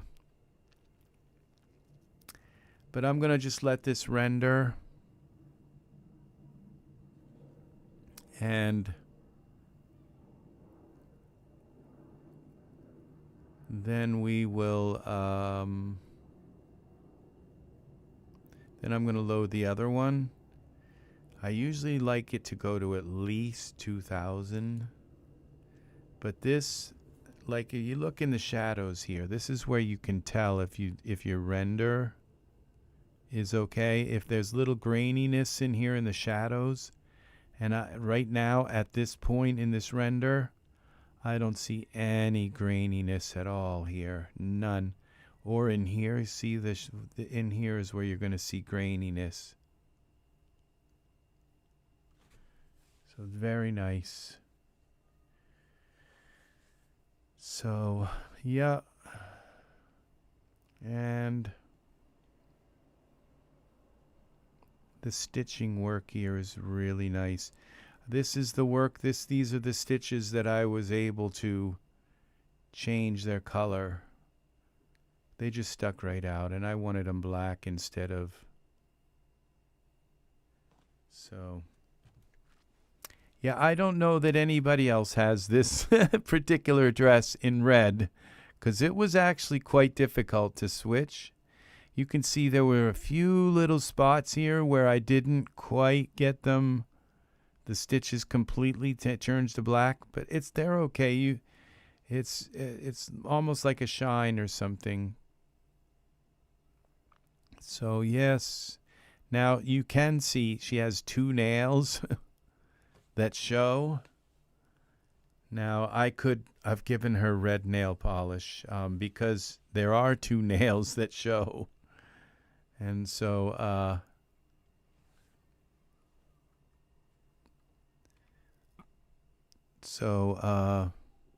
I would imagine one of my Genesis 9 female figures probably comes with nails.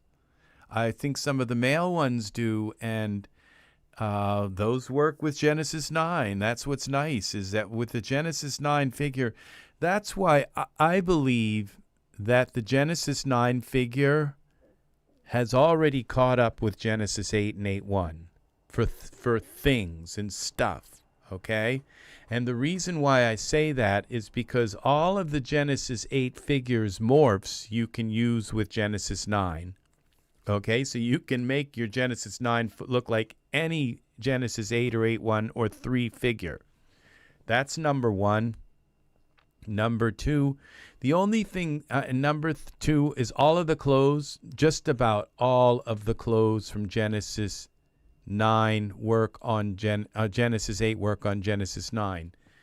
Now, most, if not most of the hair, I would say 90% of the hair, 95% of the hair works on Genesis 9 from Genesis 8 and 8.1. And except for body hair for males, that sometimes it works, sometimes it doesn't.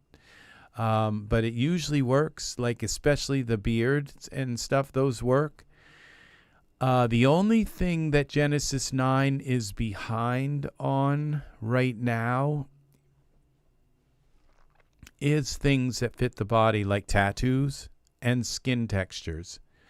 Because you can put Genesis 8 skin textures on Genesis 9, but Genesis 8 skin textures, like I've said before, are horrible. Okay, you don't want to take and put Genesis 8 skin on a Genesis. As nice as it is, as long if the hands aren't going to be seen, it's fine. But if the hands are going to be seen like this, where you can see these hands, you just don't want to put Genesis 9, 8 textures on a Genesis 9 figure.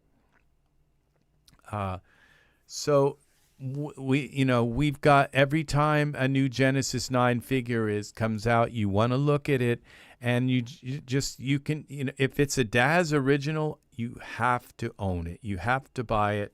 You don't have to buy it right then and there, but within like a month or two, it will go down way, way, way down in price. And then you can buy it unless they give you like a sale which says if you buy this, then you get this and this and this and all of that, and we'll give you this 30% off and this off and that off, and then you buy it. But then you have another skin to work with. And once you have, a number of skins for your figures, then you're pretty much set. But for, general, because you just use the really good skins anyway on your figure. But the thing is it's really comforting having a bunch of skins for your Genesis 9 figures, because those right now are they're the weakest point of the Genesis 9 figures, because there's not enough of it yet. And when you buy, there's a good amount of Genesis 9 female figures that have come out, like compared to male, but they're not all good skins. The Genesis, some of the artists, just like, they're not up to when Daz Originals puts out skin, it's absolutely like this. It's just amazing.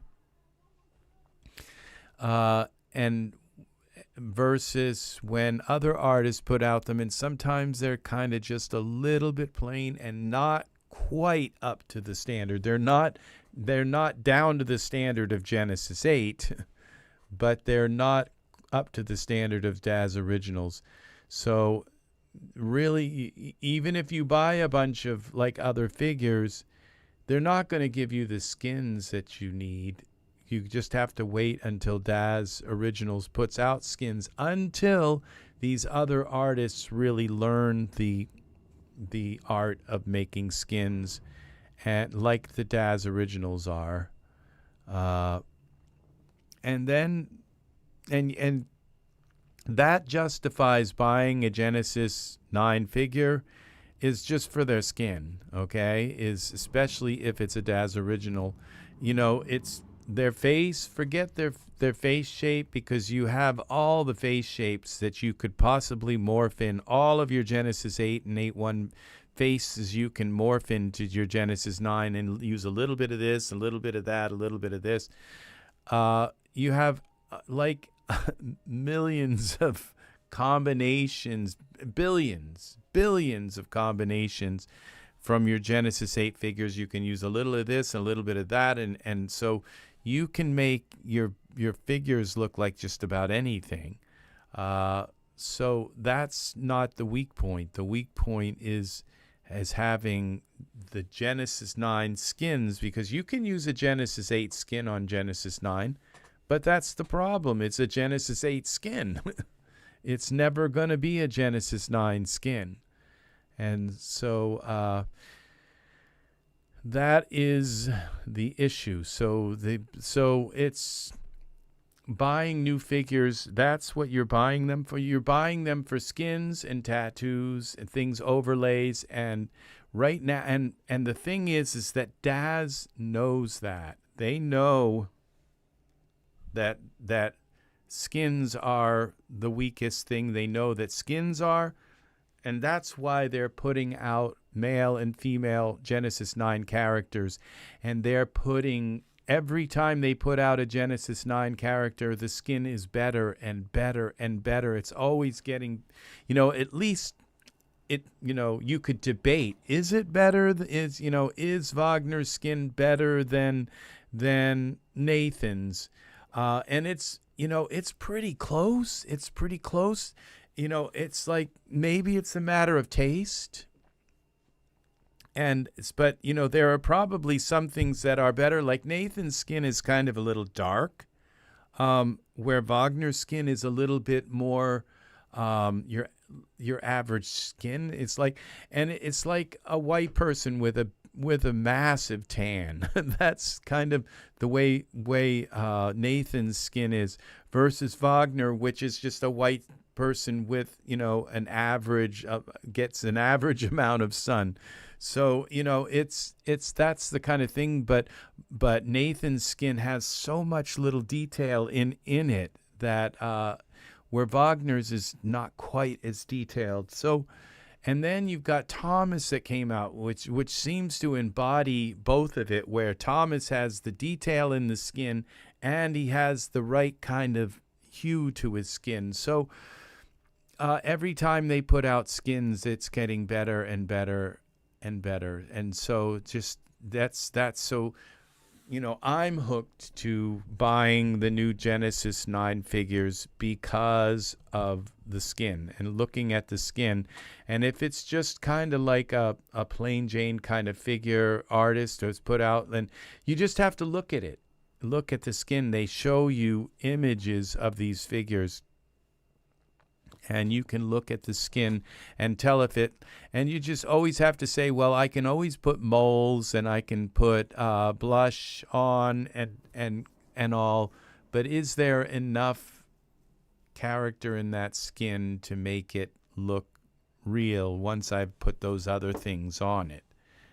And so it's either way, the hands are going to always look better than your Genesis 8 figure hands, and that's why I'd say the only time I won't use a Genesis 8 figure or Genesis 8.1 figure in a scene, because the best hair, the Omni body hair for the males, is all Genesis. It's all only for Genesis 9 that I see. I think they are selling now Omni hair for Genesis 8, where it's like you'll buy the hair for Genesis 9, and it comes with a Genesis 8 body shell, which you can use the Omni hair. So Omni hair isn't only for Genesis 9. And any strand-based hair that's Genesis 8, you can put an Omni hair shader on it. You can just put Omni hair shaders on anything that's strand based. So any Genesis 8 hair or Genesis 8.1 hair that is strand based can accept an Omni. Okay, and I'm quite sure an Omni shader. Okay, we're up to 5,000. We can stop this now. Okay, and this is called Petunia. I think I like your name better, Petunia Garden, instead of Field. Petunia Garden.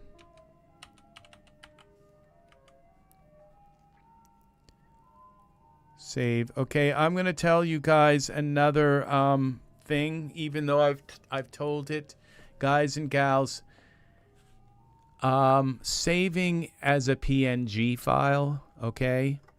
Always save as a PNG file, but when you go in and do your post work, okay, in Photoshop or GIMP or wherever you go and do your post work, load that PNG into your post work app. Do not save it as a JPEG. Okay, you save it, you do your post work and you edit it, and then you save it as a PNG. Okay, and then you upload it to the Daz store. And not to, I'm going to show you something, okay? And this is what happens when you do this, okay? Make sure from Daz, along with Ergu's kin, have kin hair. It was a Genesis 9 freebie, okay? I might. I don't know. I usually download every freebie. So we go into the gallery here, and one of these images here, it's a stairwell, okay? And they won a contest here. And this is it, okay? And the minute I looked at this image, and it says winner of the 7/23/24 weekly inspiration contest, okay? Well, if you look down here, see, you have all this banding here, okay? See this banding?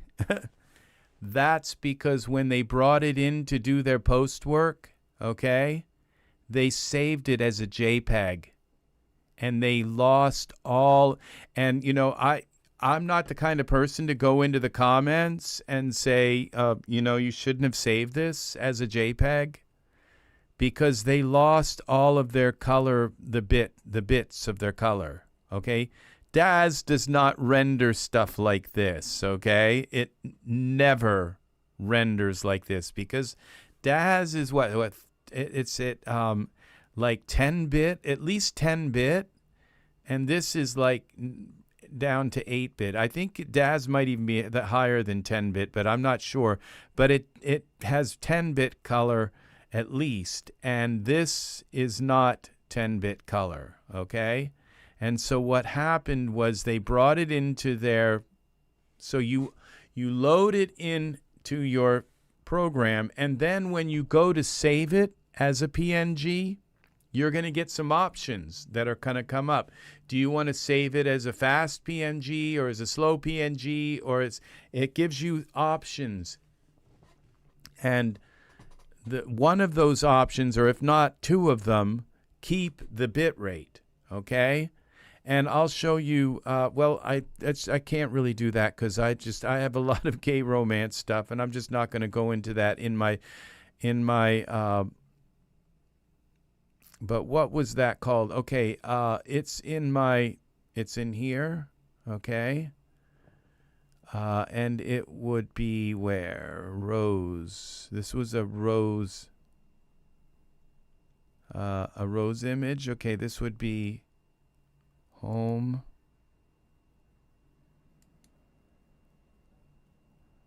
My Daz Studio, my Daz PNG. Okay, rose.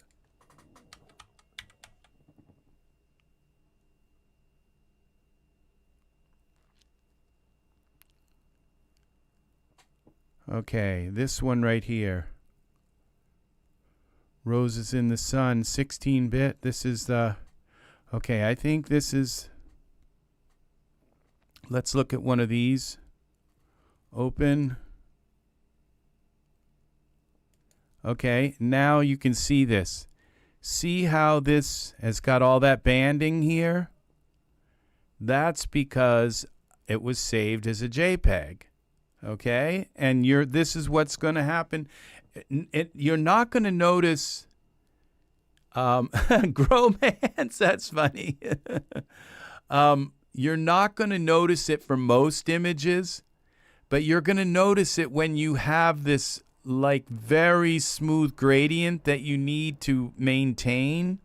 Like an image like this with this here, you probably won't notice it because it's just even this little bit of color here isn't like this massive. Thank you, Art. Now, but this one here, we'll go with the 32-bit. Let's see, the sun, Roses in the Sun. Let's see, the size 13. Okay, this is massive here. Okay, this is 4. Okay, Roses in the Sun 6.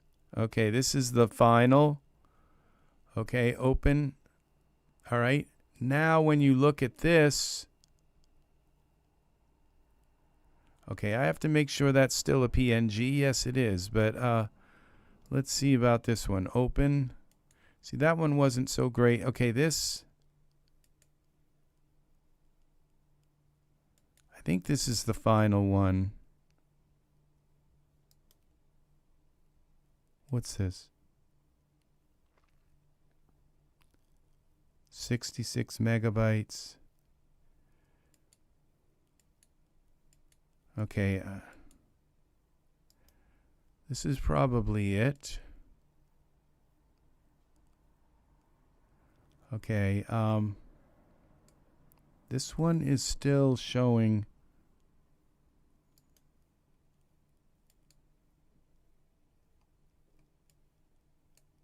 Okay, yes. See, this one has got.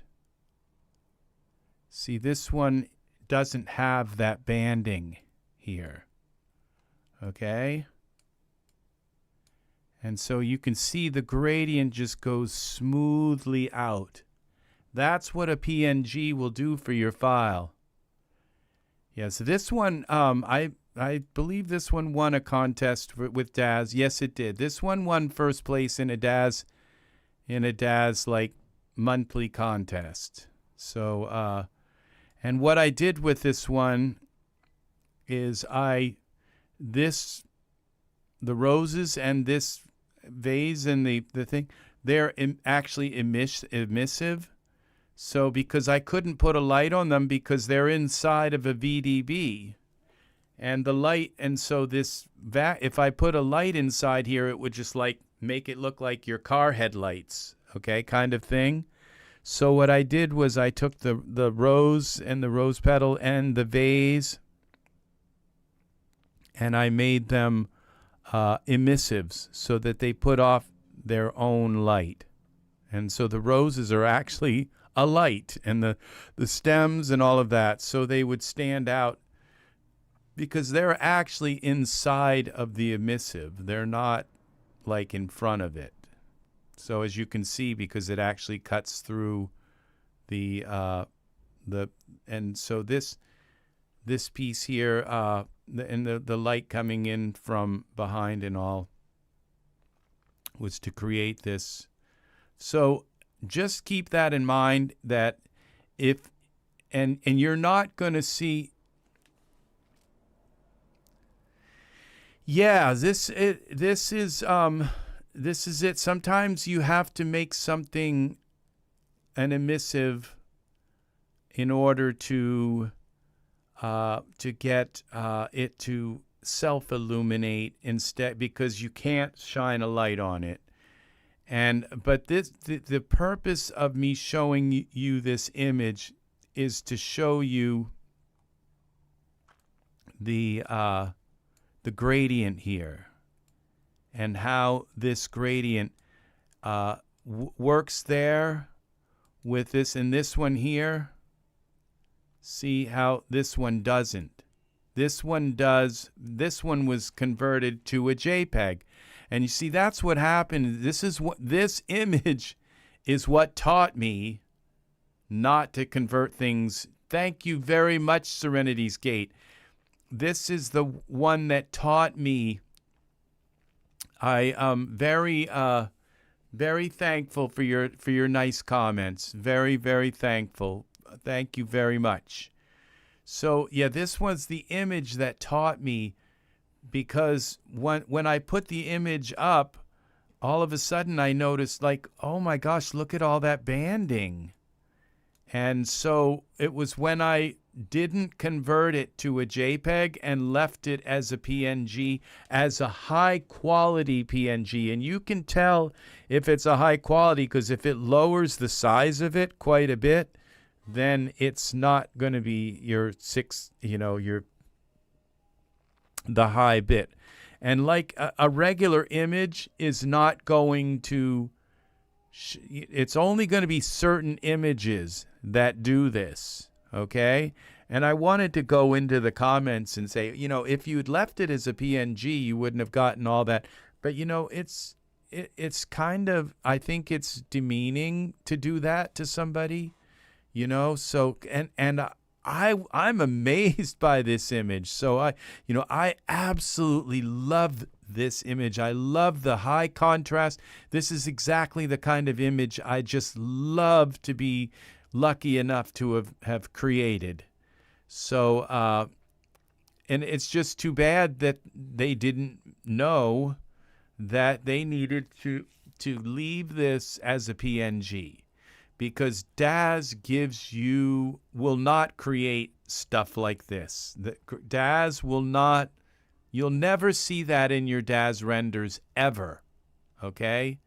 You will see perfect gradient from this all the way down, okay? So if you're uploading to the gallery, always upload the Daz gallery will accept a PNG, even huge large ones, okay? But I usually I upload about a 2000. Okay, I'm going to save this. This has been saved, okay? I'm going to save it actually as again as Petunia Garden. File save as, because that's the new scene.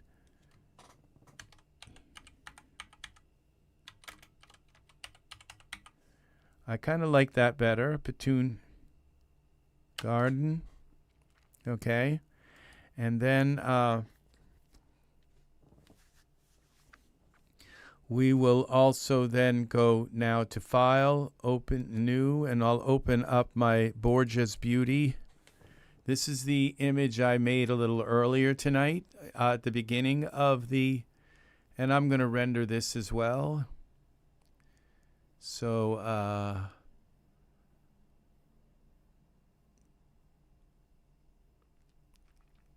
just to kind of get my homework done a little bit. But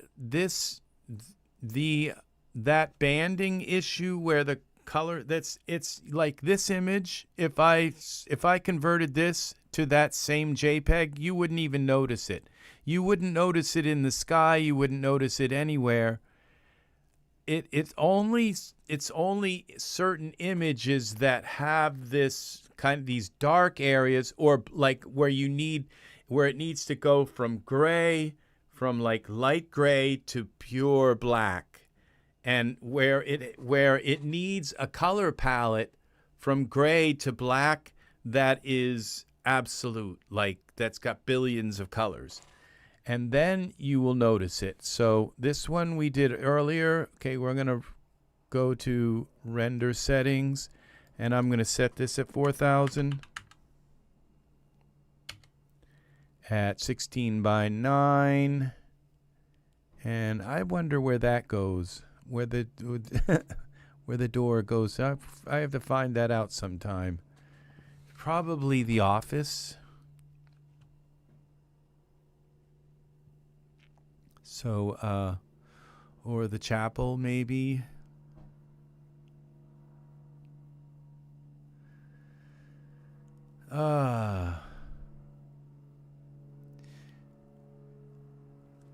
I'm going to hunt down my dinner. It's time for me to hunt down some dinner too. I'm going to have myself a salad tonight. So with a couple slices of bacon. So I think this is going to do it for me as well. So this figure is Borges Beauty. And we've got this kind of cool thing going on here. He's kind of naked underneath. I don't know. I think I got to put some kind of pants on him. Something under that. It just shows enough to kind of... I don't know what color they're going to be. They're probably going to stick right out. Oh, I know what I'll do. I have a gray pair that will work. A gray pair of... of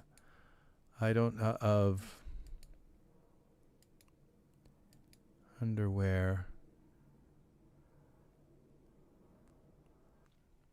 We'll turn this off. Go to here. Okay, actually I have to go to here. And that would be in wardrobe. Okay, let's try underwear. See what we can find. Now these would work, but those are for females. But let's see. I know I have a pair here. There they are. Those would work. These are Genesis 8.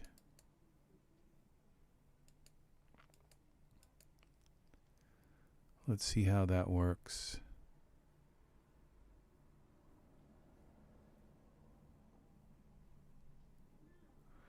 Well, not too good. Okay, we got it poking through. All right, let's try something else. It's not because of the poke through, but the color. The color might work actually if I just use mesh grabber. I think that's what I'll do. We'll see. Let's get a little closer because these might work also. This gladiator underwear, I think those might work better. So let's, because then I don't have to get rid of these little stitches in the front. So let's try that. See if the gladiator, this is for Genesis 8 as well. See, it's no problem to put these things on Genesis 9 from Genesis 8. It's just auto fit and it's done kind of thing. So we have to now get a little closer here. Perspective view.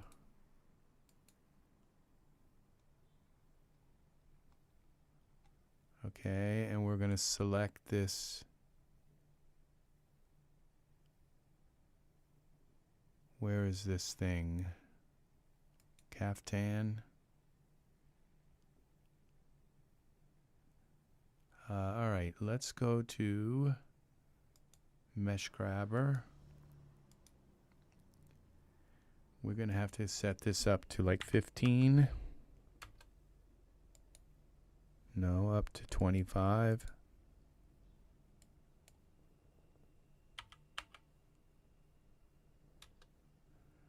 Okay.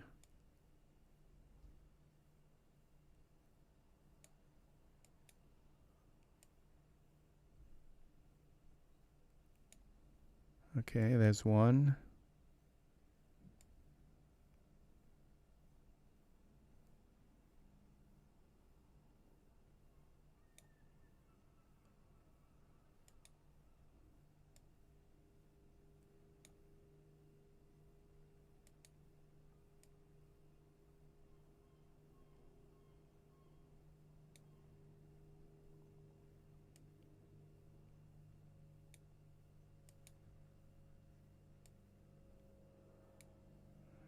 Okay, let's see if that worked.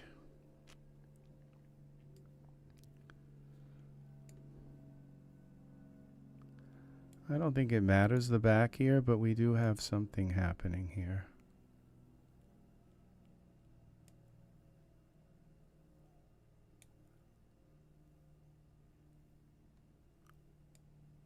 Okay. Let's go out of here. I think we got a light. It's going to show us this. Okay. I think I got to bring that down to 20. Or I'm just going to end up pulling the front back in.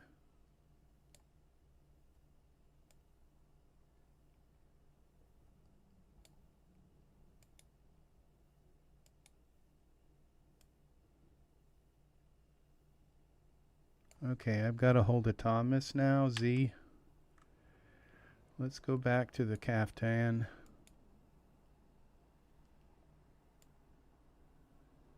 Okay, there's that.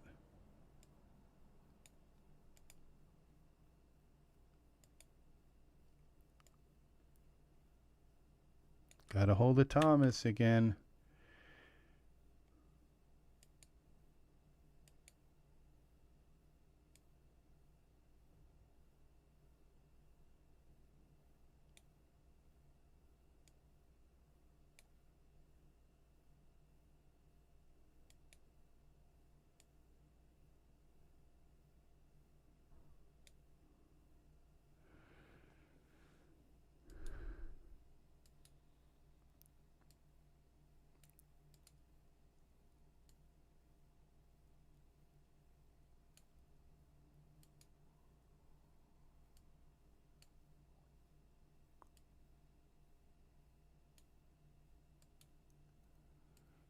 Okay, now as we can see, his underwear isn't really covering him, and which isn't a problem in the back, but you know, I'm just like, again, I'm a terrible perfectionist.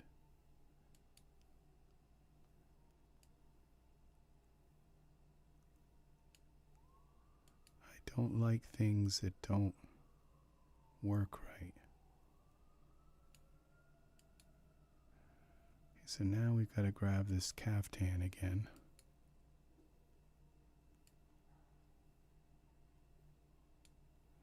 Bring that out. I think that did it all. It did.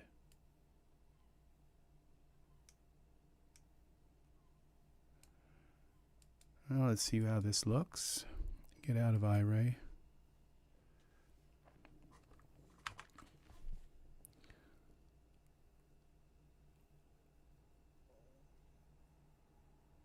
That works. Now we can take this underwear. Maybe if we make it a little bit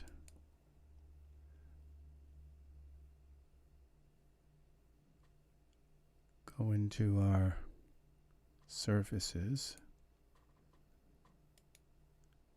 We could possibly just make it sort of disappear a little bit so it barely shows.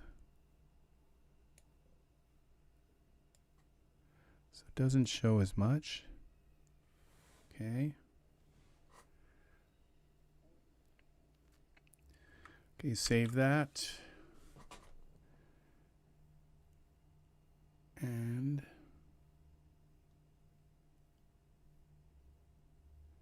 then we go to our render. So, did we lose Art already? Art, you take care if you haven't left, my friend. You take care. Have a wonderful dinner. And I am not going to be I think I'm going to probably end this video within the next 10 or 15 minutes. We'll see how this render comes out. But we have a couple of different new art pieces. So, yes, we do. We do. And this is Borges here. So, yeah, he likes to walk around his opulent hall like half naked. So, yeah. I love this hall. As I said, I bought everything. I bought the courtyard. I bought the the gate. I bought the outside of the hall. I bought everything. Still, okay. Okay. Well, Serenity's Gate, I think I'm going to be done soon. So I love this eternal life pattern here. Yeah, this is very nice. So I bought everything that went where except the inside of the opulent of the opulent hall, which happened to also have the front door of the building. So yeah, and I just picked it up the inside for like $3. Everything I bought, you will not believe the stuff I got for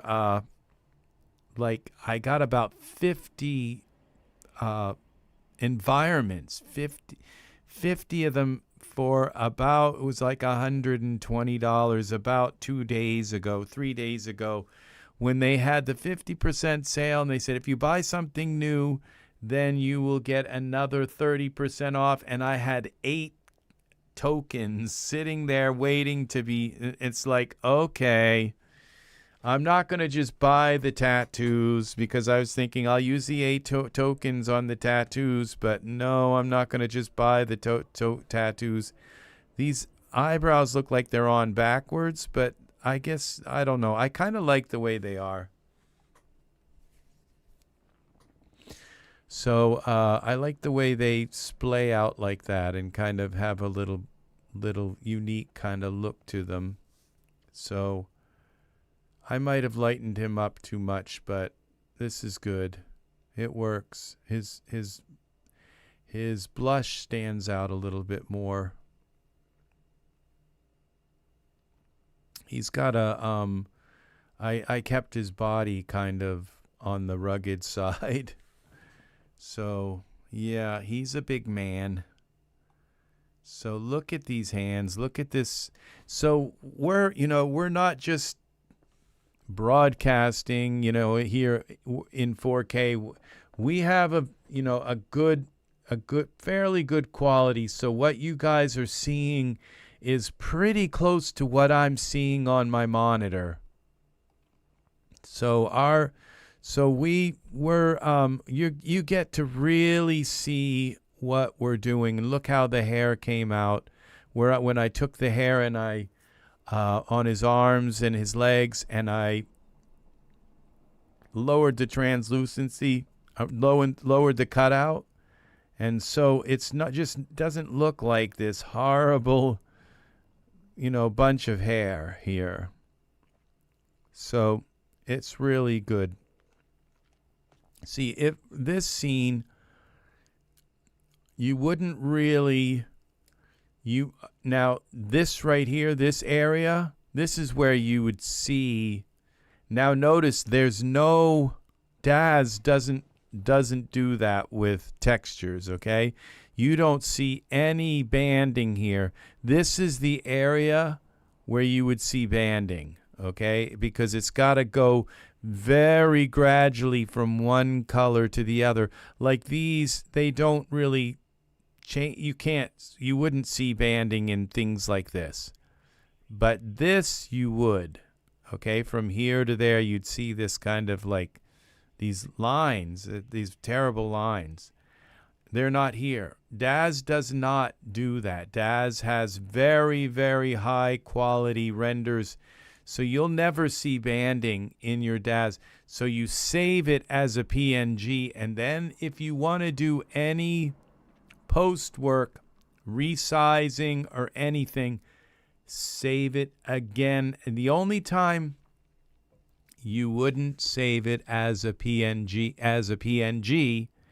is if you, like with YouTube previews and things that you have to upload and use for your video and stuff. They won't accept a PNG. They'll accept a PNG, but it has to be a small size file. They have like a limit. A lot of websites have a limit on what size. Now, I would assume that Daz probably has a limit for the gallery, but it's very high. Okay, I've never ever I always upload my stuff at 2000 there, and I always have it in an uncompressed PNG. a lonely bowl of shredded frosted wheat. Thumbnail, the shadow, which one?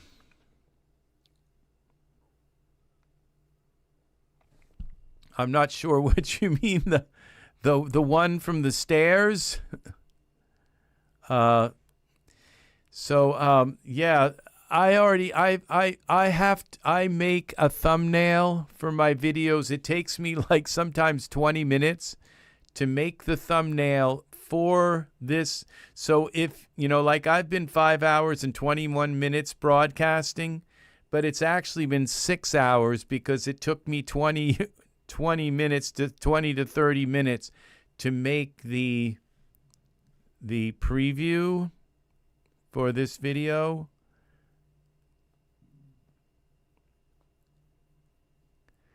Yeah, that's very nice. It's a lot of times the image. Thank you very much. It was just a stroke of luck that happened.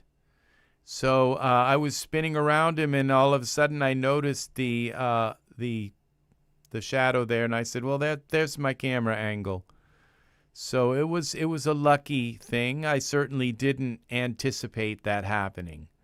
So no, I'm not that clever. I'm just lucky. So yeah, I may be intuitive that I spun around him looking for the angle. So, but that's how that worked. So, and I brought that down. I thought he was going to stand in front, have the sun in the image, and I didn't realize the sun would be behind the camera making the image. So, and it did a good job with that. So, it reminds me of Mark Twain, of the mysterious stranger.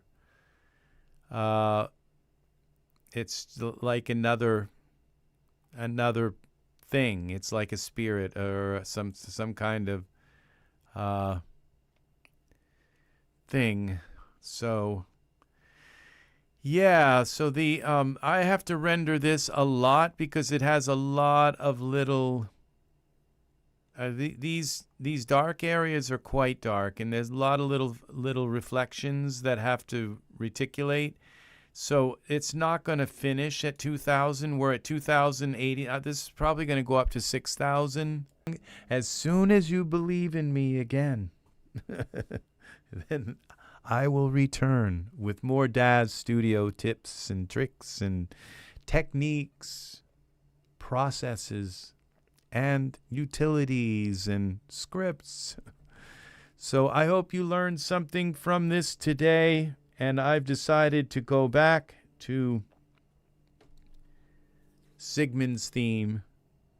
We don't worry about using it because I did pay to use it, and it's so I bought the rights to it. So thank you for watching. I am Rex Red.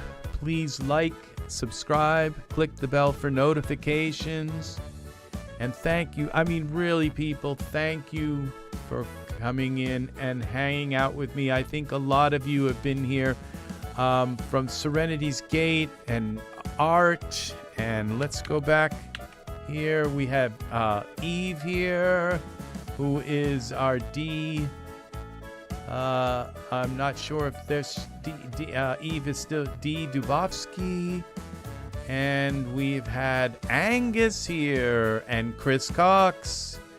Yes, I want to thank you. And Serenity's Gate has been here for a very long time. So for 5 hours, 5.5 hours, thank you, people, for being here. And the polka band plays on and on through the night. They will be playing, and people will be swirling and dancing around the dance floor and drinking huge, copious amounts of German beer or something. So take care. This is EZ3DTV, and I will see you again in the next tutorial. Take care, people. Thank you, YouTube, for letting me put such large videos. Yes, Sigmund is alive.